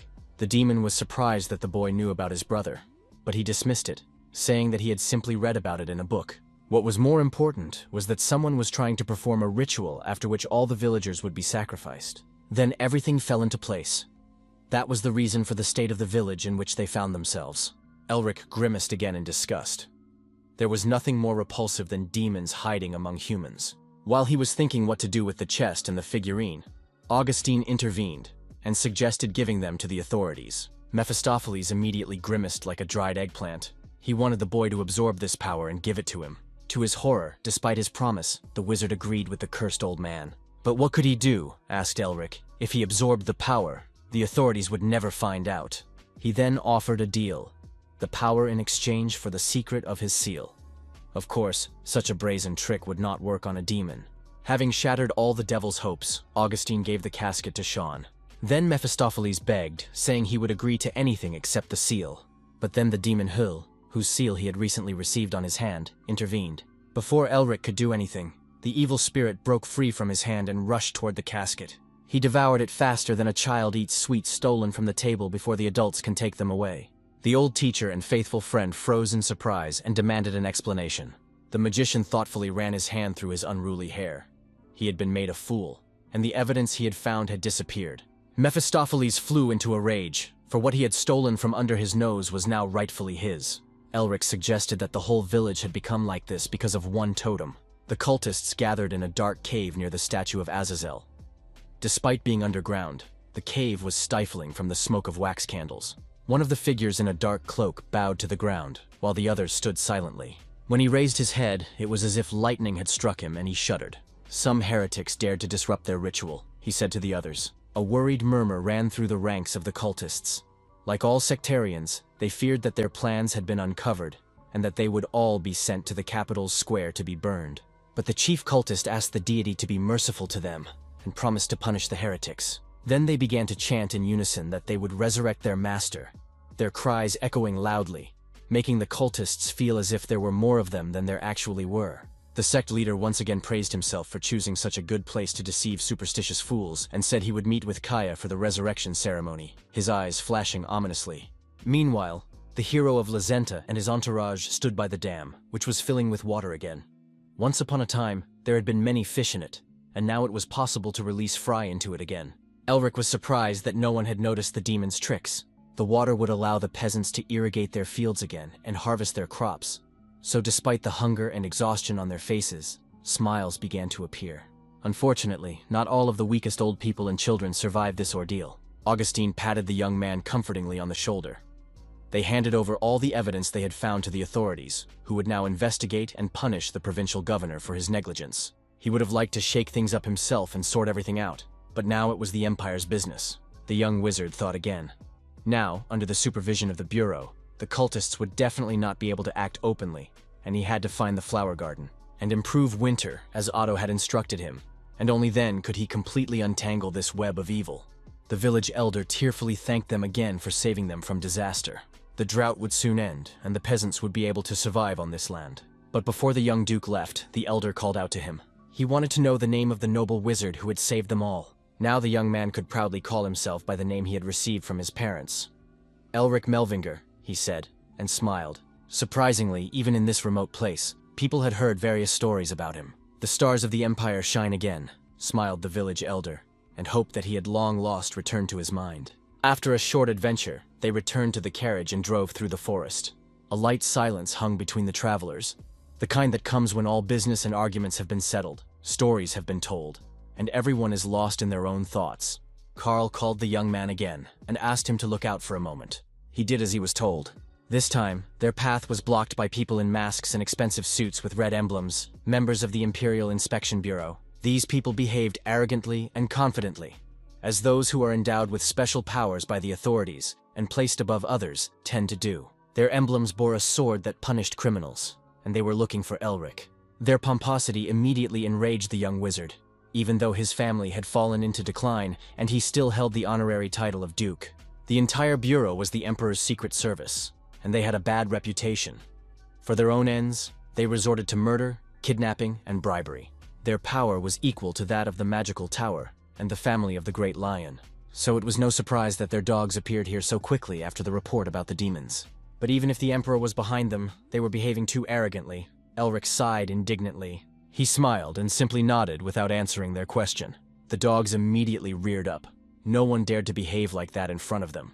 They were used to their interlocutors trembling with fear and being in chains at the very least. That's why their leader demanded that they show respect for the Emperor's daggers, immediately baring his fangs and releasing his fighting aura. But the young Duke just looked at the dirt under his fingernails, like he was letting them know what he thought of them.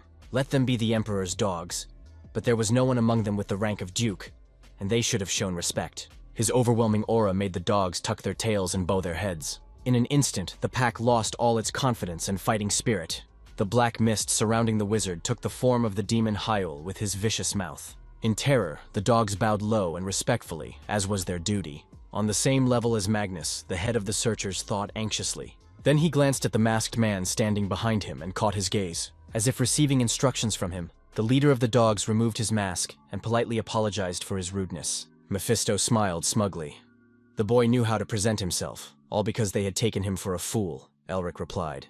The young Duke warned the searchers that next time he would speak directly to the House of Peer. The head of the spies was forced to bow, but still did not recognize the landless title that the insolent boy was hiding behind.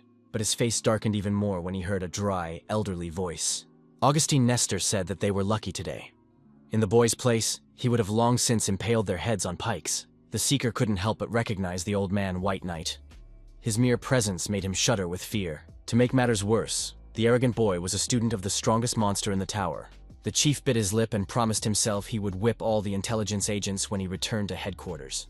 After exchanging pleasantries, they sat down at a transparent table on equally ghostly chairs. The agent who took off his mask introduced himself as Patron and said he was from the 4th Department. That department had sided with the Crown Prince in the recent War of Succession, so it was surprising that he was interested in this situation. Elric still pretended to be a proud and indifferent aristocrat. Patron continued to explain the situation, though the corners of his mouth trembled with anger. He said that their group had been searching for traces of the demon for a long time. Recently, they had found a nameless group, but to the spy's surprise, Elric already knew their name. Grigori. Frowning, he told Patron that he had apparently forgotten which family he came from. Melvinger, the detective, replied, of course he hadn't forgotten, but their family was considered extinct. They are natural enemies of demons, Patron added, and the young Duke raised his nose mockingly. There were only 8 totems found in and around the village, but they had been given only 1, and the spy wanted to know where the rest were. Demonstratively clearing his airways, the mage replied that he had the totems, even though it was illegal. The spy immediately read out a long article from the legal code.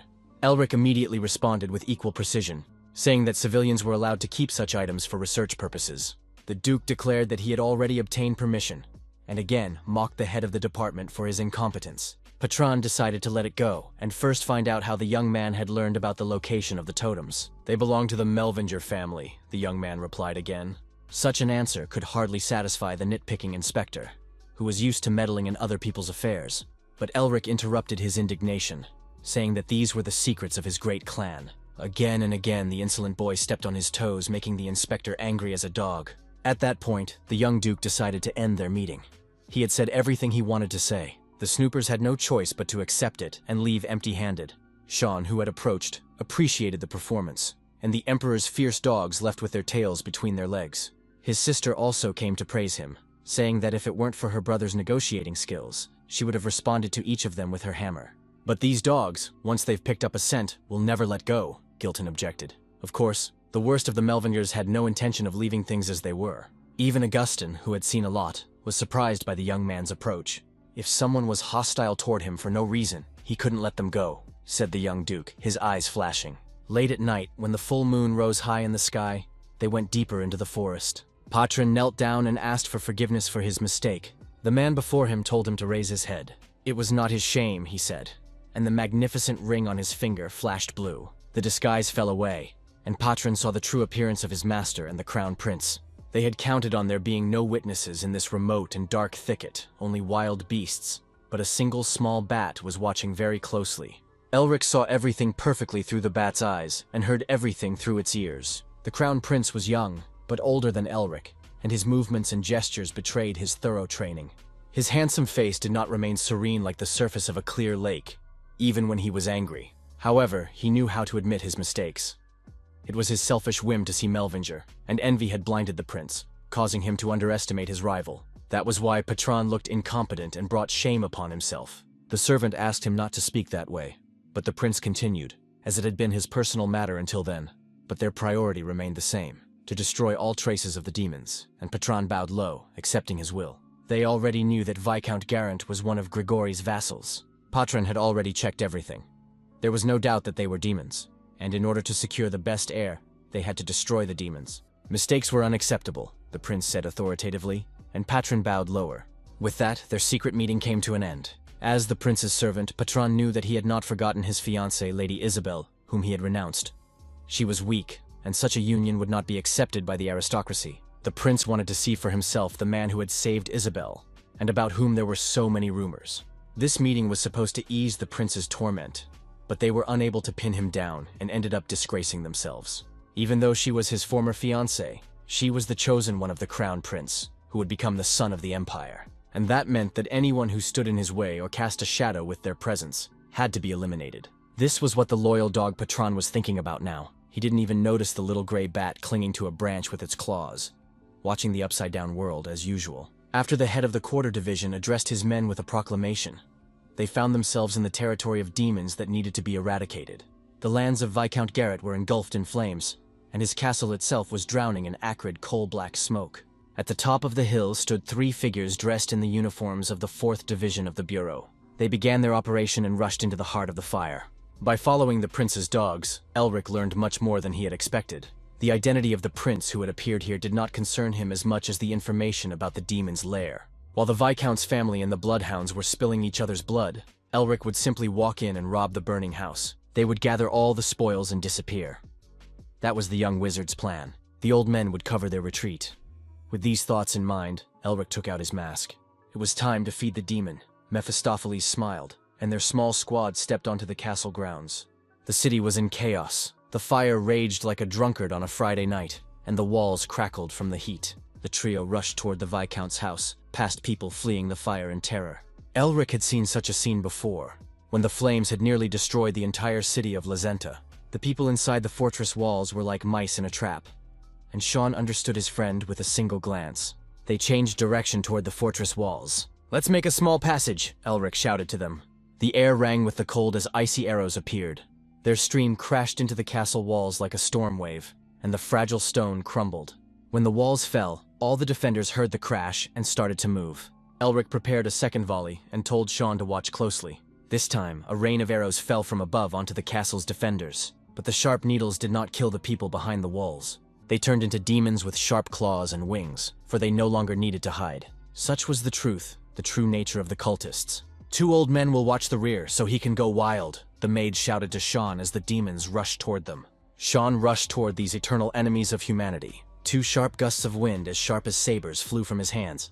They easily cut through the lower demons, but their numbers grew. And then Hayes stepped in. She and her hammer didn't care who their enemy was. The anvil took off one fallen demon's skull at a time, while Sean cut down those who tried to attack from the air. Hayes' power was staggering. Even after everything he had seen, Sean found it difficult to get used to it. He wondered where such strength came from in such a fragile-looking girl. With a graceful sway of her hips, she asked her brother to go ahead and leave the small fry to her. Elric did so without hesitation. Meanwhile, the demons carefully removed the totem that had been so carefully guarded in a steel safe. Despite their haste, they worked carefully, afraid of ruining everything.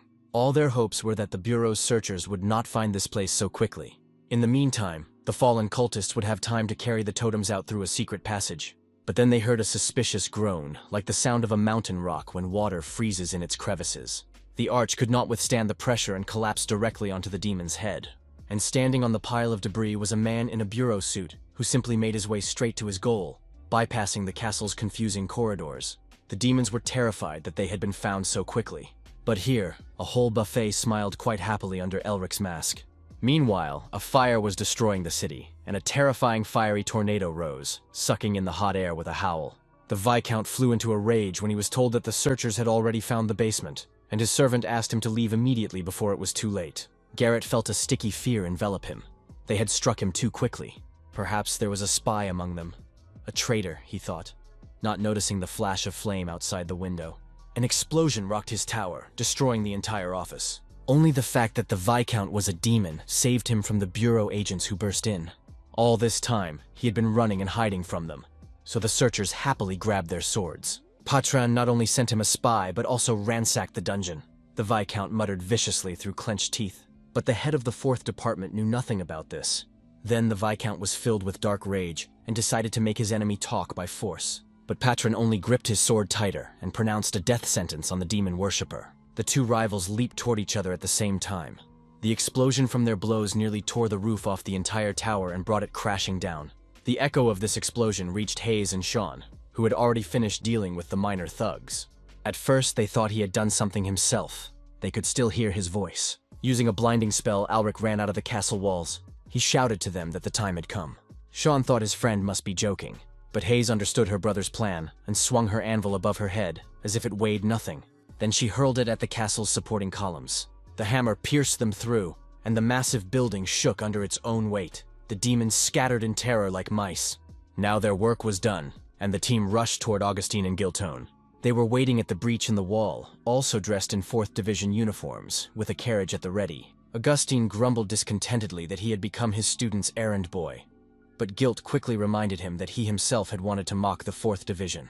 When they got into the carriage, the teacher asked what to do next, since they had already rescued all the residents. "Just leave," said Elric, and behind him, hell opened its gates wide. In the morning, agents from the 4th Division of the Bureau were searching the ruins of what was left of the castle. The Viscount had escaped, and Patron was furious. He was left with bare ruins, the embers still smoldering and the stones giving off heat. After clearing the debris, his men discovered the dungeon the demon had mentioned. Initially, they wanted to obtain evidence of the demons for the Crown Prince. This would increase his chances of taking the throne, and Paran's career would skyrocket. Besides, there was another option: to find false evidence and accuse Elric Melwinger of having ties to demons. 2 birds with 1 stone, the Crown Prince's dog grinned. But his dreams were interrupted by a shout from one of his men. When they unlocked the heavy steel safe, which had easily survived the fire and the collapse of the house, they found it empty. Patron thought at first that the demons had managed to take everything, but then the demon Kaya would not have accused them of theft. And then Patron put 2 and 2 together. Someone else was involved in this. Now everything became clear to him, which only reinforced his suspicion that there was a demon spy in the Bureau. Elric smiled smugly after yawning. He was happy after last night. The mere thought that his prank had succeeded, and that the Bureau would come up with all sorts of schemes to catch the wizard, filled him with delight. Augustine also chuckled. The scoundrels had messed with the wrong person, he praised his student. But the evil spirit above his head was still snorting discontentedly. Even though the wizard had allowed him to absorb the demonic energy, Mephis was displaying remarkable pettiness for a great lord. Elric said it would be easier to tell the demon about his seal, but it only gnashed its teeth harder against his ear. Then they took several totems out of the safe, the mage holding them as if they were boxes of cookies. He cleaned out the pockets of every demon he managed to freeze. Looking at the spoils, Mephisto declared that if they let him go this time, there would be no more deals. Elric agreed, and all the fines hovered in the air before him. Then he absorbed the demonic power from these items. Mephistopheles was in 7th heaven, either from long hunger and imprisonment or from absorbing Azazel's power, but to his horror, the food quickly ran out. Elric had not forgotten to keep its level equal to his own, so that the demon would not accidentally take possession of him. He offered again to tell him about the seal of original sin and promised to give him the remaining power. This scoundrel is worse than any devil, thought Mephistopheles, and now he was smoldering with malice like a damp candle over the young magician's ear. Understanding the seal was not easy. One had to know the demon's true name, and he would not reveal it. He could have obtained a simpler seal of the same type as the original sin, but the trouble was that Mephisto did not know those lower than him in the demon hierarchy. Elric was awakened from his thoughts when a familiar rotten smell of demonic power hit his nostrils. It came from somewhere outside, through the window. Their carriage was still traveling through the forest when a demon stepped onto the road. "Damned thieves!" wheezed the wounded Viscount Garrett, his whole body seething with rage. He lunged through the forest like a wild beast that had caught the scent of its prey. His eyes turned into fiery coals, and his mouth, full of long, sharp fangs, twisted into a predatory grin. The thieves had stolen his relics, but they gave off a special scent that only a demon could track. There was also a demonic mark carved into his shoulder. He needed to strengthen it by consuming one of the totems, and then he would tear the insolent men to pieces, thought the fallen Viscount. Augustin noticed the demon's presence, and was surprised that they had become so bold as to show themselves even in broad daylight. Hayes suggested going out to check, but the old man said it wasn't worth it. The girl was surprised by this decision, because the one who had invited him was supposed to meet him, and Elric agreed with Augustine, smiling as he looked at the goat-headed figure in his hand, which he had deliberately left intact. Hayes was even more surprised by her brother's greed. He wasn't satisfied with just a few totems. He wanted to add another demon to his collection. Their carriage looked like an easy target, but Garant knew it was a trap. He grinned maliciously, anticipating the return of his totem, but then someone called out to him. Elric left the carriage and approached the fallen Viscount with the demon figurine in his hands. The Viscount bristled, still badly wounded from the previous night and unsure of who stood before him. Then the young wizard took off his mask and smiled warmly. The Viscount saw the hastily made mask and realized that he had been tricked, which enraged him so much that he forgot his weakness. He lunged at the insolent boy in front of him with his claws out. Mephisto smiled. Even though Garrett had lost his hand, he still possessed the powerful seal of a demon. He lunged like a wild forest cougar, swiftly and skillfully. Elric narrowly avoided death by a hair's breadth. He had just wanted to test how much stronger he had become. The razor-sharp claws flashed again in the forest twilight, but the wizard dodged easily. He landed softly some distance away from the demon. "All demons will fall," said Elric, and showed his power. Magic flowed in golden veins, and he gathered the spell into a dense bundle. A crown of sharp, golden crystals formed above him. The wizard said pierce, and the crystals turned their sharp edges toward their target. The demon furiously began to smash them with his claws, but such pitiful strength could not stop him. Then he lunged again at the worthless mage, mocking him. This time, the demon struck with all his might. But unexpectedly, the wizard responded in kind. The bones cracked like snow in the frost when their fists collided. The explosion of the blow scattered sharp fragments that flew like buckshot into the forest. The demon staggered back, unable to withstand the counterattack, and had to slow down with his claws to avoid flying further. The mage waited in front of him for the dust and smoke to settle a little, his very appearance causing the demon to feel uneasy. But Elric himself felt that he was playing with death. After the blow, a purple slime as sticky as tree resin remained on his hand. The poisonous demonic energy quickly absorbed through the pores of his skin and entered his bloodstream. To stop the poison from spreading, the mage froze his hand, but he would have to be careful not to get any more infected. The fallen Viscount noticed this and smiled confidently. He prepared to attack the strange stranger again. With a powerful flap of its wings, the demon sent a poisonous mist toward the mage. The mist was thick, as if someone had thrown fresh leaves into a fire, and it smelled like a sewer in a fish market. Now the poison was seeping into Elric's defenseless body very quickly, and he couldn't freeze the wind to stop it from spreading. But there was something he could do. Spreading his arms, the wizard froze the ground around him with ice. Then he created a stream as cold as an icy blizzard and directed it at the demon. Now the poison was returning to its master, reinforced by the icy stream. The Viscount simply waved away the stream, confident that he would not harm himself. But when he looked ahead again, he did not see the insolent little man there.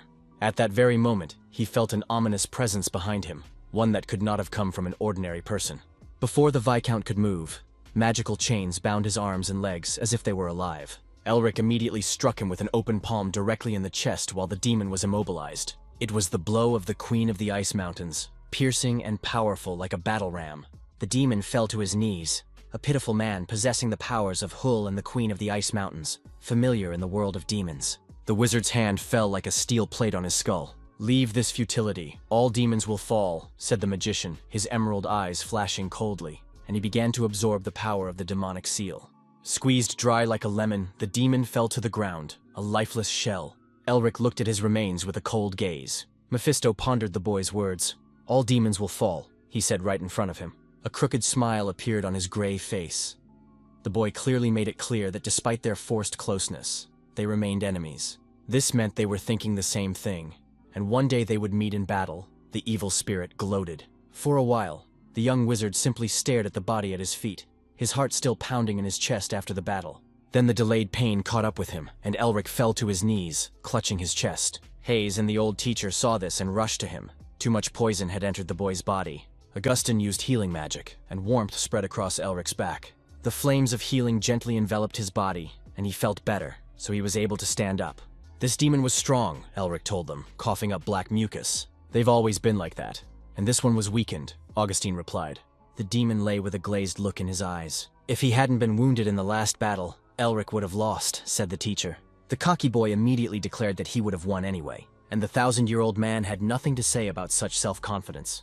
The demon would certainly have been defeated. They would not have let the boy be harmed, no matter what condition he was in. Such vanity would surely be his undoing. Augustine scolded the insolent boy and reminded him to restrain himself. Elric snorted. The teacher should have said those words with a different expression. Even after what had happened, the ancient old man was proud of his student. Among the ruins of Garanta Castle, the 4th Division continued its search. They had been searching on Paran's orders for several days now, but to their disappointment, they had found nothing. But his discontented grumbling was interrupted by a blow to the chest, the attacker's hand piercing him like a piece of cheese. His eyes flashed with the scarlet flames of demons, and his refined face was serene. The bureau agent froze in terror, unable to move or scream like a rabbit before a wolf. Before he could utter a cry of alarm, a hand clamped over his mouth with a steel grip. The man shook, held up by one hand like a rag doll, and then crumbled into ashes. Kaya had lost, the demon realized, surveying the ruins of the Viscount's castle. Someone else was definitely involved in this, neither a demon nor a member of the Bureau. Memories of the man's time in this place flashed through the demon's mind, and he immediately understood everything. The Crown Prince of the Empire was also here, he saw. The demon's hideous mouth cracked open like a hole in the ground from a crooked smile. What luck, the demon thought. The prince listened to their excuses, and they all fell to their knees before him, admitting their failure. He told them to stop. There was no point in continuing. The prince told them to remember today's lesson and the wounds they had received. Patron banged his forehead frantically against the stone, his entire back covered in whip wounds. The plan to crush them had failed, and the prince asked the agent what he would do. According to reports, Viscount Garin was not the only follower of Grigori. Other agents had also obtained this information.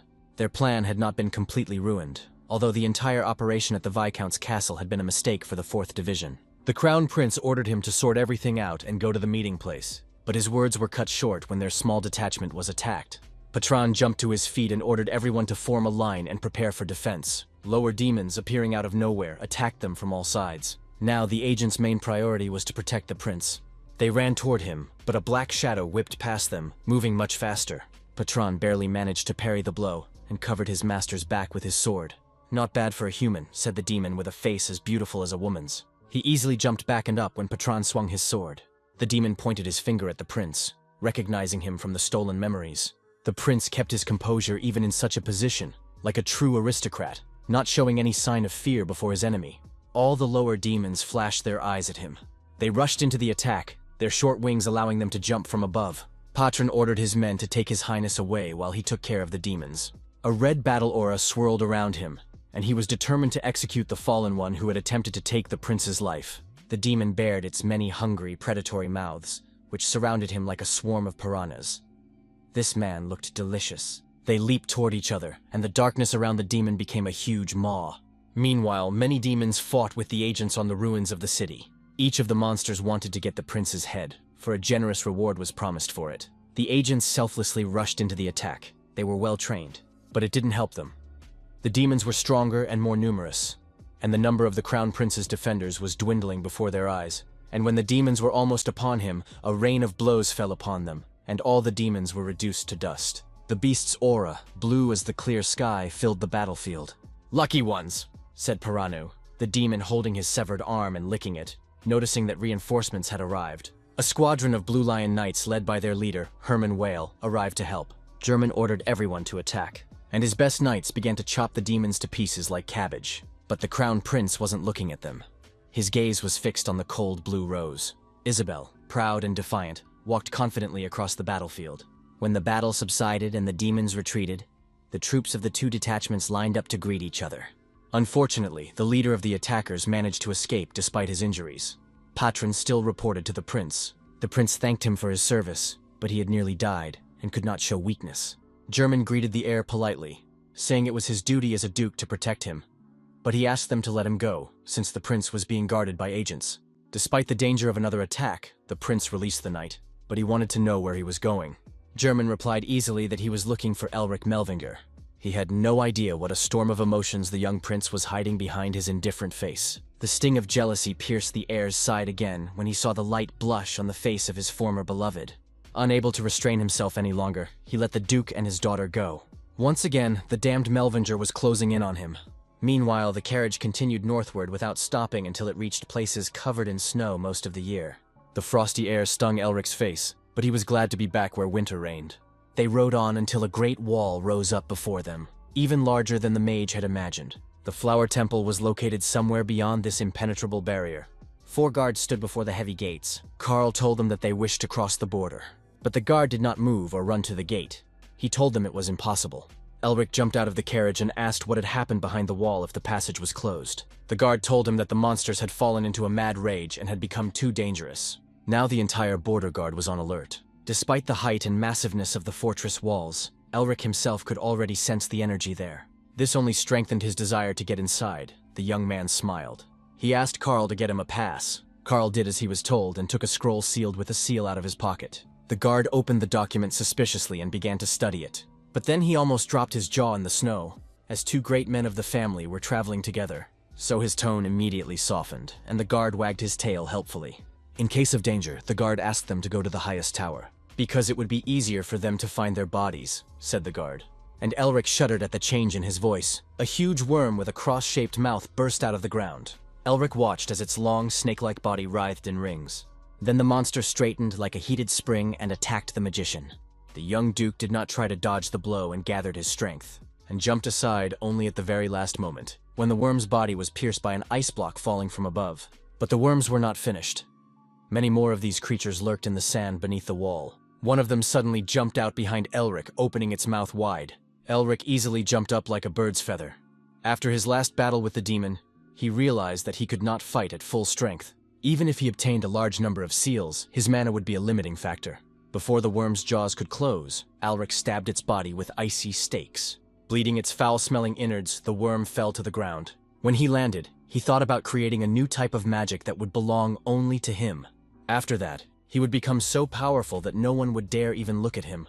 Domination was his goal. "All ready?" asked a voice behind him. Sean wasn't used to such cold, and was shivering even under his warm cloak and warming spell. This place should be as hot as a desert. But the anomalies the guard had mentioned affected even the weather. The land was covered in black snow, which was how they referred to this desert. They were covered in poison and inhabited by monsters so terrifying that the Empire had abandoned its attempts to conquer the territory. Sean asked his friend if it was true that a flower temple could be in such a place. In legends, this temple was described as a peaceful garden where people and flower gods lived together. But the reality was too different from that, Sean noted. Elric dismissed the idea, saying that the garden did indeed exist.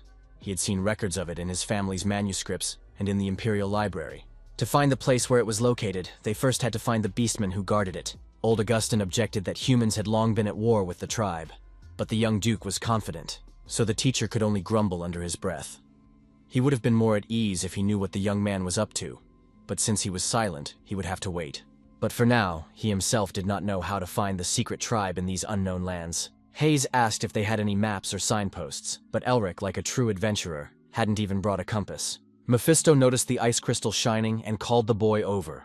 Then Elric was surprised to pull the egg Otto had given him out of his inner pocket. It magically slipped out of his palm and jumped upward. A bright, soft light emanated from the small crystal, and Elric immediately understood that it was showing them the way. He perked up. Now they knew where to go in these endless lands. Without hesitation, their friendly group set off again. Elric sat atop the carriage, pointing the way when he asked Carl to stop. The crystal stopped shining as soon as they entered the forest, so it was worth taking a look around, said the wizard. The whole company moved into the thicket where horses could not pass, and Sean lit the way with a spell. He was the first to become indignant when they entered this impenetrable wilderness, where there seemed to be nothing but prickly fir trees and thick pines. Gilton also found nothing after scanning the area with his familiar's eagle eyes. Elric looked thoughtfully at the egg, as if expecting more answers. But there was no answer, so he suggested giving up the search. But at that very moment, a loud cry rang out from the forest. The friends looked at each other, wondering what to do. Without saying a word, they rushed in that direction. As they ran through the forest, the trees whipped their faces with their branches, but no one slowed down. They stopped when they noticed someone's presence. The beast girl was surrounded by some monsters. She was sitting on her knees in torn clothes, saying goodbye to life. A cat girl, Mephisto grinned, recognizing her appearance. A terrifying monster roared loudly, apparently deciding to be the first to feast on the prey. His companions tried to stop him, and they all rushed toward the unfortunate girl. She curled up into a ball and screamed for someone to save her. And just as she thought it was all over, a blue flash touched her face. The monsters froze in the ice as if time had stopped for them, their vicious mouths visible through the transparent ice. The wizard emerged from his hiding place and snapped his fingers, and then they scattered like a nightmare. "Are you okay?" the surprised girl heard, and the young man who had saved her smiled warmly. Elric offered to heal her if she was hurt, trying his best to act natural. But Mephis laughed at his acting skills anyway. He approached the trembling beast girl to help her up, but her cat-like pupils narrowed as if she were about to pounce. She recoiled from his hand as if her savior were a leper, refusing his help, and a contemptuous grimace appeared on her face. Two warriors from the tribe jumped onto a branch of a nearby tree, bows in their hands. Then everyone in the clearing was surrounded by armed beastmen. The cat that had just been in danger now threatened the pitiful humans with death if they did not surrender. The warriors in the tree had already drawn the ringing strings of their sturdy bows. Sean estimated that there were 2 archers. Hyes also looked at Elric as if waiting for his command. They could easily deal with these natives. But his brother put on a sincere smile and announced his voluntary surrender. This discouraged his entire squad. The boy was always doing his own thing, and they could only sigh heavily and accept his decision. Even Mephisto didn't expect such cunning from the boy, and waited impatiently to see what he had in mind. When they noticed the girl in trouble, Elric immediately realized that this was an obvious trap. With his inner vision, he could see the warriors lurking in the distance. But he decided to play along, as it was the easiest way to find their lair.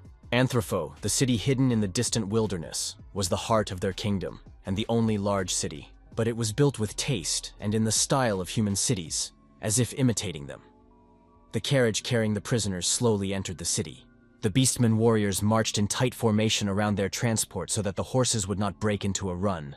Meanwhile, the travelers sat inside, bound in chains. Mephis asked the young man if it was worth it, and Elric called him a fool with a sly smile. "For success, one must lie," said the wizard, and the demon still couldn't believe that the beastman had fallen for his act. The cage with the prisoner was met with angry cries from the beastmen, the crowd calling for them to be killed on the spot. Elric shuddered. He knew their relationship wasn't the best, but he couldn't have imagined it was that bad. But it wasn't surprising, since humans had driven this tribe out and taken their land. Her name was Irina, and she was the captain of the royal guard. She ordered the prisoners to behave themselves if they valued their lives. Elric nodded briefly and said nothing in response. The Beastman King himself would interrogate them, so the prisoners were taken straight to his massive castle. The doors opened, and Katerina walked ahead leading them. Elric walked through the corridors without any fear, even smiling. Mephisto had no doubt that the young man had something in mind, since he had allowed himself to be led into the heart of a hostile country. Elric was certain that the Beastman would not refuse his request, even when he saw the grim faces of the court ministers lined up before the throne.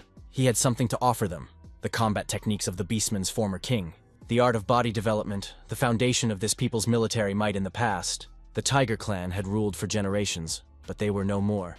However, what if a martial art appeared that would give the king unprecedented authority? The demon was once again amazed at how easily this little man traded such things for his own ends. The captain of the guard bowed to his majesty's throne as they lined up the prisoners. Her eyes sparkled with determination to punish the invaders. From the throne, the king's voice rang out, congratulating her on her successful mission. Despite the circumstances, his voice sounded soft, as if it had only recently begun to break. The king asked them why the people had invaded their lands. Then Elric suddenly shuddered. All their plans were in jeopardy when the king stepped out of the shadows. The little runt threatened them with death if they were found to be lying, but this did not fit with his cute appearance. Haze's heart skipped a beat when she saw those little cat ears. It was good that the Beastman had an heir, but the fact that he was a child was a problem. One demon laughed loudly. Elric stood up anyway and stepped forward to speak for everyone. It was worth at least trying to negotiate. The ministers did not like his approach and began to stir indignantly, their ears twitching like mice. The young wizard told the old men to leave him alone, which caused even more noise. The king roared menacingly and ordered them to stop, his gaze becoming imperious. The ministers had to shut up and endure the prisoner's insolence. Then he told the stranger to speak if he had anything to say. The magician smiled, for although the king looked like a kitten, he was still a real tiger, and this gave him hope. so he immediately got down to business and told them about techniques for strengthening the body. The boy was greatly surprised to hear this from a human. Then the insolent captive asked how much the king was willing to pay for it. The ministers raised their voices again, fighting for influence over the young tiger, and the pitiful man joined in their game. And the kitten anxiously asked them to quiet down again. "What a commotion!" exclaimed Elric, and the iron shackles that bound his hands fell to the floor with a clang. The king's guards immediately rose to his defense when they saw that the prisoner had easily escaped. The rest surrounded the prisoners, leaving them no chance of escape. Old Augustine offered his help in fighting the beastmen, but Elric refused. He believed that he had to show his strength himself in order to be recognized. As if on cue, the guards rushed at him from all sides. Hayes warned her brother that she would kill him if the cute kitten got hurt. Elric focused his attention on the guard closest to him. His palm took the shape of animal claws, and the mage grinned. He lunged toward the guards with lightning speed. They met in midair in the center of the throne room. Elric did not use spells, there was no point. Instead, he employed the art of body development and delivered several sweeping blows. The other ministers immediately recognized this technique, which was unmistakable. They were amazed that a man knew them, so they ordered the guards to take on animal forms. They immediately tore their clothes and transformed into fearsome versions of themselves, resembling werewolves. Now the enemies moved faster and more fiercely, attacking the bold man again, but the wizard only clenched his fist tighter. Several sharp swings merged into one and raised a storm. All the wolves flew back like beaten dogs from his blows. The guards lost their ability to speak when his menacing shadow loomed over them. Elric himself exuded the aura of a beast, a fearsome black tiger, the king of the jungle, ready to pounce. A huge paw crushed the guard from above. Irina trembled with rage as she watched her soldiers being scattered like little kittens. "How dare you, you little man!" she cried, and rushed at him with her sword drawn. But the king's loud cry made her stop her sword a hair's breadth from the wizard's throat, who smiled triumphantly. The cat turned to her king in indecision, not daring to disobey his order. The young tiger stood confidently on his feet, and his tone left no room for doubt. The wizard fearlessly removed the sharp sword from his chest with a soft hand. The demonstration was more than convincing. There was no doubt that the captive possessed ancient techniques. Now, in the huge throne room, everyone fell silent and waited for the young tiger to speak. The king glared angrily at the wizard, unable to tolerate the injustice that a stranger possessed a technique that his people did not have. Waves of power struck the guards, raising a small cyclone, and Elric told him that this art was magic. The young king knew nothing of magic. There were no wizards among his courtiers. Magic permeates everything that exists in this world, revealing the secrets of nature and blending harmoniously with its principles, creating structures of astonishing beauty around them. The king was amazed and froze in astonishment when he realized that an ancient forgotten technique had been restored with the help of magic. That is exactly what Elric said, and streams of enchanting magic flowed from his hands once again. The mist melted away and became like the northern lights that color the polar night. Then the boy's face lit up with genuine curiosity and admiration, the kind that only young and impressionable people have. The demon above his head snorted. Those tricks again. Elric smiled, knowing how easy it was to teach something simple in a new guise in order to charm someone. Not only the young king, but also the learned ministers were ready to take everything at face value. Mephisto agreed. The beastmen did indeed look gullible, and the wizard smiled triumphantly. He bowed politely to the king. He said that although the art of strengthening the body had been rediscovered with the help of magic, it should rightfully belong to those who invented it. Thanks to their alliance, the ruling dynasty would regain its power, said the magician, spreading his arms, but he was interrupted. One man arrived last at the gathering and waited a long time before intervening. Prime Minister Norris walked toward them with a confident stride, full of strength despite his age. All that the strangers offered them was to sell them their own heritage. Elric immediately realized that he needed to keep his ears open with this man. He stopped beating around the bush and stated directly that in exchange he wanted information about the Flower Temple. A surprised whisper ran through the ranks of the advisors, but the Prime Minister immediately silenced them. He understood the strangers' conditions, but before giving an answer, they must discuss everything without them, said Norris. He ordered the captain of the guard, Irina, to escort the guests to the palace. Everything was going smoothly until this old man appeared, thought the magician. Mephisto also frowned, as if he had sensed something. A strong, acrid aura emanated from the Prime Minister. As if he were a demon, Norris turned around and his eyes flashed like coals for a moment. The king looked at his subjects arguing endlessly. The younger ones immediately suggested accepting the stranger's deal and restoring the kingdom's military power. They had enemies more dangerous than humans, and the technology would come in handy. This art could become a symbol that would unite the scattered tribes of beastmen into a single nation. The young king nodded his head in agreement, But Norris sharply expressed the opposite point of view, saying that this could not be done. Other advisors immediately began to argue heatedly with him, saying that such an opportunity could not be missed. Norris silenced them with a single menacing glance from his piercing eyes. Then he gently turned to the young king. He understood his interest in technology and its importance, but they must not forget why they had come to these lands. People had betrayed and deceived them many times and taken advantage of their weaknesses. If they agreed to the deal, they would once again become pawns in the hands of men, and the nightmares would return with even greater force. Therefore, they must reject the offer and preserve their pride, declared Norris. These words could not be dismissed and deeply affected the young king. When everyone had left, the young tiger stood and stared at the statue of the great warrior for a long time, while his courtiers still tried to convince the boy to accept the stranger's offer. Restore the royal family, he remembered the words of the previous king. If they wanted to fulfill his will, they needed the strength of the strangers. The young tiger understood, but it was not worth ignoring Norris's objections either. He had too much influence to quarrel with him. It was not for nothing that he was called the Black Sage. But when the advisor tried to say that Norris was old, the young tiger growled. He had no doubt about the honor of Norris, who had served the country faithfully all his life. The advisor had no choice but to bow and accept his master's will. Disturbed and confused, he left his majesty alone. The young tiger sank deeper into his heavy thoughts about the fate of the kingdom. The palace of Antromoth was like a Gothic cathedral with its sharp, pointed towers. Late in the evening, Carl opened the doors to the rooms set aside for strangers when there was a knock. What brought him here at such a late hour? Elric asked, as if he had been expecting the uninvited guest. The Prime Minister stood proudly before the strangers, as if he were the master of the place. He had come to make a deal, Norris said bluntly. The young duke loved all kinds of deals, so he asked the minister to sit down at the negotiating table. He immediately assumed that the minister was ready to accept his offer, but the question of price remained. Norris replied directly that he would give him what the magician had asked for and show him the way to the Flower Temple. Elric smiled broadly. It was a generous gesture on the minister's part. But in return, he would have to hand over the tiger's equipment to him, said Norris, his eyes flashing greedily. After the greedy minister left, Elric collapsed wearily onto the table, having lost hope that anyone else would come. The fact that the Prime Minister and the other courtiers believed that they could take the throne simply by possessing the technology confused the magician. The cunning Norris offered more than the others, but the bidding was not over yet. Elric raised his hand and emitted a golden light. A line formed for the technique, and the price kept rising, but the royal family had not yet taken part, and had not put forward their applications. Late at night, the young tiger emerged from the far room of the stranger's quarters. He had been there the whole time and had heard everything.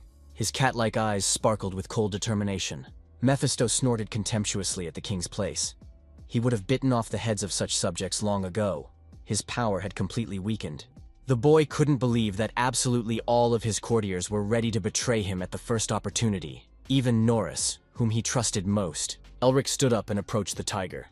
Everything had happened just as he had warned him. But it was interesting to expose them, said the magician. Hyes told her brother to be gentler. Anyone would be upset in the king's place. But Elric replied just as harshly, saying that politics was not a game. No matter how sweet the courtiers' words were to the king, without real support, they were all empty words. There was truth in his words. The world was cruel. But Hayes wanted to support the boy. Despite her outward severity and strength, she remained a kind girl. Once upon a time, they had experienced something similar. They had been called a great family of magicians and surrounded by loyal vassals. And then, in an instant, they turned away as if they were strangers. None of the major powers of the empire, whether the imperial family or the magical tower, took them under their wing. The Melvinger family died out overnight as soon as their parents were gone. But now it was rising again like a phoenix from the flames. Elric had become the hero of Lazenta, and his name was renowned throughout the land.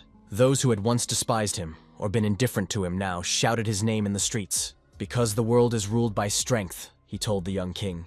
And that meant he would have to grow claws and fangs, and at these words, the boy frowned. And yet he asked uncertainly what the wizard meant. They must be nurtured in secret and used when no one expects it, said Elric, kneeling before the king. And he sincerely promised to help the young tiger.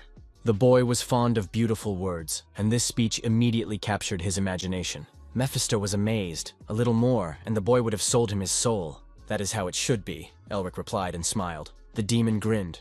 For in this way the magician was pushing the king into battle with his subjects, and then he would have to do everything himself, and would hardly become as great as his ancestors. The boy asked him if he knew about the Tiger King Julius. Julian was the very king who had led the beastmen to the top, Elric remembered. and a huge treasure trove remained from his exploits. The boy offered him these treasures and the results of their research in an attempt to restore the art of body strengthening. However, the path to the Flower Temple was guarded by the General of the East, and without the king's help, it was impossible to pass through. The young tiger asked him to teach him the art of body strengthening. Elric shook his paw with sharp claws, and they made a deal. Now it was time to sit down and discuss the details of their agreement, he said. The boy cast away his doubts. Now he could rely only on himself and wait for the moment when his claws would become sharper. The magician walked ahead, completely confident of his success. But then the young king tripped over his own foot and began to fall. Fortunately, the caring Hayes was nearby and caught him. The tiger cub thanked her shyly for her help, but Hayes held him tightly against her warm chest, which embarrassed the boy even more. However, when she gently stroked his head, he stopped struggling to get out of her arms. "Don't keep everything inside," the girl said kindly. "Laugh if you want to laugh and cry when you want to cry." The tiger cub felt like he was in his mother's arms again. Her long yellow hair tickled his face, and a purple sapphire, now worn by the young king himself, sparkled on her neck. A gentle voice whispered his name softly. Valenze. So much had happened to the boy that he couldn't take it anymore, and his king's mask cracked, and he cried like a child longing for love. "The crown is a heavy burden, especially when you have no support," said the magician, and the demon thoughtfully agreed with him. As Valenze had promised, he personally escorted them on their way to the Flower Temple. But the kitten paid no attention to anyone, completely surrendering himself to the hands of Hayes, who was incessantly scratching him behind the ear.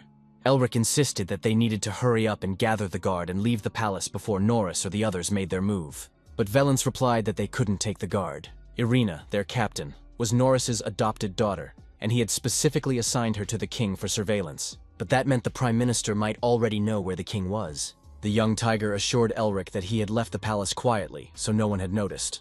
But they could have simply guessed everything. Sean burst into the room and delivered the alarming news that beastmen were gathering outside, and there were many of them. In such circumstances, they couldn't leave unnoticed so easily, the mage thought. But then it dawned on him that they didn't need to be secretive. His squad had enough strength to neutralize everyone and exit through the main gate. The young king waited attentively for the wizard to speak. Elric clapped his hands, a devilish plan already forming in his mind, but he was interrupted by the ringing of bells. Valenze knew this signal. It meant danger. "The Furies have invaded," he said and ran to the window. It was a tribe of beastmen who were enemies of the anthropomorphs. If they invaded their lands, the king would not be able to leave the city, Elric realized. Outside, chaos reigned. Fire engulfed the city like a hungry beast that had forgotten fear. Two enemies approached them through thick clouds of smoke and flames. Everyone prepared for battle with the unknown enemy. But when a voice calling him, in which he heard the ringing of silver bells, Elric was amazed. He ordered everyone to stop and wait until the smoke cleared. And then the beautiful Isabel and her proud father, Herman, appeared before them. The girl's appearance in such a remote place could hardly be called accidental, but the magician had no idea what she was doing there. The evil spirit immediately began to scrutinize one of the best swordsmen on the continent, and he immediately gave credit to Herman. Even in the opinion of the demon lord, he was a monster. The Duke of the Falling Star greeted Lord White politely, but he modestly remarked that he was just an ordinary warrior who had been given his title, and that they were not important enough for such courtesy. Then Elric suggested that they all take shelter in the building first. Isabel whispered to her father to come down more slowly and not jump straight out of the window. The wizard was most concerned about how they had found out he was there. Herman replied that he really wanted to personally thank the person who had saved his daughter and healed his illness. Lord Weil went straight to the capital, but there he quickly learned that the young wizard had left. Elric was embarrassed. He should have left a message so as not to cause so much trouble for good people. But Herman objected that he himself should have sent word of his desire. He wanted to surprise the young man, which is why he had not sent any notifications. However, among the hero's entourage, he discovered quite a few familiar faces. His voice became harsh when he said that he had expected to see the gray lion dog here, to which Hayes immediately protested that she served no one. Elric was surprised that Herman knew his sister, and the Lord, in turn, was surprised that they were related. He had an unpleasant acquaintance with one person, and he always saw Hayes next to him. The blue lion grumbled. But what was even more surprising was that it was not often that one could meet an eccentric from the Narrister family on a walk, he said, and glanced at Augustine. Tom also didn't like how Lord Weil was talking to him, but Herman stubbornly insisted that he could not call the ancient monster anything else. They stood so close to each other that their foreheads almost touched, neither willing to back down. The smell of a fight in the air made Elric hurry to intervene. Fortunately, the two oddballs shook hands firmly. German did not neglect to pay attention to the former head of the Revolutionary Army, Guilt, and the child of the Beastman. Elric tried again to calm everyone down, and Hermann looked greedily at the young man, who was surrounded by incredible people, which was precisely why he wanted to get his hands on him as soon as possible.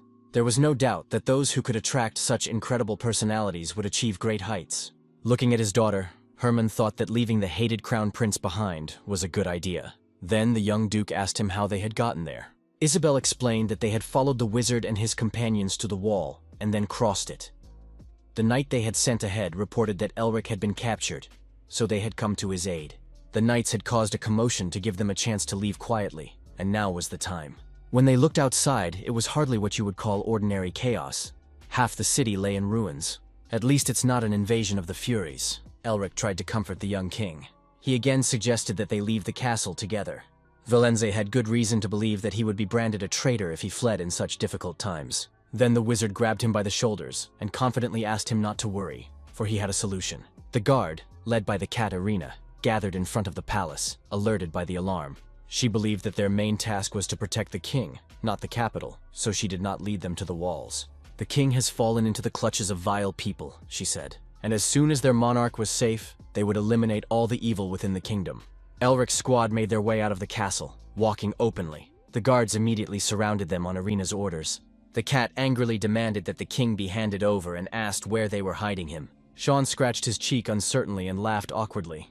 Irina was not satisfied with this answer, and she instantly bristled. She just needed an excuse to attack the strangers. Her guards immediately took on a beastly appearance and tore their expensive uniforms, the cost of which was partly explained by the poverty of this kingdom.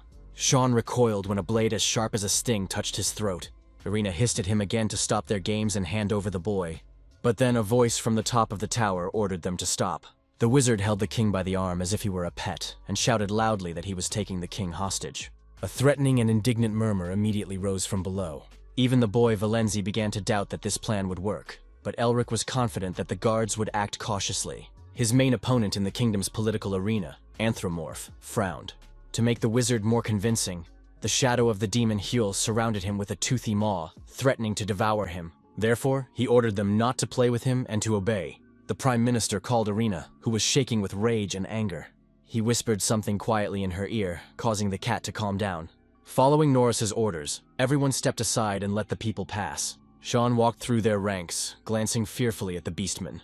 When they released the people from their encirclement, Irina demanded that they return the king.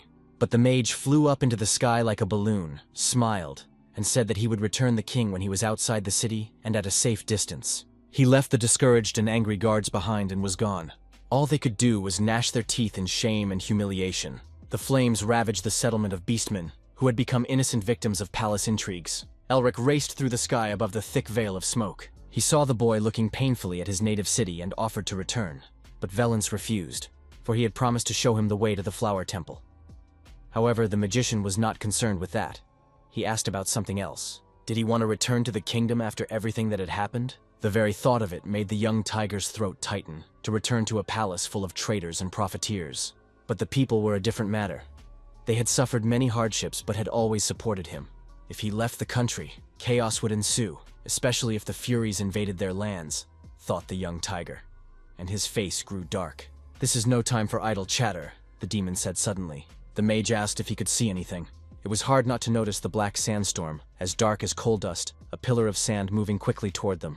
But the young king was much more frightened than before, for he knew what it was. "The general of the east, the disaster that destroyed the north," said the boy. Elric felt the power emanating from the whirlwind. If he ventured into the storm, the sand would strip the flesh from his body and grind his bones to a shine. Something else, even more sinister, was moving with the wind. The wizard used his inner vision and looked through the sand.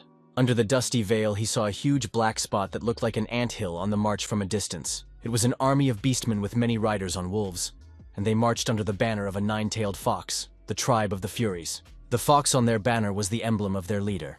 The Tiger King who ruled the tribe of anthropomorphs had a long-standing enemy. These beastmen were marching against his rule, and had long since lost the art of physical development. The Furies had long dreamed of conquering the anthropomorphs, and there had been many skirmishes between them. But it had never come to war. The news of the sudden invasion made the young king's heart sink. Elric suggested that the Fury spies had probably already reported the return of the art of body strengthening, and it would be naive to think that this was a coincidence. How else could one explain their invasion at the very moment when humans arrived in this country? The young tiger thought sadly about the wizard's words and realized that he was probably right. But the magician took him in his arms and asked him to answer the question he had asked earlier. Did he want to return to the kingdom after all this? The faces of his poor subjects flashed before the boy's eyes again. This time, his eyes were full of determination. He wanted to return and protect his people. The wizard smiled knowingly. He knew the boy would say that.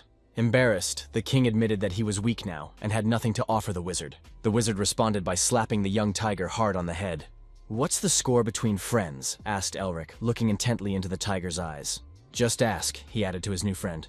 Meanwhile, Sean rose into the air. "Friends will always come to your aid," said the magician with a warm smile. He turned to Sean for confirmation, but Sean was in no hurry to answer, remembering what friendship with Elric usually cost him. But the little tiger believed the magician's words and wanted with all his heart to be his friend. "Friendship doesn't require anything special," Elric smiled again. "It's enough to be there." And the tiger cub's eyes lit up with happiness. And since a friend in need is a friend indeed, the magician, like a true hero, couldn't turn a blind eye to the situation. He looked around at the battlefield, which was filled with warriors like a vast sea. Smiling, Elric asked Sean to tell the others that they were changing their plan. The leader of the hostile tribe was driving them forward, wanting to take the capital by surprise. The city was already close, and their army had not yet encountered any resistance. They were spurred on by news of the recreation of the art of body development. Even rumors alone were enough to start a war. Although the warriors themselves found it hard to believe that anyone could recreate it using magic. Even if the rumors were false, it was a good time to attack the anthropomorphs. And if it was true, they would destroy their enemies before they became a threat. Slender rows of beasts marched across the desert, their boots kicking up black dust that gave the march an ominous appearance. 40 years ago, a magician with golden hair and green eyes stood in their way. If not for him, a great empire would have flourished on the corpse of a dead tiger. But now he will return the art of fortification and regain his 9th tail, said the menacing figure on the throne. And no one will stop him now, boomed the voice of the evil fox. His warriors knelt before him. The fox roared throughout the hall and ordered them to obtain the art, and then the whole world would fall at their feet. His beastly roar shook the entire throne room and everyone in it. And now the beasts carried the will of the bloody king's heavens into battle. They believed that the 9-tailed fox was their protector and lord who would defend them in battle. The bloodthirsty furies approached the city, eager to tear off the Tiger King's head. Their roar merged into a deafening storm, and the living sea almost burst into the city. But in a matter of moments, a glacier rose up in their path, forming a wall. The horsemen fell to the ground after their beasts came to a sudden halt, and the entire army fell into disarray. The rear ranks pressed against the front and threatened to trample them, so the commanders began to shout, "Halt!" A stampede began, and many warriors fell ingloriously in the first clash. The sun peered through the thick smoke and illuminated the plain. Only 3 men approached the great army, but each was worth an army. 2 old men took up positions at the gates of the main fortress of Antromorph. Guilt was dissatisfied that they had been left behind, surprised that Augustine agreed with this.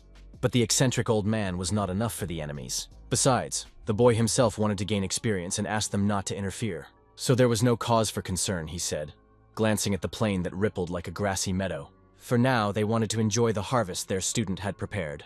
The trio climbed onto the glacier that the wizard had conjured with a single spell. The confused warriors of the Furies did not know what to do or how to overcome the obstacle, nor what awaited them. Their captain shouted to bring the warriors to their senses. Their enemies were simply using magic. This meant that their enemies had formed an alliance with the vile little people who had brought their tribes here. These sorcerers are our enemies, and they must be destroyed. And then the anthropomorph will remain with us, cried the winged captain. Meanwhile, Elric waited patiently for their next move, looking bored. The warriors gathered their courage and restored the lost order of their army. However, another of their captains still remembered the ancient battle against the magician with golden hair and green eyes. 40 years ago, that scoundrel had shown them what domination was and driven them back into their holes. The arrogant wizard had stopped the entire army single-handedly, but now they faced a completely different wizard. He was younger, though they looked similar, which could be a trap, the captain thought.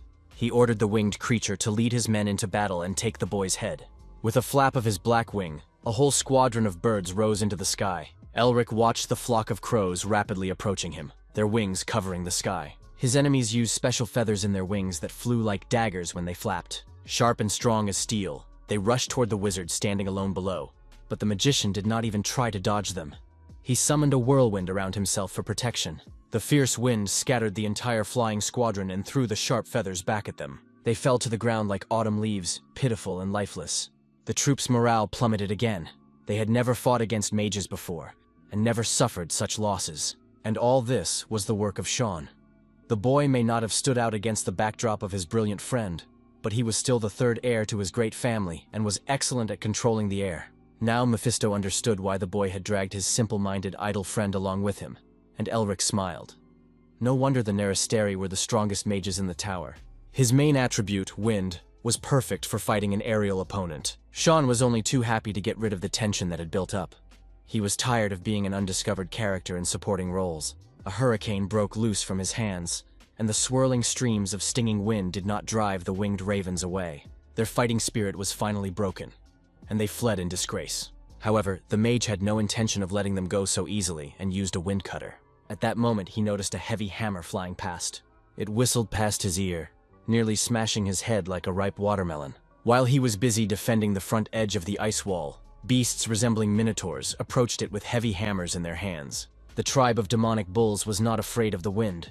Their warriors were heavy infantry from the army of the Furies. The bulls stamped their hooves and breathed loudly through their wide nostrils, marching in tight formation so that they could not be blown away like birds. Hayes gently tapped their captain on the back. It was the first time she had seen a cow with a weapon, and her favorite hammer at that. She swayed her hips gracefully like a cat before a jump and offered to play. The bull responded with a contemptuous snort, as if to say that a skinny human figure with a pathetic stick in his hands could do nothing to him. But in that same instant, the heavy anvil turned him into mincemeat. He flew over his troops, already unconscious. Then it struck the stone lying on the road with a loud clang. Deprived of their strongest leader, panic swept through the ranks of the animals, their instincts taking over their reason. The girl's hand slipped. She apologized and smiled sweetly, holding the bloodied hammer in her hands. The warriors felt fear, but it provoked a different reaction in them than in the birds. Instead of fleeing, they chose to attack furiously.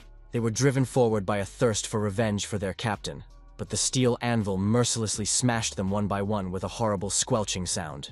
Each powerful blow caused her dress to billow and shake from the shockwave. So pretty quickly, the battle turned into a beating of babies. Now Mephisto understood why the wizard was so afraid of his sister. She crushed skulls with a gentle smile on her face, not even flinching like a true demon. But then another warrior with a sword rushed onto the glacier, and while the trio was busy fighting, the beast decided to break through the wall. Elric smirked, his hands already itching to join the fight. To do so, he used the power of his seal. The wolf riders charged forward, confident in their numerical superiority.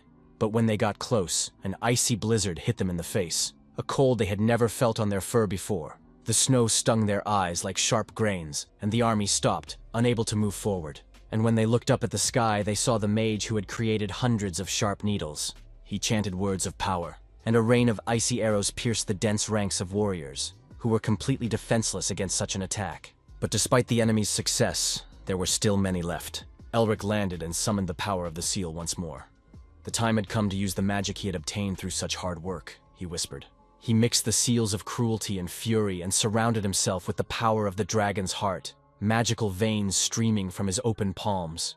Everything his hands touched instantly turned to ice. Elric concentrated all his strength in his right hand and swung it forward. Then he lunged like the wind into close combat with his enemy. They tried to meet him in formation, but with the art of the tiger, the wizard scattered them like bowling pins.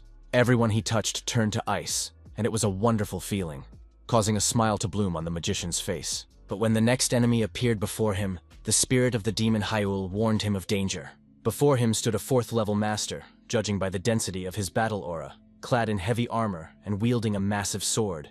A fearsome wolf covered in old scars came out to fight for his warriors and his master. They locked eyes, sizing each other up, and the wolf warrior raised his blade at him.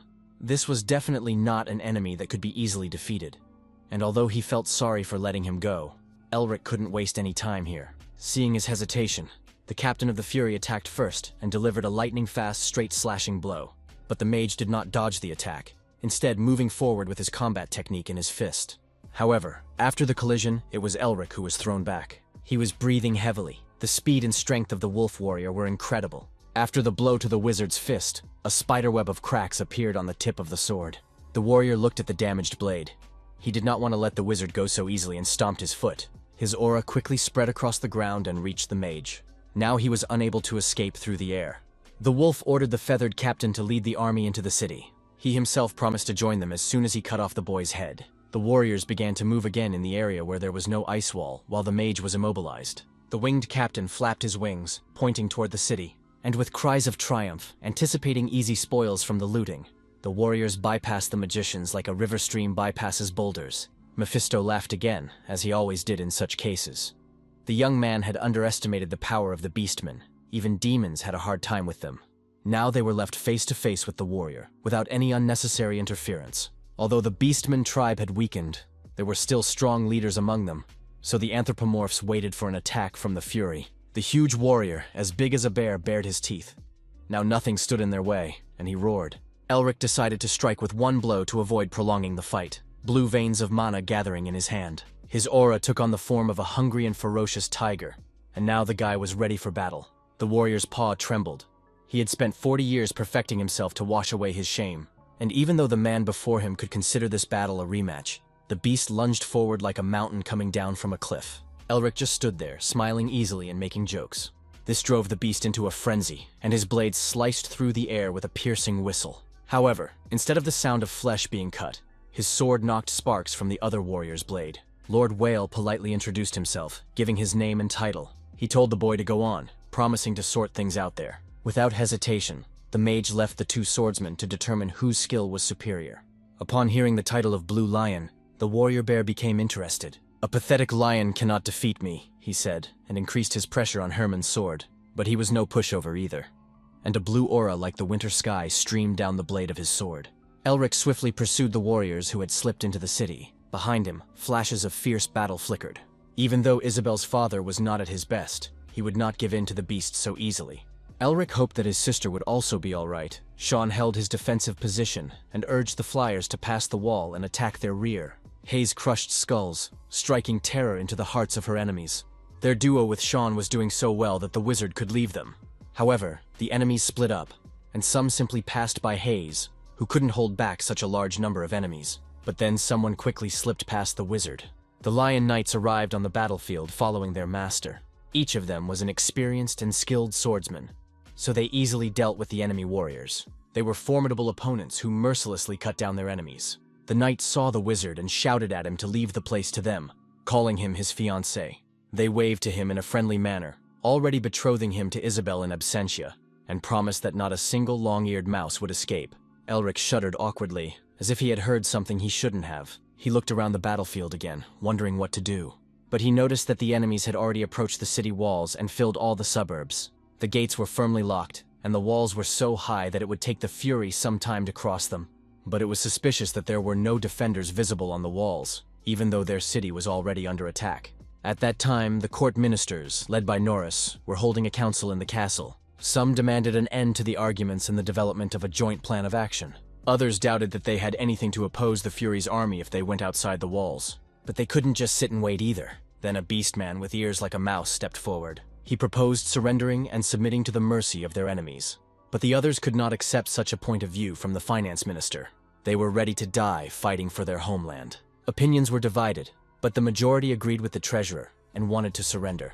Those willing to fight for their country to the end quickly dwindled. Norris asked them sternly if they really thought their enemies would spare them when they entered the city. Surrendering would only provoke them, he said, and a mark with an animal's head appeared on his neck. Norris interrupted their debate with a sharp cry. He stepped forward and told them that he had heard all their opinions. Glancing at the treasurer, he agreed with him, and the latter smiled smugly. Now the majority of votes were on the side of those who wanted to surrender. The ministers cried out in horror at this decision, which meant betraying their people. But then the others strangely changed under the influence of Norris's dark powers. The last minister loyal to the state cried out that this was treason, but the prime minister's eyes flashed fiercely in response. He ordered the handful of self-sacrificing fools to be locked up in prison and effectively usurped power. Meanwhile, enemies rushed to attack like an avalanche, but a steep wall rose in their path, blocking their way once again. The order of the beastmen was once again disrupted, but they already knew what to do. Elric confidently leaped right into their midst. He directed the energy of his landing into a blow and scattered the nearest warriors. The enemies, who had already anticipated an easy victory, pressed their ears to their heads in fear. The wizard was a little upset that he had been deprived of a battle with a huge bear, and now wanted to take it out on the smaller creatures. If the mage could defeat the captain here, the army without a leader would be like a chicken with its head cut off, running around uselessly. But the horned beastmen propped up their timid comrades with their hooves and urged them to trust their captain. The goat-horned one drew his sword and told everyone not to fear the pathetic little man who had fled from their captain. His appeal raised the morale, and everyone roared again. Elric waved his hand, and his aura once again took the form of a wild beast, and he used the art of the wild beast. A huge tiger burst onto the battlefield, shaking everyone with its power. The tiger's aura was terrifying, as the beasts had heard stories since they were young about the king who was the strongest of all time. Mephisto asked him how this would help him deal with the entire horde of beasts. The magician had something else in store for such a crowd, and he slowly gathered his power between his palms. Razor-sharp shards of ice flew like a fan into the disorderly ranks of the beasts. Everyone who was hit turned to ice as if kissed by the Snow Queen. Then they melted away like smoke before the almighty mage. The battlefield became as smooth as a skating rink, completely covered in ice. The army lost its fighting spirit again and tucked its tails in, ready to flee. To conserve his strength, the mage engaged in close combat with martial arts.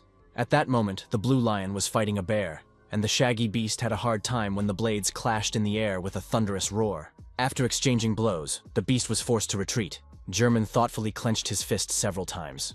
His movements still felt unfamiliar, because he had not fully recovered from his illness. The bear bared its teeth viciously, sensing that the man was trying to trick it. But Herman honestly admitted that he had ruined his health in an attempt to reach the next level. However, thanks to his brother-in-law, or rather that wizard, he was now fine, the swordsman informed his opponent. He expressed his hope that the bear would not mind a small demonstration of his skills. The warriors of fury never shy away from battle. The bear bared his teeth again. He wasn't even scared by the knight's menacing aura. Both agreed to fight to the death and refused to retreat. The two auras seemed to draw strength from the battle and the excitement of combat. Then the blades clashed again, and the hellish clang of steel against steel rang out. The ground beneath their feet cracked and groaned, unable to hold these warriors. But in the end, only one remained standing. Herman's face softened. "Good fight," he said to his opponent, paying tribute to his skill. "People are incredible," whispered the bear, coughing up blood. Before he died, he asked the bloody king for forgiveness and admitted defeat. He hoped that the king would achieve his great goal. German sensed something was wrong and rushed toward the bear, but the bear had already raised his arm, holding a burning fuse in his hand. Before Herman could swing his sword, the signal fire rose into the sky like a red flower. In the light of the falling rain and fiery sparks, the warrior fell. Elric saw the flames in the night sky. Their battle had lasted all day, and stars were already visible in the cold sky. This signal told the beastmen that their captain and leader had fallen on the battlefield. Now they had to follow his orders. Death was inevitable. The beasts growled, and their eyes filled with blood. They growled furiously and launched a frenzied attack. To stop them, the wizard once again hurled his icy needles, but there were too many of them to take them all out and stop the onslaught. The heavy-armored rhinos struck the icy wall, and cracks began to form. The magic could not hold them all back. The wall collapsed, and the first beasts seeped through the breach. They widened the breach to clear the way for the rest. There was only one reason why the Furies decided to storm the fortress without siege weapons and without surrounding it. They were waiting for the gates to be opened from the inside. The wizard only delayed their arrival for a short time, but that didn't matter because the ministers had already decided to surrender, or so the Furies thought. On the tower at the gate, they noticed a standard, which they mistook for a flag in the darkness. However, as they approached, the army noticed that it was not a signal, but the heads of traitors on pikes, and the lieutenant's face darkened. If the gates were closed, their whole plan was pointless. They would not be able to take the city by storm. "All the traitors have been executed," said the prime minister from the city walls, where the kingdom's warriors stood. From their height, Norris addressed all the defenders and heroes of the city. He asked them to defend the city, and the sound of hundreds of boughs being drawn rang out like a pine forest crackling in a storm. With a piercing whistle, a steel rain poured down on the defenseless Furies. Elric watched the carnage indifferently. The battle was already won. Captain Irina of the Guard, who had accompanied King Valenzi, approached him. They wanted to know what was happening. The wizard replied that it was simple. He had made a deal with Norris. This had happened on the first night of their arrival in the Kingdom of the Beastmen, when they were shown to their guest quarters. The Prime Minister wanted to obtain the art of body strengthening before anyone else. "But that was not the only condition of the deal," said Norris, and his face softened. He suggested that they first go outside and take a look at something. Elric thought of the young tiger standing next to him under the cover of invisibility magic, but agreed. The boy behaved like a true king and waited patiently. Then Norris led him to a majestic statue of the former Tiger King. The king was beautifully carved, But why did they need to look at a statue when there were so many in every castle? Asked the mage. There are too many hyenas in this palace, Norris suddenly said, and his voice betrayed centuries of weariness. He looked again at the king he had served all his life, and he asked the wizard to protect the young tiger from his scheming servants. It was a sincere request for help and friendship, and Norris bowed. Elric thought about it. Not long ago, Norris had wanted to betray his monarch, but the demon also spread his arms in confusion. In exchange, the prime minister offered his friendship, and even the royal treasury, the legacy of their country. But the magician was interested in the secret techniques that the minister had also mentioned. Norris clarified that he only possessed them partially, as they had been lost. The wizard had never been able to complete the development of his body, but with the knowledge of the beastmen it would become possible. However, the sudden change in mood from hostile to friendly could not fail to arouse Elric's suspicions. Norris sighed and nodded several times. Then he asked the wizard if he knew that he looked exactly like his grandfather. Golden hair and emerald eyes. Once you see such a person, you will remember them for the rest of your life. Norris's hand touched a hidden button on the statue, and there was a soft rustling sound, like the vibration of stones, slabs, and counterweights moving. People with such a gaze make the world shine, said the minister as the massive gates opened in place of the walls. A bright light burst from the passageway and blinded the magician's eyes. When he opened them, he saw a beautiful stained glass window, pieces of glass of different colors immortalizing his grandfather Euston. This image was no less beautiful and majestic than a royal one, which spoke volumes. When Euston first came to these lands, he wore a medallion on his neck that was exactly like Elric's. Then a powerful wizard came to them and helped them without asking for anything in return, said Norris. And the boy touched the medallion where a cross and a flower were intertwined. If it weren't for Euston, there would be no kingdom or Tiger King now. Together they looked at the great wizard. Then the beastmen asked him why he was helping them, and he replied that it was in the name of the power of friendship and love. But why were they friends? They asked the magician. And he said that the Melvingers had always been friends with the beastmen. Elric knew this story, or rather, he had read about it in various records. This meeting took place 3 centuries ago, nodded Norris. And at that time they themselves did not expect that it was not an enemy who had come to them, but help. Melvinger stood on the fortress wall as the army of the nine-tailed fox moved through the city. Norris remembered that moment for the rest of his life, regretting that he had arrived too late. So when his exact copy appeared in their kingdom, all doubts disappeared at once. Norris regretted that the news of the Melvingers' misfortunes had reached him too late. They always had enough problems of their own in this remote place. Elric understood this. Everyone has something dear to them that they need to protect, and he patted the minister on the shoulder. Knowing that it was the height of audacity to ask for help a second time, the minister did so anyway, for their country was once again on the brink of disaster. Thus, the minister dealt with the traitors within, pretending to be on their side, while Elric defended the king from external enemies. The result spoke for itself. All the rats were caught. Valenze was indescribably happy that his old friend had remained the same, and tears welled up in his childlike eyes. Then Sean ran up and reported that the Eastern general had changed direction, and the sandstorm was moving away from the city. The young tiger rejoiced like a child at the good news. All hardships were behind them. The Duke of the Falling Star also smiled contentedly. Now we can put an end to this senseless war, he said. He unleashed all his power on the Furia army. Deprived of their commanders and suffering heavy losses under the city walls, the enemies faltered and began to flee. The Prime Minister and Alric fought back to back, and Norris's skills were quite good despite his age. After the enemy troops were defeated, Valence descended with the help of his loyal captain of the guard. Perhaps the young king could have come down himself, but he enjoyed riding too much. Norris and the mage bowed politely to the king. The minister gradually regained his human form. The boy walked past them on steady legs. With such allies, he feared no one anymore. He went out to his subjects, the guards, the guardsmen, and the ordinary citizens who had gathered at the gate. He raised his hand in victory. The battle was behind them. The army joined in his victory cry and chanted the king's name. After that, the boy approached the wizard and thanked him for his help. In the starlight, they shook hands, not as king and wizard, but as friends. After the day's battle, a quiet night fell on Antrimov, broken only by the cries of the victors, who never tired of shouting the name of their king. The hero's entire team gathered in the throne room, along with the king and the prime minister.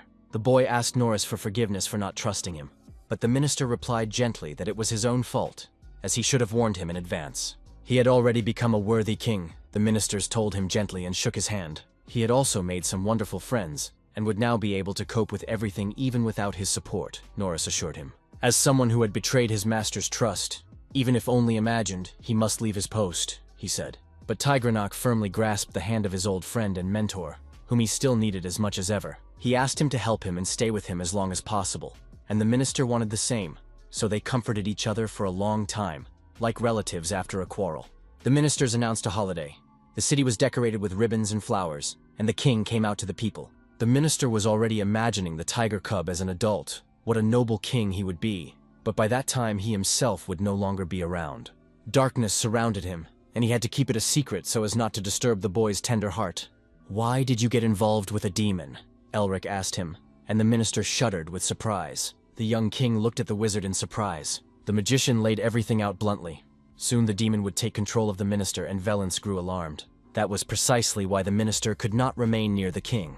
Mephisto was the first to notice that the minister had undoubtedly been possessed by a demon. Elric had read the evil spirit's thoughts and had become nervous himself during their first meeting. The minister, whose heart was enveloped by the demon, cunning and influential, the second most powerful figure after the king, was a figure who could not fail to arouse fear. "His obsession is nearing completion. Soon he will cease to be himself," said Mephisto. A long, awkward silence hung in the throne room. Elric broke it first and asked how the minister had met the demon. "When the previous king died, the kingdom had no hope," Norris began. "He wanted only to protect what was dear to him and found the demonic tree." Norris's gaze darkened as he remembered that hideous-eyed creature. Elric and Mephisto perked up, the mage believing that his family had long ago destroyed all the trees that spawned demons. But apparently, they had not reached the one that grew in these lands covered with black snow. To gain power, Norris ate not one but all of the tree's fruits. With each fruit, he strengthened his abilities, but he had to pay a high price for it. An entity that consumed his life force took root in his soul, and soon it would take over his mind. And then Norris would become a true demon.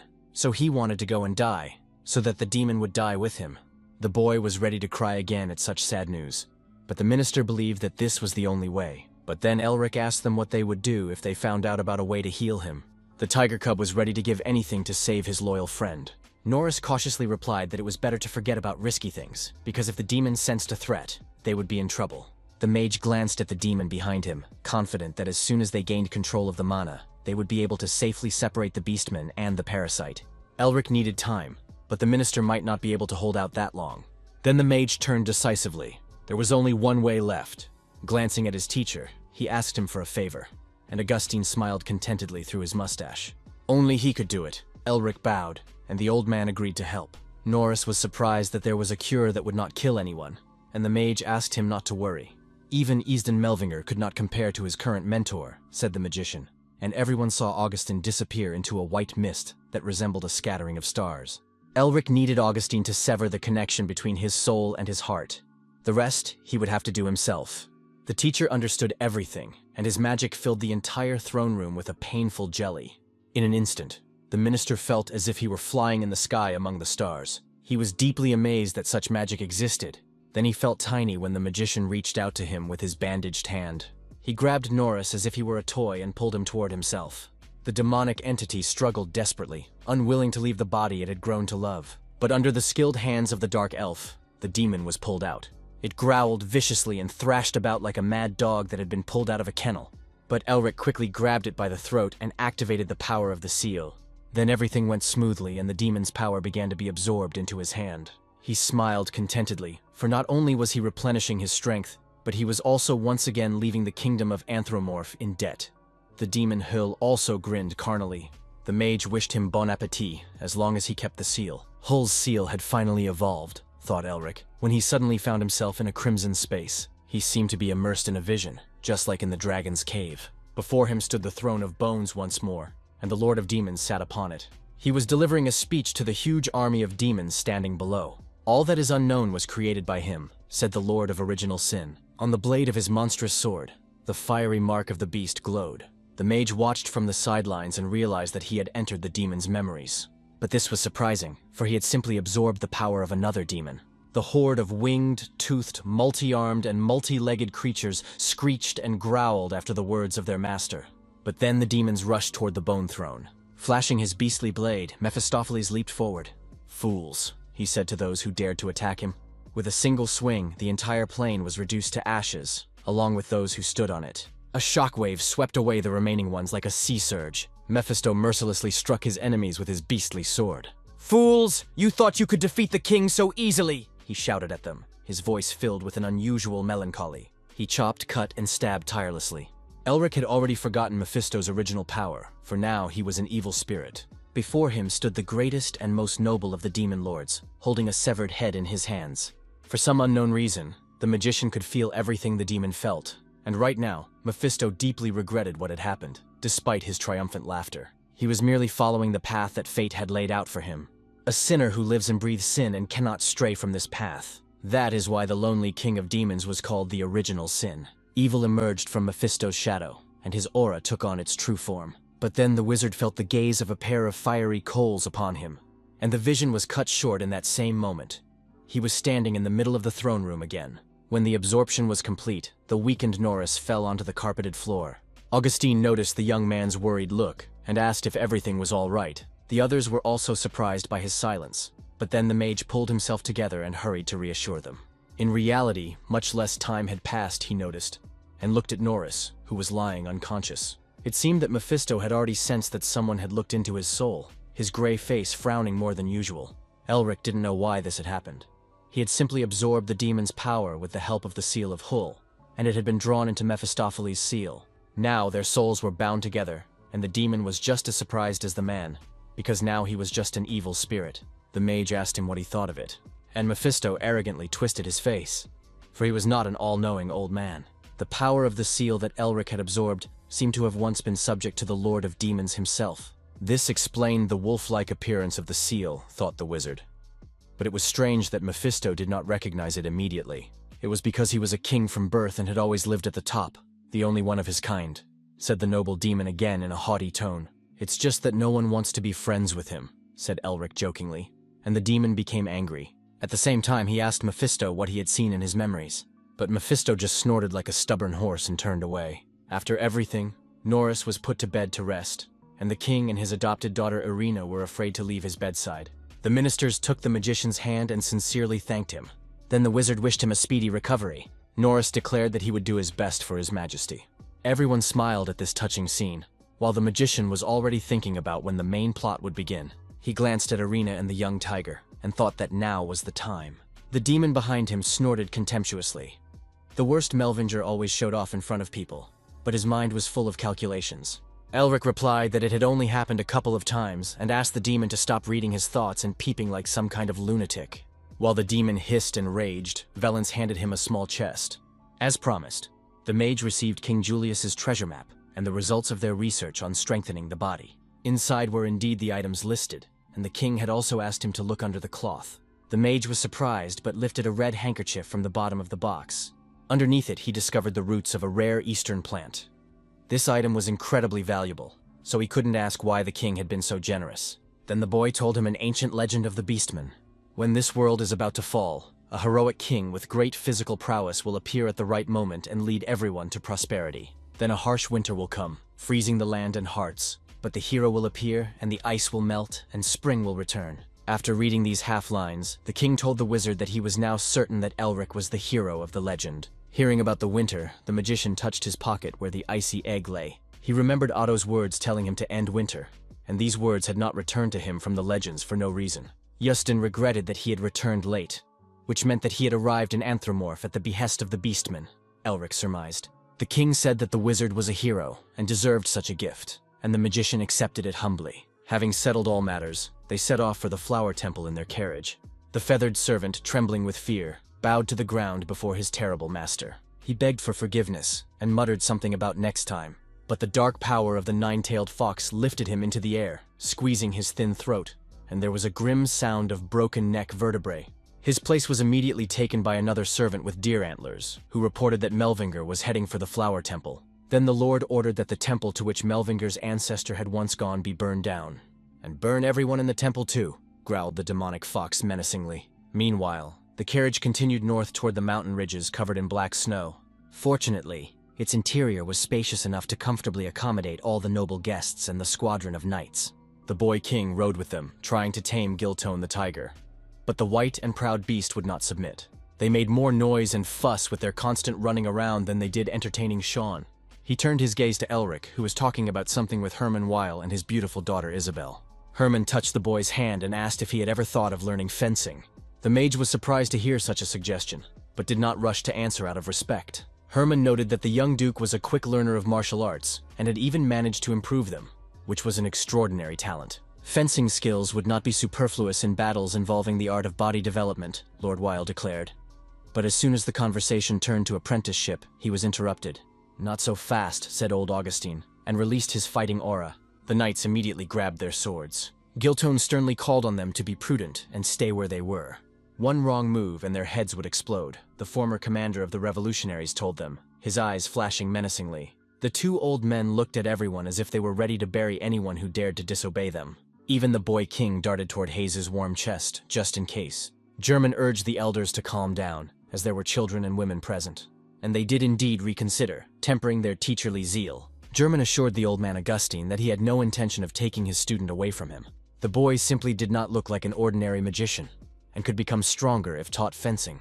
It sounded convincing, but the old man again took on a crazy look, declaring that he was not a fool and did not believe in such nonsense. A powerful aura weighed heavily on Herman, but he did not back down and asked the old man mockingly if he was afraid that his student would be stolen from him. All this time, Karl, the servant, tirelessly guided the horses in the moonlight.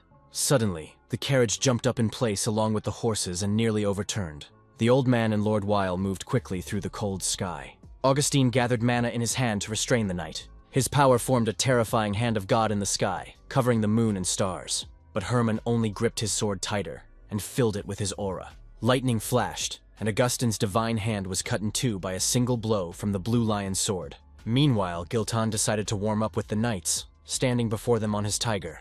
He politely invited them to fight, and his tiger bared its teeth and growled. The knights understood what a dangerous enemy they were facing, so they attacked all together. The snowy plain on the edge of the forest suddenly became a field of fierce battle. The demon did not understand why the madmen were fighting. Elric immediately turned up his nose, saying that it was all because he was incredibly talented, and the demon sneered contemptuously at his blatant narcissism. In their dialogue, they switched back to mental speech, no longer looking into each other's souls. The demon asked him if he was going to intervene, because the battle between the two old men was making him sleepy, and the mage intervened, his spell of weakening instantly cooling the fighting spirit of the combatants. He asked them to calm down and promised to study fencing. With that, they decided to return to the carriage and sit down at the negotiating table. Augustine believed that the young man still had much to learn from him, and Gilt also had many excellent skills. But the mage's answer was simple. He wanted to become stronger. No matter how much he improved his body without knowledge, he would hit a wall. His enemies, the demons, were very strong, and additional skills would come in handy. But that didn't mean he would give up the path of a magician. Fencing would only be a support. German confirmed his words, saying that he did not want to drag the boy into the world of martial arts. Then Elric turned to Augustine and Gilt and said that if they were against it, he would give up, since he was their student, and humbly placed his hand on his chest. The teachers exchanged glances, as if making a joint decision. Since they did not object after all, he was a young duke. And after his fight with Herman, it was clear that he had something to learn. Then Augustine turned to Lord Weil. The young man was lost in dark thoughts. He couldn't pass up this chance, even if it hurt his teacher's pride. Herman was one of the best fencers on the continent, and he would squeeze him dry. The young duke smiled greedily. But after a short training session, he was the first to feel the rainbow on his lips. The mage was squeezed dry like a lemon. German laughed, holding a wooden training sword on his shoulder. He didn't think the boy would tire so quickly. Elric felt insignificant for the first time, forced to swing the stick 1,000 times without using any mana. Lord Weil reminded him that this was usually started in early childhood. Mephisto interrupted their conversation and said he had made a decision. When he descends into this world, he will be as kind as God himself to the blue lions, he said mockingly. "Dance, princess!" The magician uttered the words of power, and the evil spirit spun around in a luxurious evening gown and ballet shoes. They were distracted from their games by Karl, who announced that they had arrived at their destination. Elric stepped outside resolutely, tired of waiting. But when he looked back, he was greatly taken aback. For this place was called the Flower Temple. Instead, he saw ruins forgotten by both God and the devil. The temple was currently closed because of the general of the East, but Velens had announced his arrival, so it had to be opened. Mephisto smiled when he saw the ruins. There had been so much talk about the temple that he was curious to see if anything had been preserved. This place was created in case of the destruction of the world, something harmful to the Ark of Salvation, the demon said. Humans, dragons, and giants, frightened by the army of the demon god, planned to revive themselves after the world fell in war. But in those days, the Melvingers stopped the invasion, the demon said, spreading his arms. Elric pondered his words and touched the ancient medallion on his chest again. He had already seen the destructive picture of the past sealed in his heritage. But then the ground shook beneath their feet, and the delighted king pointed his finger. The ruined arch shone with all the colors of the rainbow. It was ancient, powerful magic. Mephisto bared his sharp teeth, thinking that he might meet someone he knew there. Bright as sunlight, a ray of light flooded the cold stone ruins, casting long shadows. And then a tiny figure in a cloak appeared from the gate. Folding her hands like a priestess, the girl removed the hood from her face and introduced herself as Hunya Trukwax. She was the temple's caretaker and, fortunately, could be called a gardener. After a quick introduction, she invited them inside to shelter from the cold winds. The king and the wizard exchanged glances, as if asking each other what to do next. Together, they headed toward a dazzlingly bright door. Inside, wide meadows and mountains gently held fragrant plains and hills in their arms. The temple stood nearby, looking like a princess's dollhouse, with a wide colonnade framing it in a semicircle, as if shielding it from the open plains. Usually, with the arrival of winter, the temple rests, and they do not accept guests. The gardener who led their group across the soft grass informed them. Only at the request of the Tiger King were they allowed inside. She asked them to observe the rules of decorum while the god was in hibernation, and Elric heard surprised cries of, "Man, man!" A fairy with transparent wings shaped like butterfly wings hovered above him and said that she had not seen humans for 40 years. The gardener introduced her as Nar, the goddess of Narcissus. Not a fairy, but a goddess. The magician was surprised. Narcissa immediately praised Hayes for her beauty, and she responded with a sweet smile. But the goddess did not favor the old man Augustin, calling him gloomy.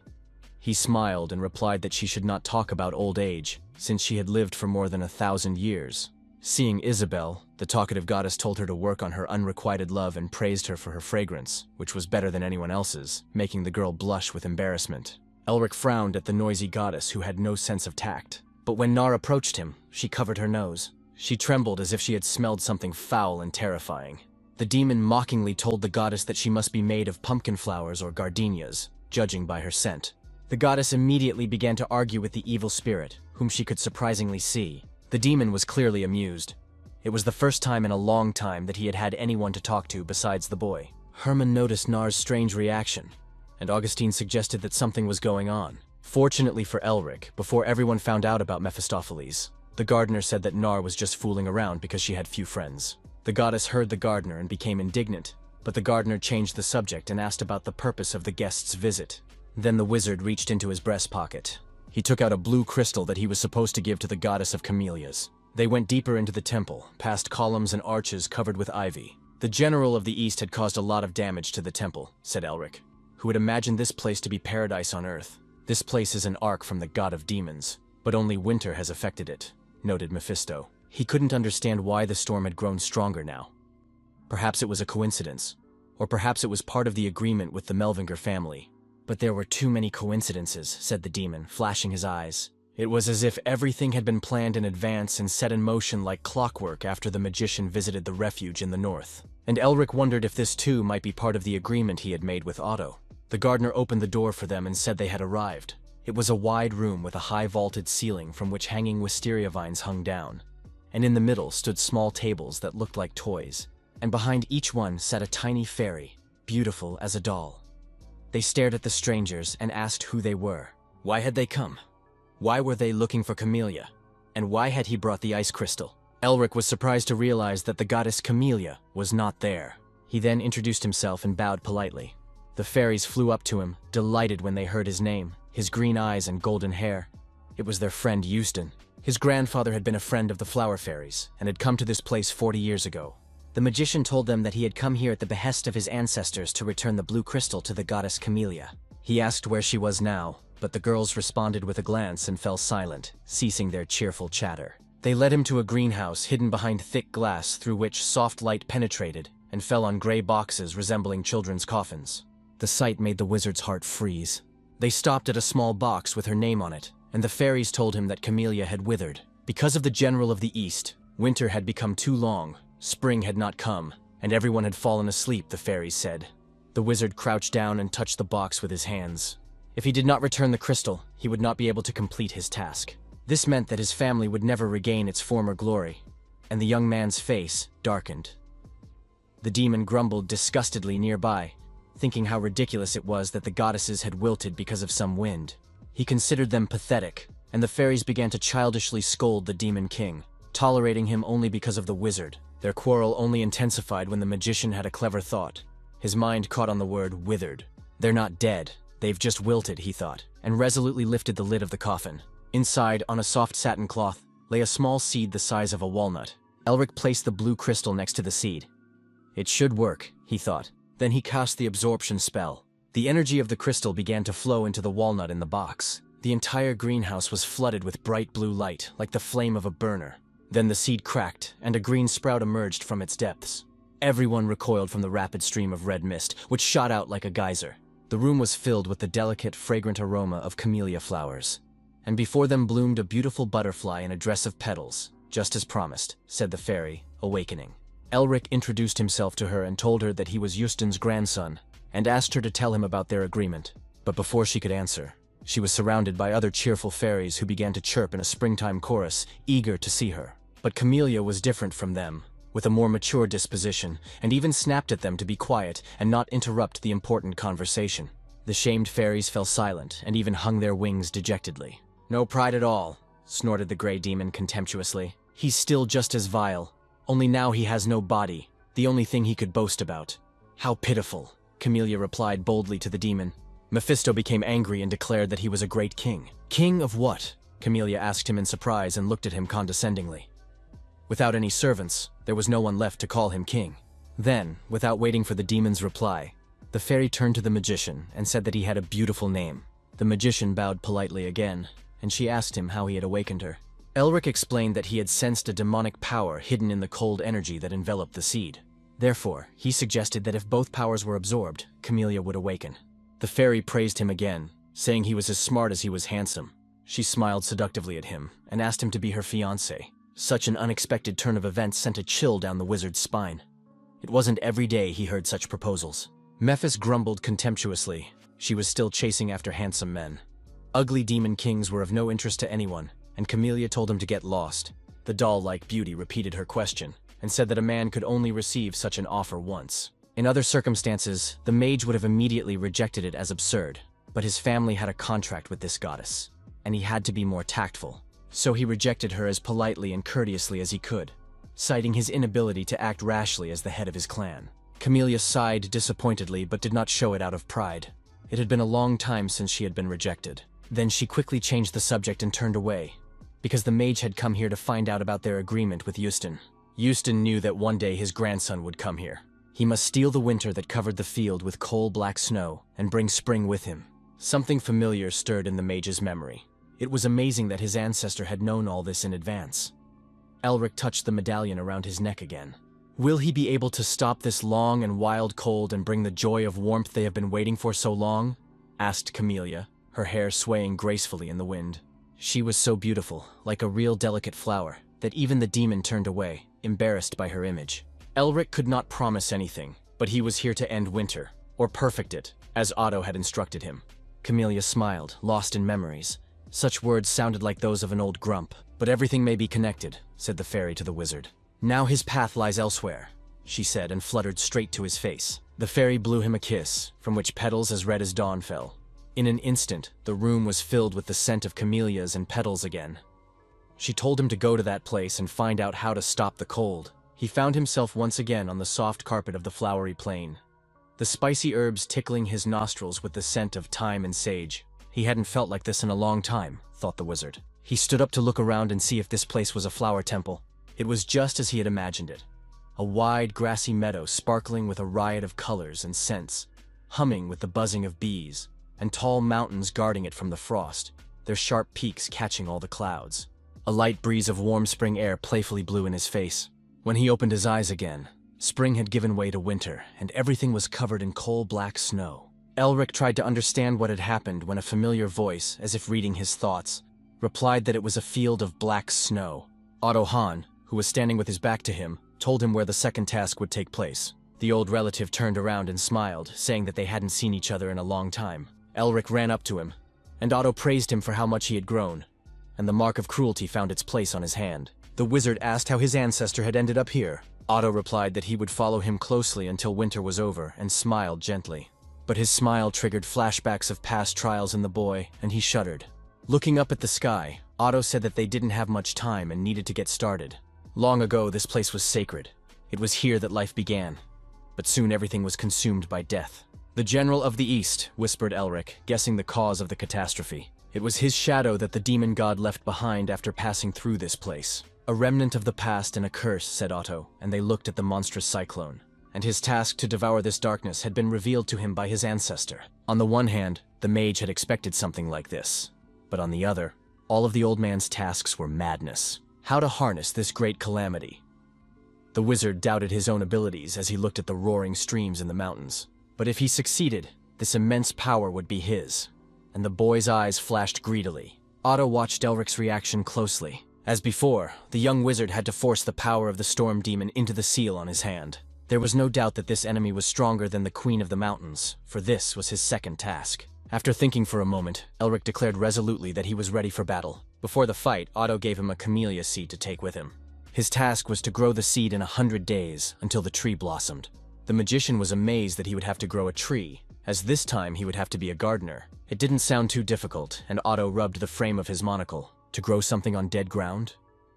"What does the General of the East have to do with this?" the magician asked. Otto laughed and said that he would understand everything once he got started. And the boy tapped himself on the head, wondering what else he could expect from his crazy relative. He frowned and sank into thought about how to complete the task with so little information. But his relative told him not to worry, because he would have a mentor. At his snap, a magical seal appeared before them. Then the frosty air filled with a familiar scent. "She won't be left behind," grumbled the tiny fairy in a dress made of petals. She indignantly brushed her long, silky hair away from her face. The goddess did not like to be awakened for trivial matters. Elric stared in surprise at the one he had just been talking to, but Camellia behaved as if she did not recognize him at all, and cast a hungry glance at the handsome young man. Although this fairy looked just like the goddess Camellia, there were differences. She was short in stature, but the wizard had the feeling that he was looking not at a young flower, but at a mature tree, and her crown was so large that it could cover the entire sky. This version of the goddess looked majestic. Otto politely introduced his distant descendant to the goddess. Once again, Melvinger sighed disappointedly, but promised to turn a blind eye because he was cute. Then she offered to make him her husband, and Elric realized that this was definitely Camellia. But then the goddess sensed something and seemed to remember that the boy had already rejected her once. It turns out they have a connection with a copy in the flower temple, the wizard realized. As before, Camellia changed the subject to save face and told him that growing a tree was quite difficult. The magician declared that he was ready for anything, and the goddess warned that she would only help with advice. He would have to grow the tree himself. Elric nodded obediently. That would be enough.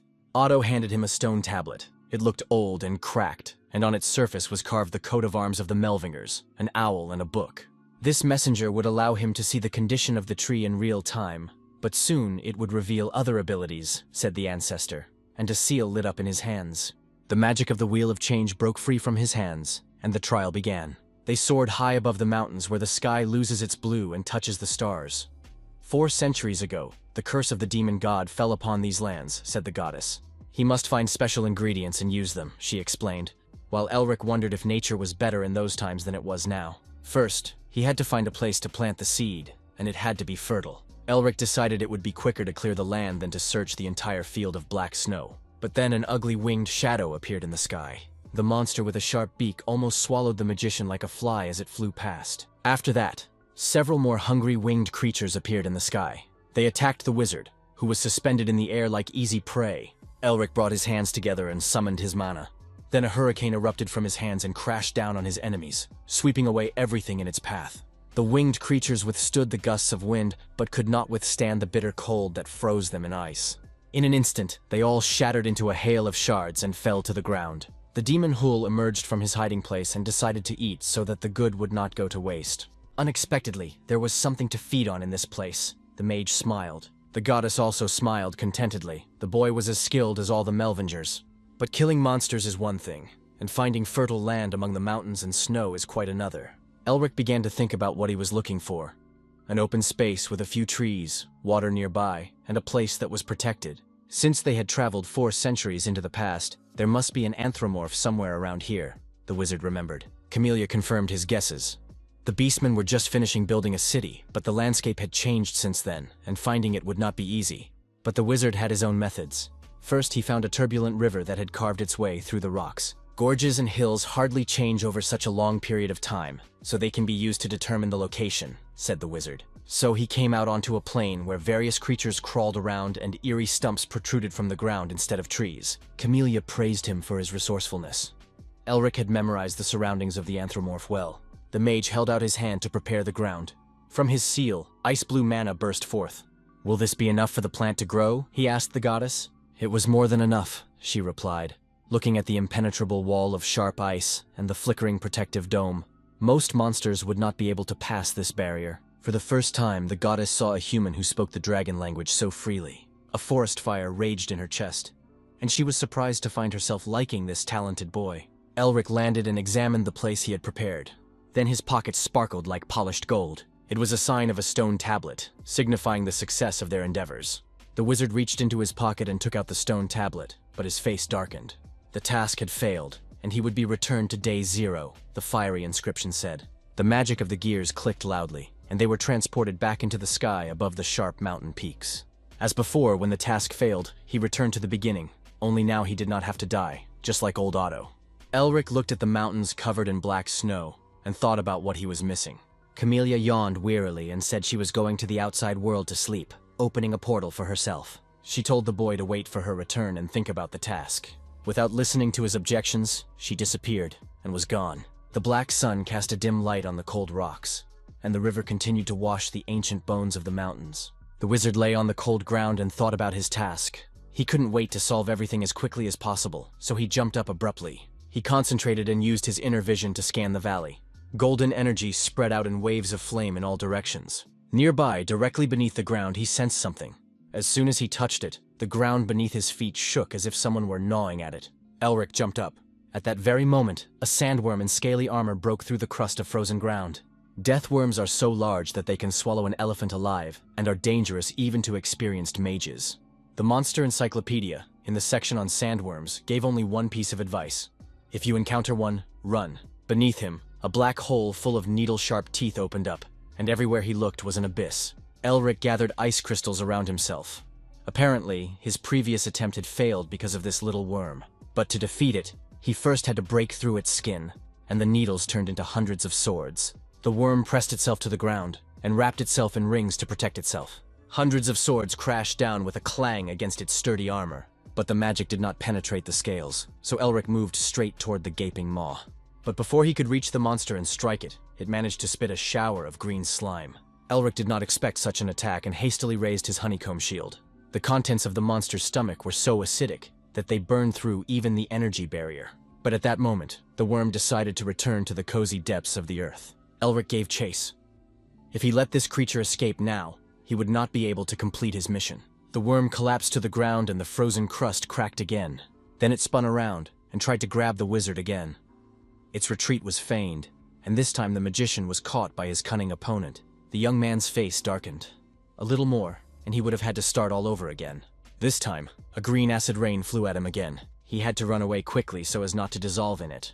The wizard performed several dizzying somersaults in the air, but the creature did not lose its target and was preparing to spit at him again. Then Elric used a weapon spell, and his body was surrounded by veins of different forces. He had learned this trick from the Blue Lion. You had to concentrate all your energy in one point. He unleashed all of this along with his body-strengthening techniques. The world lost its color for a moment from the tension. After such a blow, the wizard fell to the ground and barely covered himself with his shield. If he hadn't used his ultimate attack, he would have been turned into mincemeat long ago. But he didn't want to repeat such a feat a second time, he thought, glancing at the seal. The tablet told him that part of the task had been completed, and the first restriction had been lifted. The tablet in his hands suddenly glowed brightly.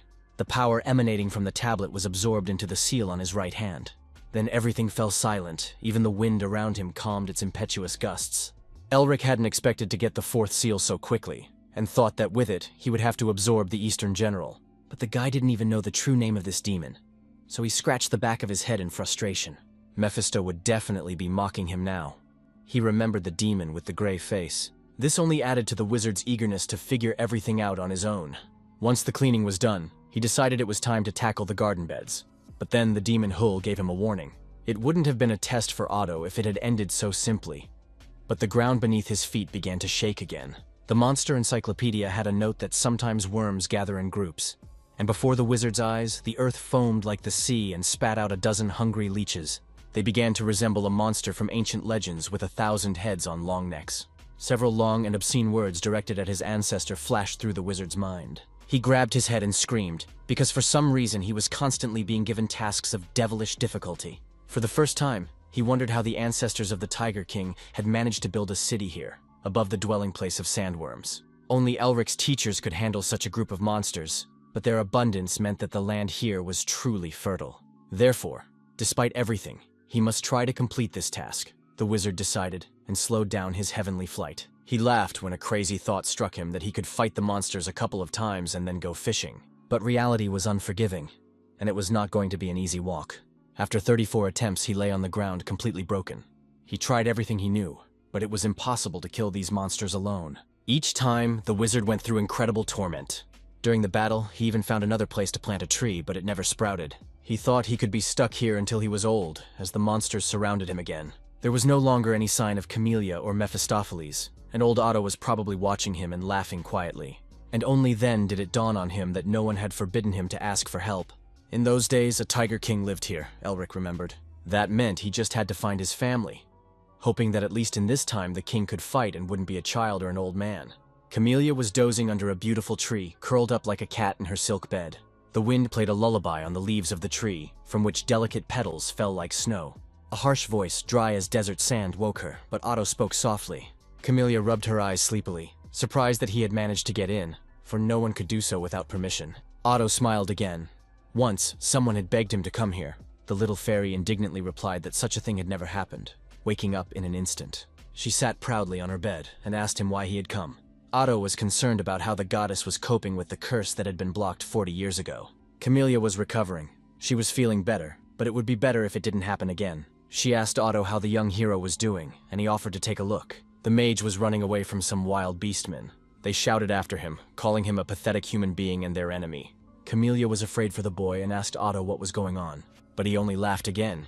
He enjoyed putting the boy through interesting trials. The goddess demanded that they help the mage immediately, but Otto calmed her down and asked her to just watch. The boy's face didn't look scared, more like he was enjoying the chaos. He jumped around like a grasshopper, making the animals chase him, but the Tiger King never appeared. For his task, he definitely needed the help of those who would one day build an entire kingdom here. When the wizard stopped, the beastman thought he had exhausted himself and had finally fallen into their clutches.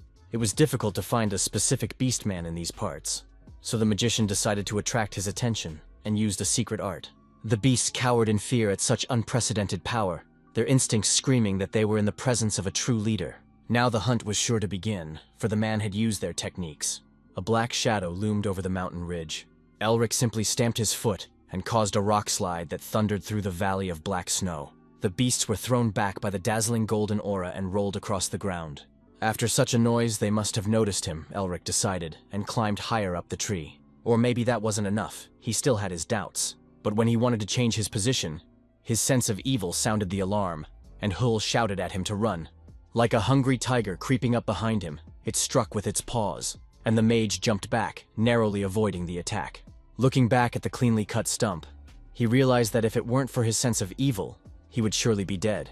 The warrior, who had quietly emerged from the shadows, praised him for his attentiveness. This was the creature that united all the beastmen in the Valley of Black Snow, the great ruler of the North who made the entire empire tremble with fear. The ancestor of the beastmen asked him menacingly who he was, a fierce aura surrounding his body. His name was Julius, the Tiger King. When he came closer, he noticed that it was definitely a human being. He asked the wizard again what was happening. Other beastmen surrounded them on all sides and barked loudly in indignation. Julius flashed his eyes and asked them if he was not allowed to be there. The wizard realized that not all the tribes had been united yet. The Tiger King had not yet reached the peak of his development, but his aura was monstrous, and he was intimidating just by his presence. The tiger roared, telling everyone who did not want to fight to get out of the way. The beasts fled with their tails between their legs, promising to avenge him for siding with humans. When they were gone, the future king breathed a sigh of relief. He did not like fuss. Elric was surprised that he had just been protected. It meant that coming here had not been a mistake.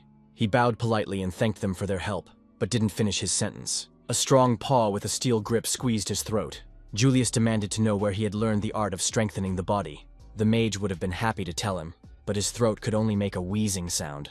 Then Julius took pity on him and let him go, but warned that if he lied, he would twist his head off. Elric invented a legend that he was a refugee whose family could no longer bear the oppression and tyranny of the Empire and had therefore come here. On the way, his parents were killed by monsters, and a beastman raised and trained him in the ways of magic. The mage lied shamelessly. He told the tearful story with such fervor that by the end he began to believe it himself. "What was the beast's name?" Julius asked him, his face betraying whether he believed him or not.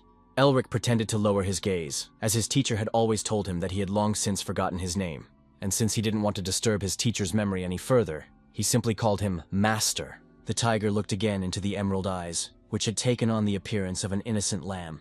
The Tiger King was incredibly perceptive. He could tell whether a person was telling the truth or lying by their heartbeat and muscle tension. But these feelings were easy to deceive if one knew how to control the flow of blood. Julius roared that they were now brothers, and the magician thought that he had succeeded. Since they practiced the same art, it should have brought them closer together. Elric wiped the fake tears from his face. Placing his hand on his shoulder, Julius asked if he had a place to stay for the night. The tiger gave him a riding wolf, and together they headed for his home across the snowy plain. But then, next to Elric, a portal opened again, and a familiar soft and delicate voice was heard. "Why isn't there a single normal person among the Melvingers?" Camellia asked him, immediately perching on his shoulder. She told him not to worry. Julius should not have sensed her presence. The goddess asked the young wizard if he really thought he could pass himself off as one of them to this savage. Elric didn't think so, but he hoped that Julius would stay nearby anyway. Their people were currently embroiled in internal strife, so it was important that their warriors knew how to fight. The search for strong warriors was also necessary for Tigress Julius. They arrived at the camp, and Camellia doubted whether the other beastmen would accept their leader's decision, as there was enmity between their races. Many young warriors had lost loved ones in the war with humans, so it was no surprise that they bristled when they saw a human. But Julius confidently declared to everyone that this man was now their brother. Of course, no one listened to him. They only hissed louder in contempt. Then the leader ordered everyone to calm down and gather together. For many years, the people of the Empire had persecuted the beastmen, so their open hatred was understandable. But despite this, the magician had to win them over to his side. However, something unexpected happened next. Upon hearing Elric's story, the beastmen began to cry. They accepted the teacher from the boy's story as their departed mentor. Julius also winked confidently at the stunned young man, who did not understand what nonsense they were talking about. Just a minute ago, they were ready to tear him to pieces, and now they accepted him as one of their own. And the whole reason was the formidable leader Julius, who was now smiling at him. He embellished Elric's story, adding details and touching scenes from the teacher's last moments. Julius turned out to be a much more skilled liar and manipulator than he seemed at first glance, despite being a rough warrior, displaying unprecedented cunning and wit. His heart-rending story moved all the young warriors of the tribe. He so skillfully portrayed the death of the teacher, who had wished for their tribes to live in peace, that the warriors were driven to frenzy. They groaned and tore at their fur. The death of their teacher seemed real to them, as if it were happening right then and there. Elric himself did not know how far this lie could go. Then Julius whispered to him to play along. These fools were capable of believing anything. The mage smiled warmly. He did not hate the beastmen and needed their help. But not everyone agreed with this decision. There were those who opposed it. A strong-looking warrior with a beast tattoo on his shoulder stepped forward, refusing to believe the man's words. A tense silence hung in the air as the two sides studied each other for a long time. "The Black Wolf Tribe, loyal dogs of the Tiger King and ancestors of Norris," Camellia whispered to him. Julian stepped forward and asked Ralph if he was thinking of defying the chief's order. The proud wolf immediately replied that he would not. Nevertheless, he was not prepared to accept a representative of the inferior human race, even if he spoke the truth.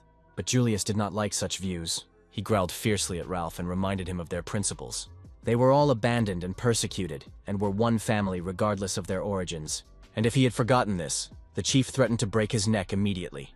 It seemed that he had only one harsh answer to any questions or complaints.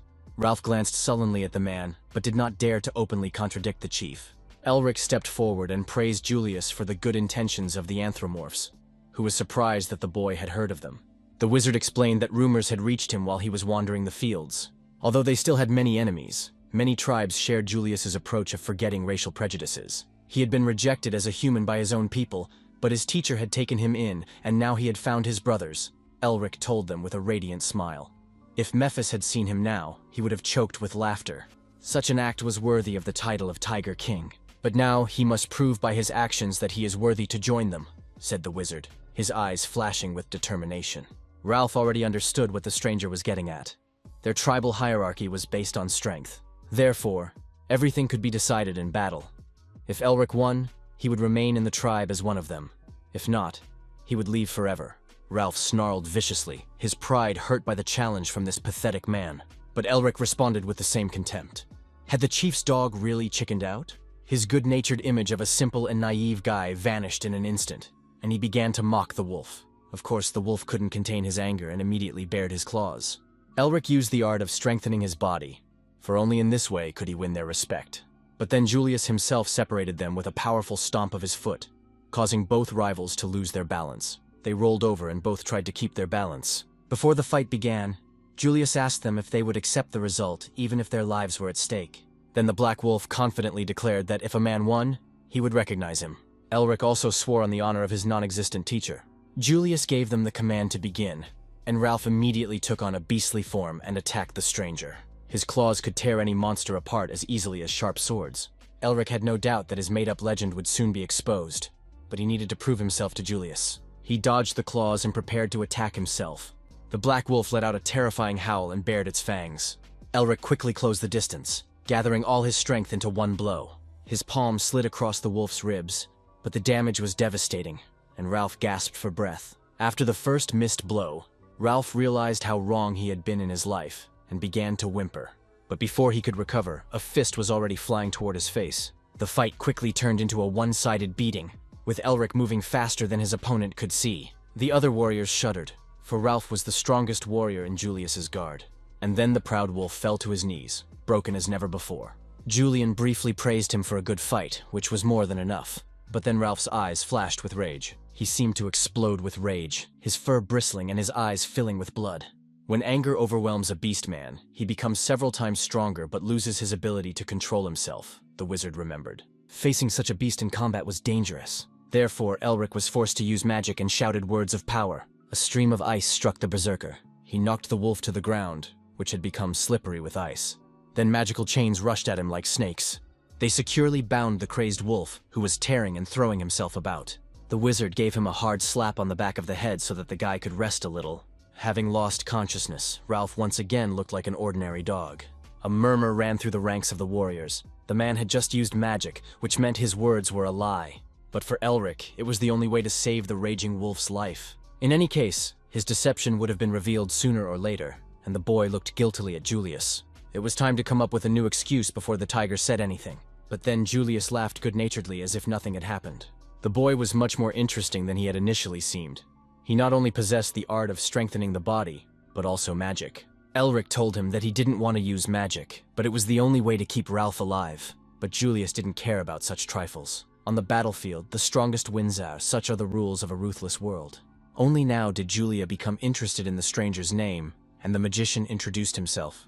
According to the duel, he could be accepted into the tribe, and the chief asked if anyone had any objections. There were none, so everyone solemnly welcomed the new member of the tribe with a loud cheer. Meanwhile, the tablet on the mage's chest lit up again. He took it out to read, and Camellia appeared beside him. The second restriction was lifted, and the tablet seemed to confirm that he was on the right path. Thus he learned the name of the seal contained on the tablet. It was called the North Wind. This seal was of a rare rank, and similar in power to the one given to him by the Queen of the Mountains. But Elric did not yet know how to awaken it. The goddess Camellia disappeared again, apparently deciding to remain silent about the power of the seal. There was nothing to be done, so the young man decided to focus on the second part of his ancestor's task. Later, they gathered in the tent of Chief Julius along with all the warriors of the guard who were in the camp.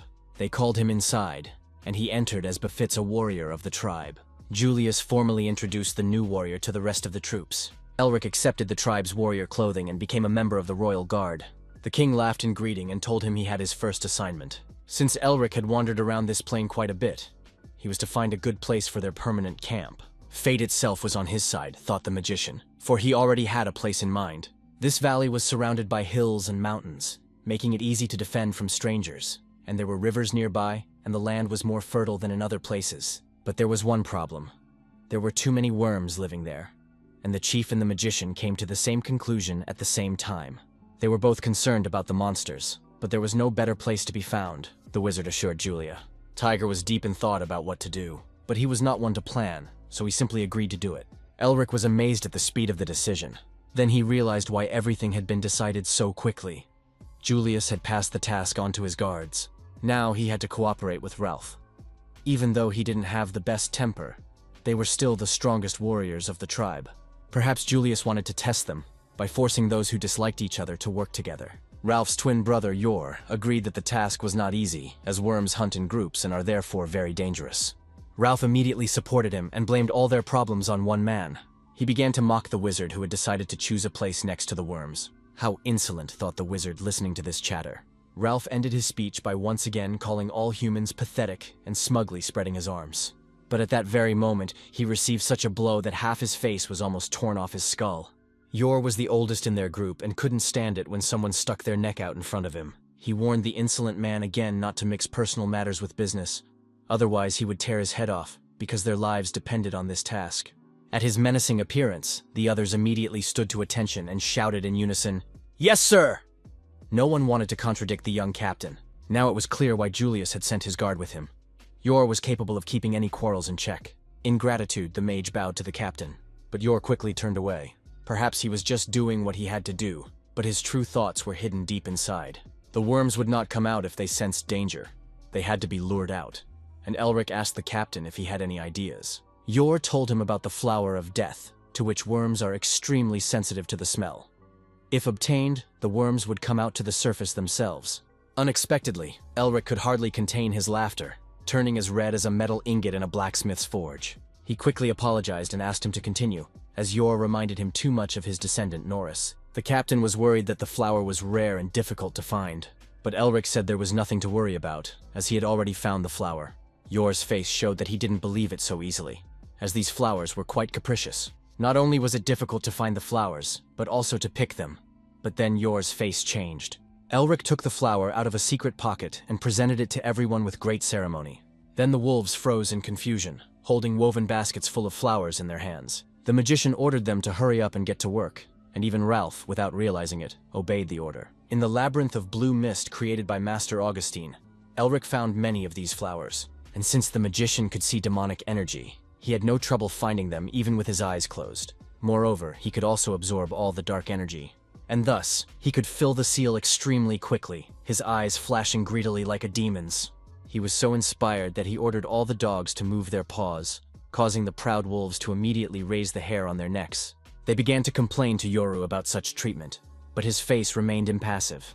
He simply kicked Ralph and ordered the dogs to get to work, since they couldn't do anything else anyway. Thus the conflict was settled, and Alric and Yor exchanged quick glances. The captain's face softened, as if to say that this was how one should behave with these wolves.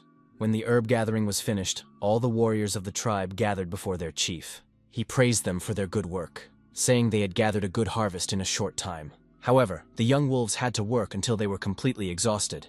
When the preparations were complete, Julius ordered them to begin.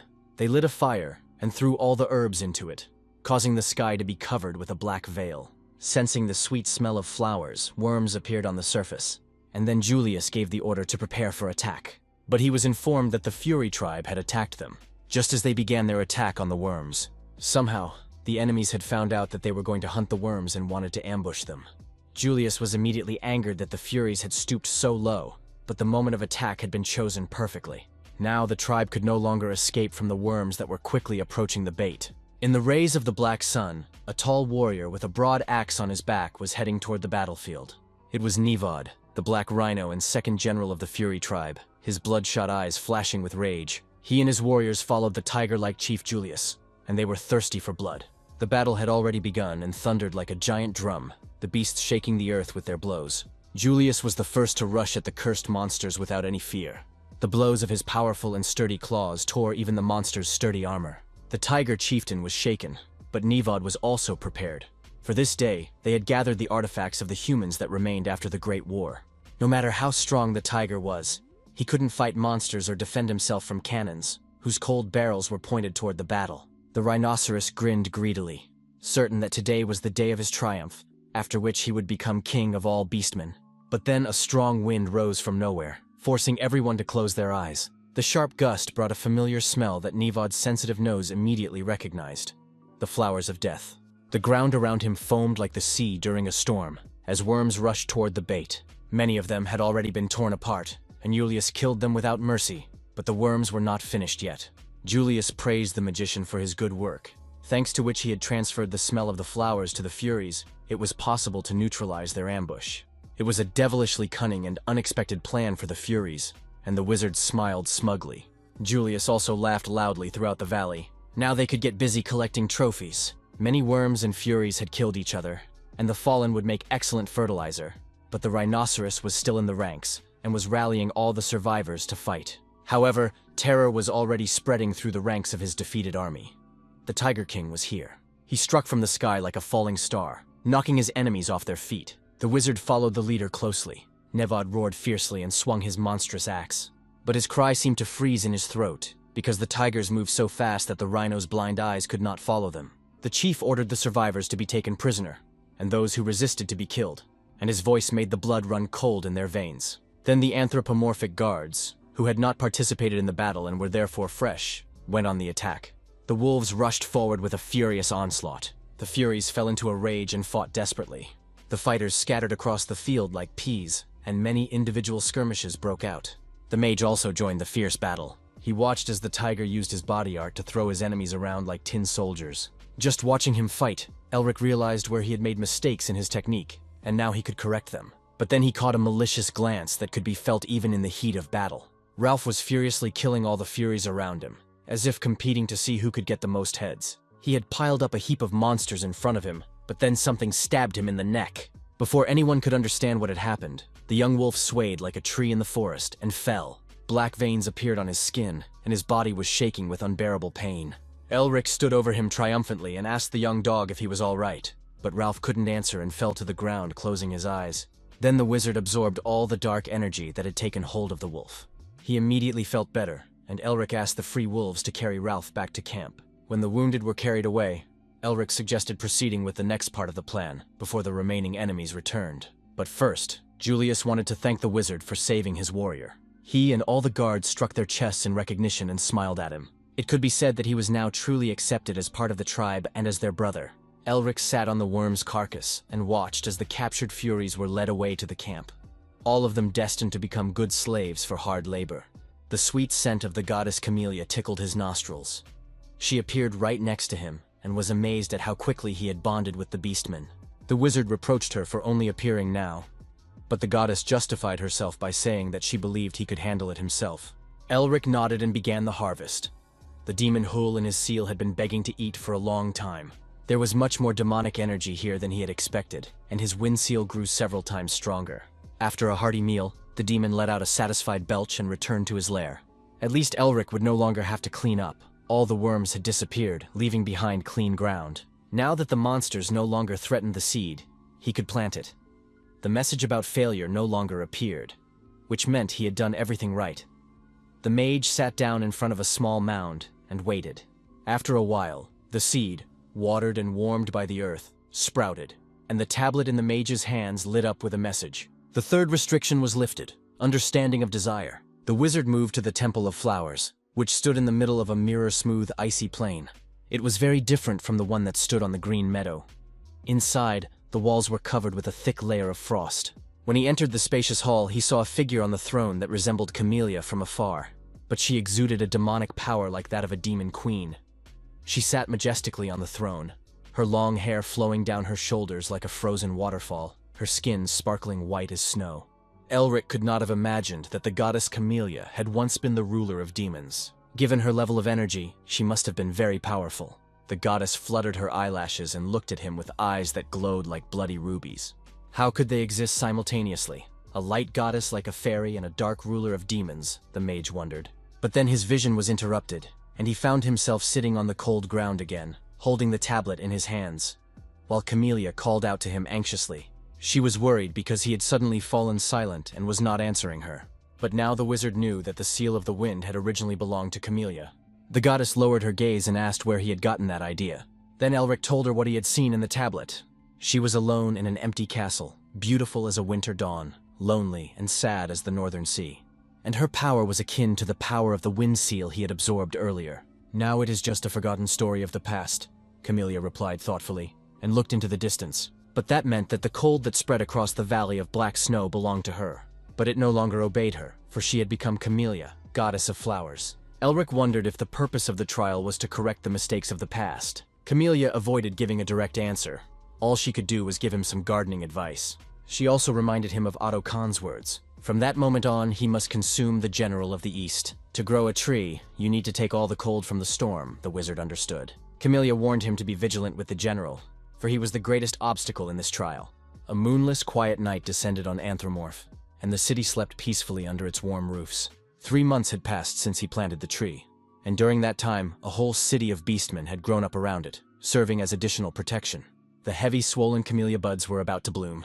Elric was admiring his work when Ralph the Wolf ran up to him and said that the chief was waiting for him. The wizard's face darkened. He already knew what awaited him and was not at all pleased. The moon peeked out from behind the clouds, and it became a little lighter, and the magician found himself back on the ground after being knocked down like a boy. "Nothing but mockery," grumbled the wizard, trying to get to his feet. The Tiger King laughed. The boy himself had asked him to train together as a reward for saving Ralph, and now Julius was trying his best. The wizard wanted to practice the art of body development, but now he was just getting beaten up every day. Julian smiled and told him not to give up so easily, because he was now one of them. This was indeed the case. The training was paying off and was not in vain. Elric took up a fighting stance. The chief struck with his fists and suggested returning to the technique of the ferocious tiger. But he sensed something, and his cheerful mood immediately changed. "We need to postpone the training," said Julius. Before the guy could figure out what was going on, the chief jumped in the other direction. A line of beastmen stretched toward the open gates of the fortress. Among them were women and children. They looked ragged and were most likely refugees. The king and the wizard greeted them from the high walls of the fortress. These people had lost their homes and loved ones when they first encountered the disaster brought by the Eastern general. The stream of refugees poured into the city, and there was no end to them.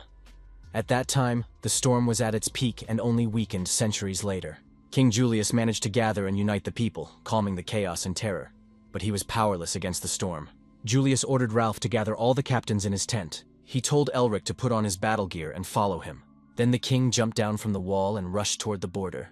Ralph reluctantly called a man and gave him a bottle. Confused, he thrust the bottle into the wizard's hands, saying he could do whatever he wanted with it. Then he quickly rode away. Camellia explained to the wizard that it was a special medicine made by the Wolf clan in limited quantities. Elric was very lucky that such a remedy happened to be in the possession of a kind wolf, she said. The wizard did not expect such a thing from his former rival. Soon, a council of beastmen gathered, led by King Julius. Many captains told him that their tribes had been ruined, and they had lost the lands their ancestors had fought for and cultivated. Elric waited at the entrance to the tent until he was summoned. Julius wanted to ask him for a favor in front of everyone, and the young man already knew what it would be about. He wanted to find the cursed Eastern general and ask the magician to light their way with his spells. The beastmen warriors looked at him hopefully. Julius did not rush the boy for an answer, giving him time to think. Then Elric agreed decisively, his voice unwavering. Then the king clapped his hands on the table in satisfaction. He ordered all the chiefs to gather their best warriors for the campaign the next day. The inspired chiefs quickly left the tent and rushed to their warriors. The magician was amazed at the unity within the king's army, and once again did not regret getting close to him. The joint battle could also have been part of Otto's plan. The next day, before the dim sun rose in the sky, they left the fortress in close formation. Elric moved with everyone else, marching in step, and together they were a formidable force. To guide the army, he held lanterns, and so they made their way to distant lands where there was no sun even during the day. Julius had always admired magic and sorcery, no matter how often he encountered it, and so Elric offered to teach him the basics. But the king refused, for he already had a court magician, and the boy was indignant that he had decided to use them so easily. Then Julius suggested that they switch roles. Despite his title as the strongest king, he was always acting like a child. After they met the magician, the tribe changed greatly, and the king considered the boy to be a lucky star that had fallen from the sky. Therefore, the king had a gift for him. "The final part of the art of body development," said Julius. The magician was so surprised that he stood still. It was a royal gift. Deeply surprised by such a gift, he turned to Julius. He looked at the boy menacingly. Of course, he knew why the brat had approached him. The light of the lantern illuminated only them. The entire army was hidden behind a veil of darkness and snow, so it seemed as if they were alone. "How long ago did you understand everything?" asked the magician. Then Julius stepped right up to the boy. A man who had learned their art after meeting a hermit could still exist, but magic could not be learned so easily. From the very beginning, Elric had provoked hostile tribes in order to gain their trust, said the tiger, glaring fiercely at the young man. But if he knew everything, why did he accept him then? The magician wondered. But the king suddenly understood. Everyone has their own interests, and in the end, he had accepted the young man for his own good. From the powerful blows, one of the magician's shoulders dropped lower than the other, and a trickle of blood ran from his lips. Camellia, who had seen everything, laughed. From the very beginning, it was Julius who had used the magician, not the other way around. Even so, he had no reason to reveal his last secrets. But the king gently ruffled the wizard's golden hair in a fatherly manner. He had been through a lot, and it would be unfair if the young man died protecting a foreign people, Julius said. Elric was touched by this kindness, receiving it once again from those he had not expected. The king wanted to pass on his knowledge so that the boy could survive on the battlefield. It might not be what it seemed, since Elric didn't live in those times, but he thanked Julius anyway. But then he was distracted by the goddess Camellia, who informed him that now was not the best time for such conversations. The wizard also sensed the energy emanating from the demoness Camellia in his vision. The immense malice that was consuming her soul was rapidly approaching their army. This malice could only be described with one word: demon.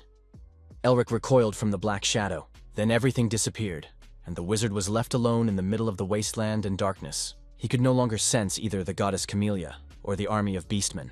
The demonic power of the general had cut off all his magical flows. And now, if they fell into a trap, the Tiger King and his warriors would easily perish unless the wizard got rid of this darkness. Elric looked at the seal of the icy wind that was connected to the goddess and the general of the east. With its help, he could open the way, but to do so, he had to awaken it, which was no easy task, and the wizard clutched his head. And besides this seal, he had nothing else. He gritted his teeth in frustration. Otto's face flashed through his mind again, along with his words about how he had to absorb the darkness. He had to force the demon into the seal, just as he had done in the first trial. Then the wizard concentrated, cast aside all extraneous thoughts, and stretched out his hand. He whispered the words of power and began the absorption.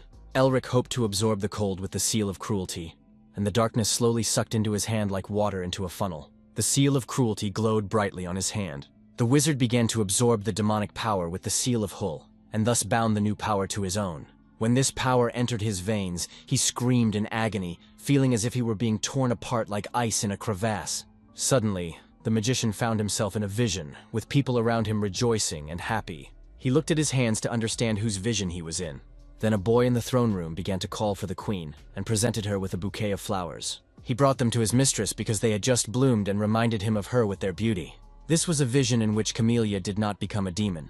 Her delicate, refined face was softer, and her skin radiated warmth and life. Her subjects eagerly compared the beauty of their mistress and the flowers, believing them to be alike. But some considered the queen even more beautiful than the fresh flowers. Smiles of joy never left their faces as they gazed upon their mistress. But the bottomless malachite of her eyes looked sad from under her long, curved eyelashes. They asked her why she was silent, and laughed again. And then a sigh escaped from her chest as if she had come to terms with everything. The vision of the people faded like smoke, and the magician was left alone with the gorgeous beauty on the throne. Somehow the magician understood the queen's feelings of loneliness. Everyone who loved her was gone, and now a sucking emptiness filled her heart, like a hunger that could not be satisfied. This emptiness consumed her from within, burning like a candle flame. The people she had lived for were gone, and now darkness and oblivion lay ahead of her as soon as the wick burned out. The queen approached the window, her hair falling in a torrential waterfall down her back. Once she had vassals and a people, she would gaze into the distance, and the wind would try to take away her heavy thoughts and sadness, but it only caught the silky strands of her hair with its transparent fingers. Now the queen was left alone, imprisoned in the cold stone of the palace in the middle of barren lands where nothing grew. Snow buried the empty houses where no family hearths burned, no smoke curled from the chimneys, and no sparks of laughter sparkled from the windows. She thought about just falling asleep, and the wind howled louder, as if echoing her sorrow, and continued to ruffle the thick web of her hair. She hugged her knees and continued her conversation with the wind. But then a shadow of a smile touched her face, and the queen thought that she would certainly not be lonely. The magician was also surprised. Her world had not changed for centuries, just like her snow-white face. And then a glimmer of hope appeared, confidently breaking through the thick snow with a green sprout. The queen bent down to look at the sprout. She usually had no interest in gardening, but this time she gently dug the soil around it with her hands. She used magic to support the sprout and keep it from getting hurt. Then she placed it in a crystal bed, a cozy pot she had created. Time passed, and the sprout rewarded her by becoming a beautiful plant.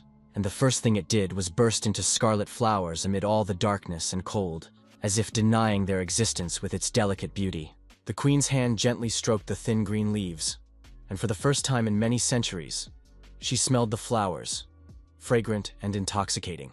It drove her wild, and grabbing a crystal vase, the queen ran through the dark corridors of the palace. She rushed like a white shadow, her dress rustling softly in the wind. All so that she could give the flower a new home, a wide flower bed in the greenhouse, where there was plenty of sun and no prickly wind. Her hand gently stroked the petals, red as the sunset, which seemed to reach out to her. The queen smiled. Elric watched her transformation as an invisible witness. Although this world was completely covered with snow, flowers began to appear in different corners. The palace itself turned into the queen's blooming garden, and her first sprout grew into a real tree with a thick, flowering crown. The queen who had commanded ice and snow now spent her time among the flowers. But she who was destined to live in the embrace of winter began to die, scorched by the warmth of spring. She clutched her heart, unable to bear the heat of her feelings, which melted her like wax. And her garden,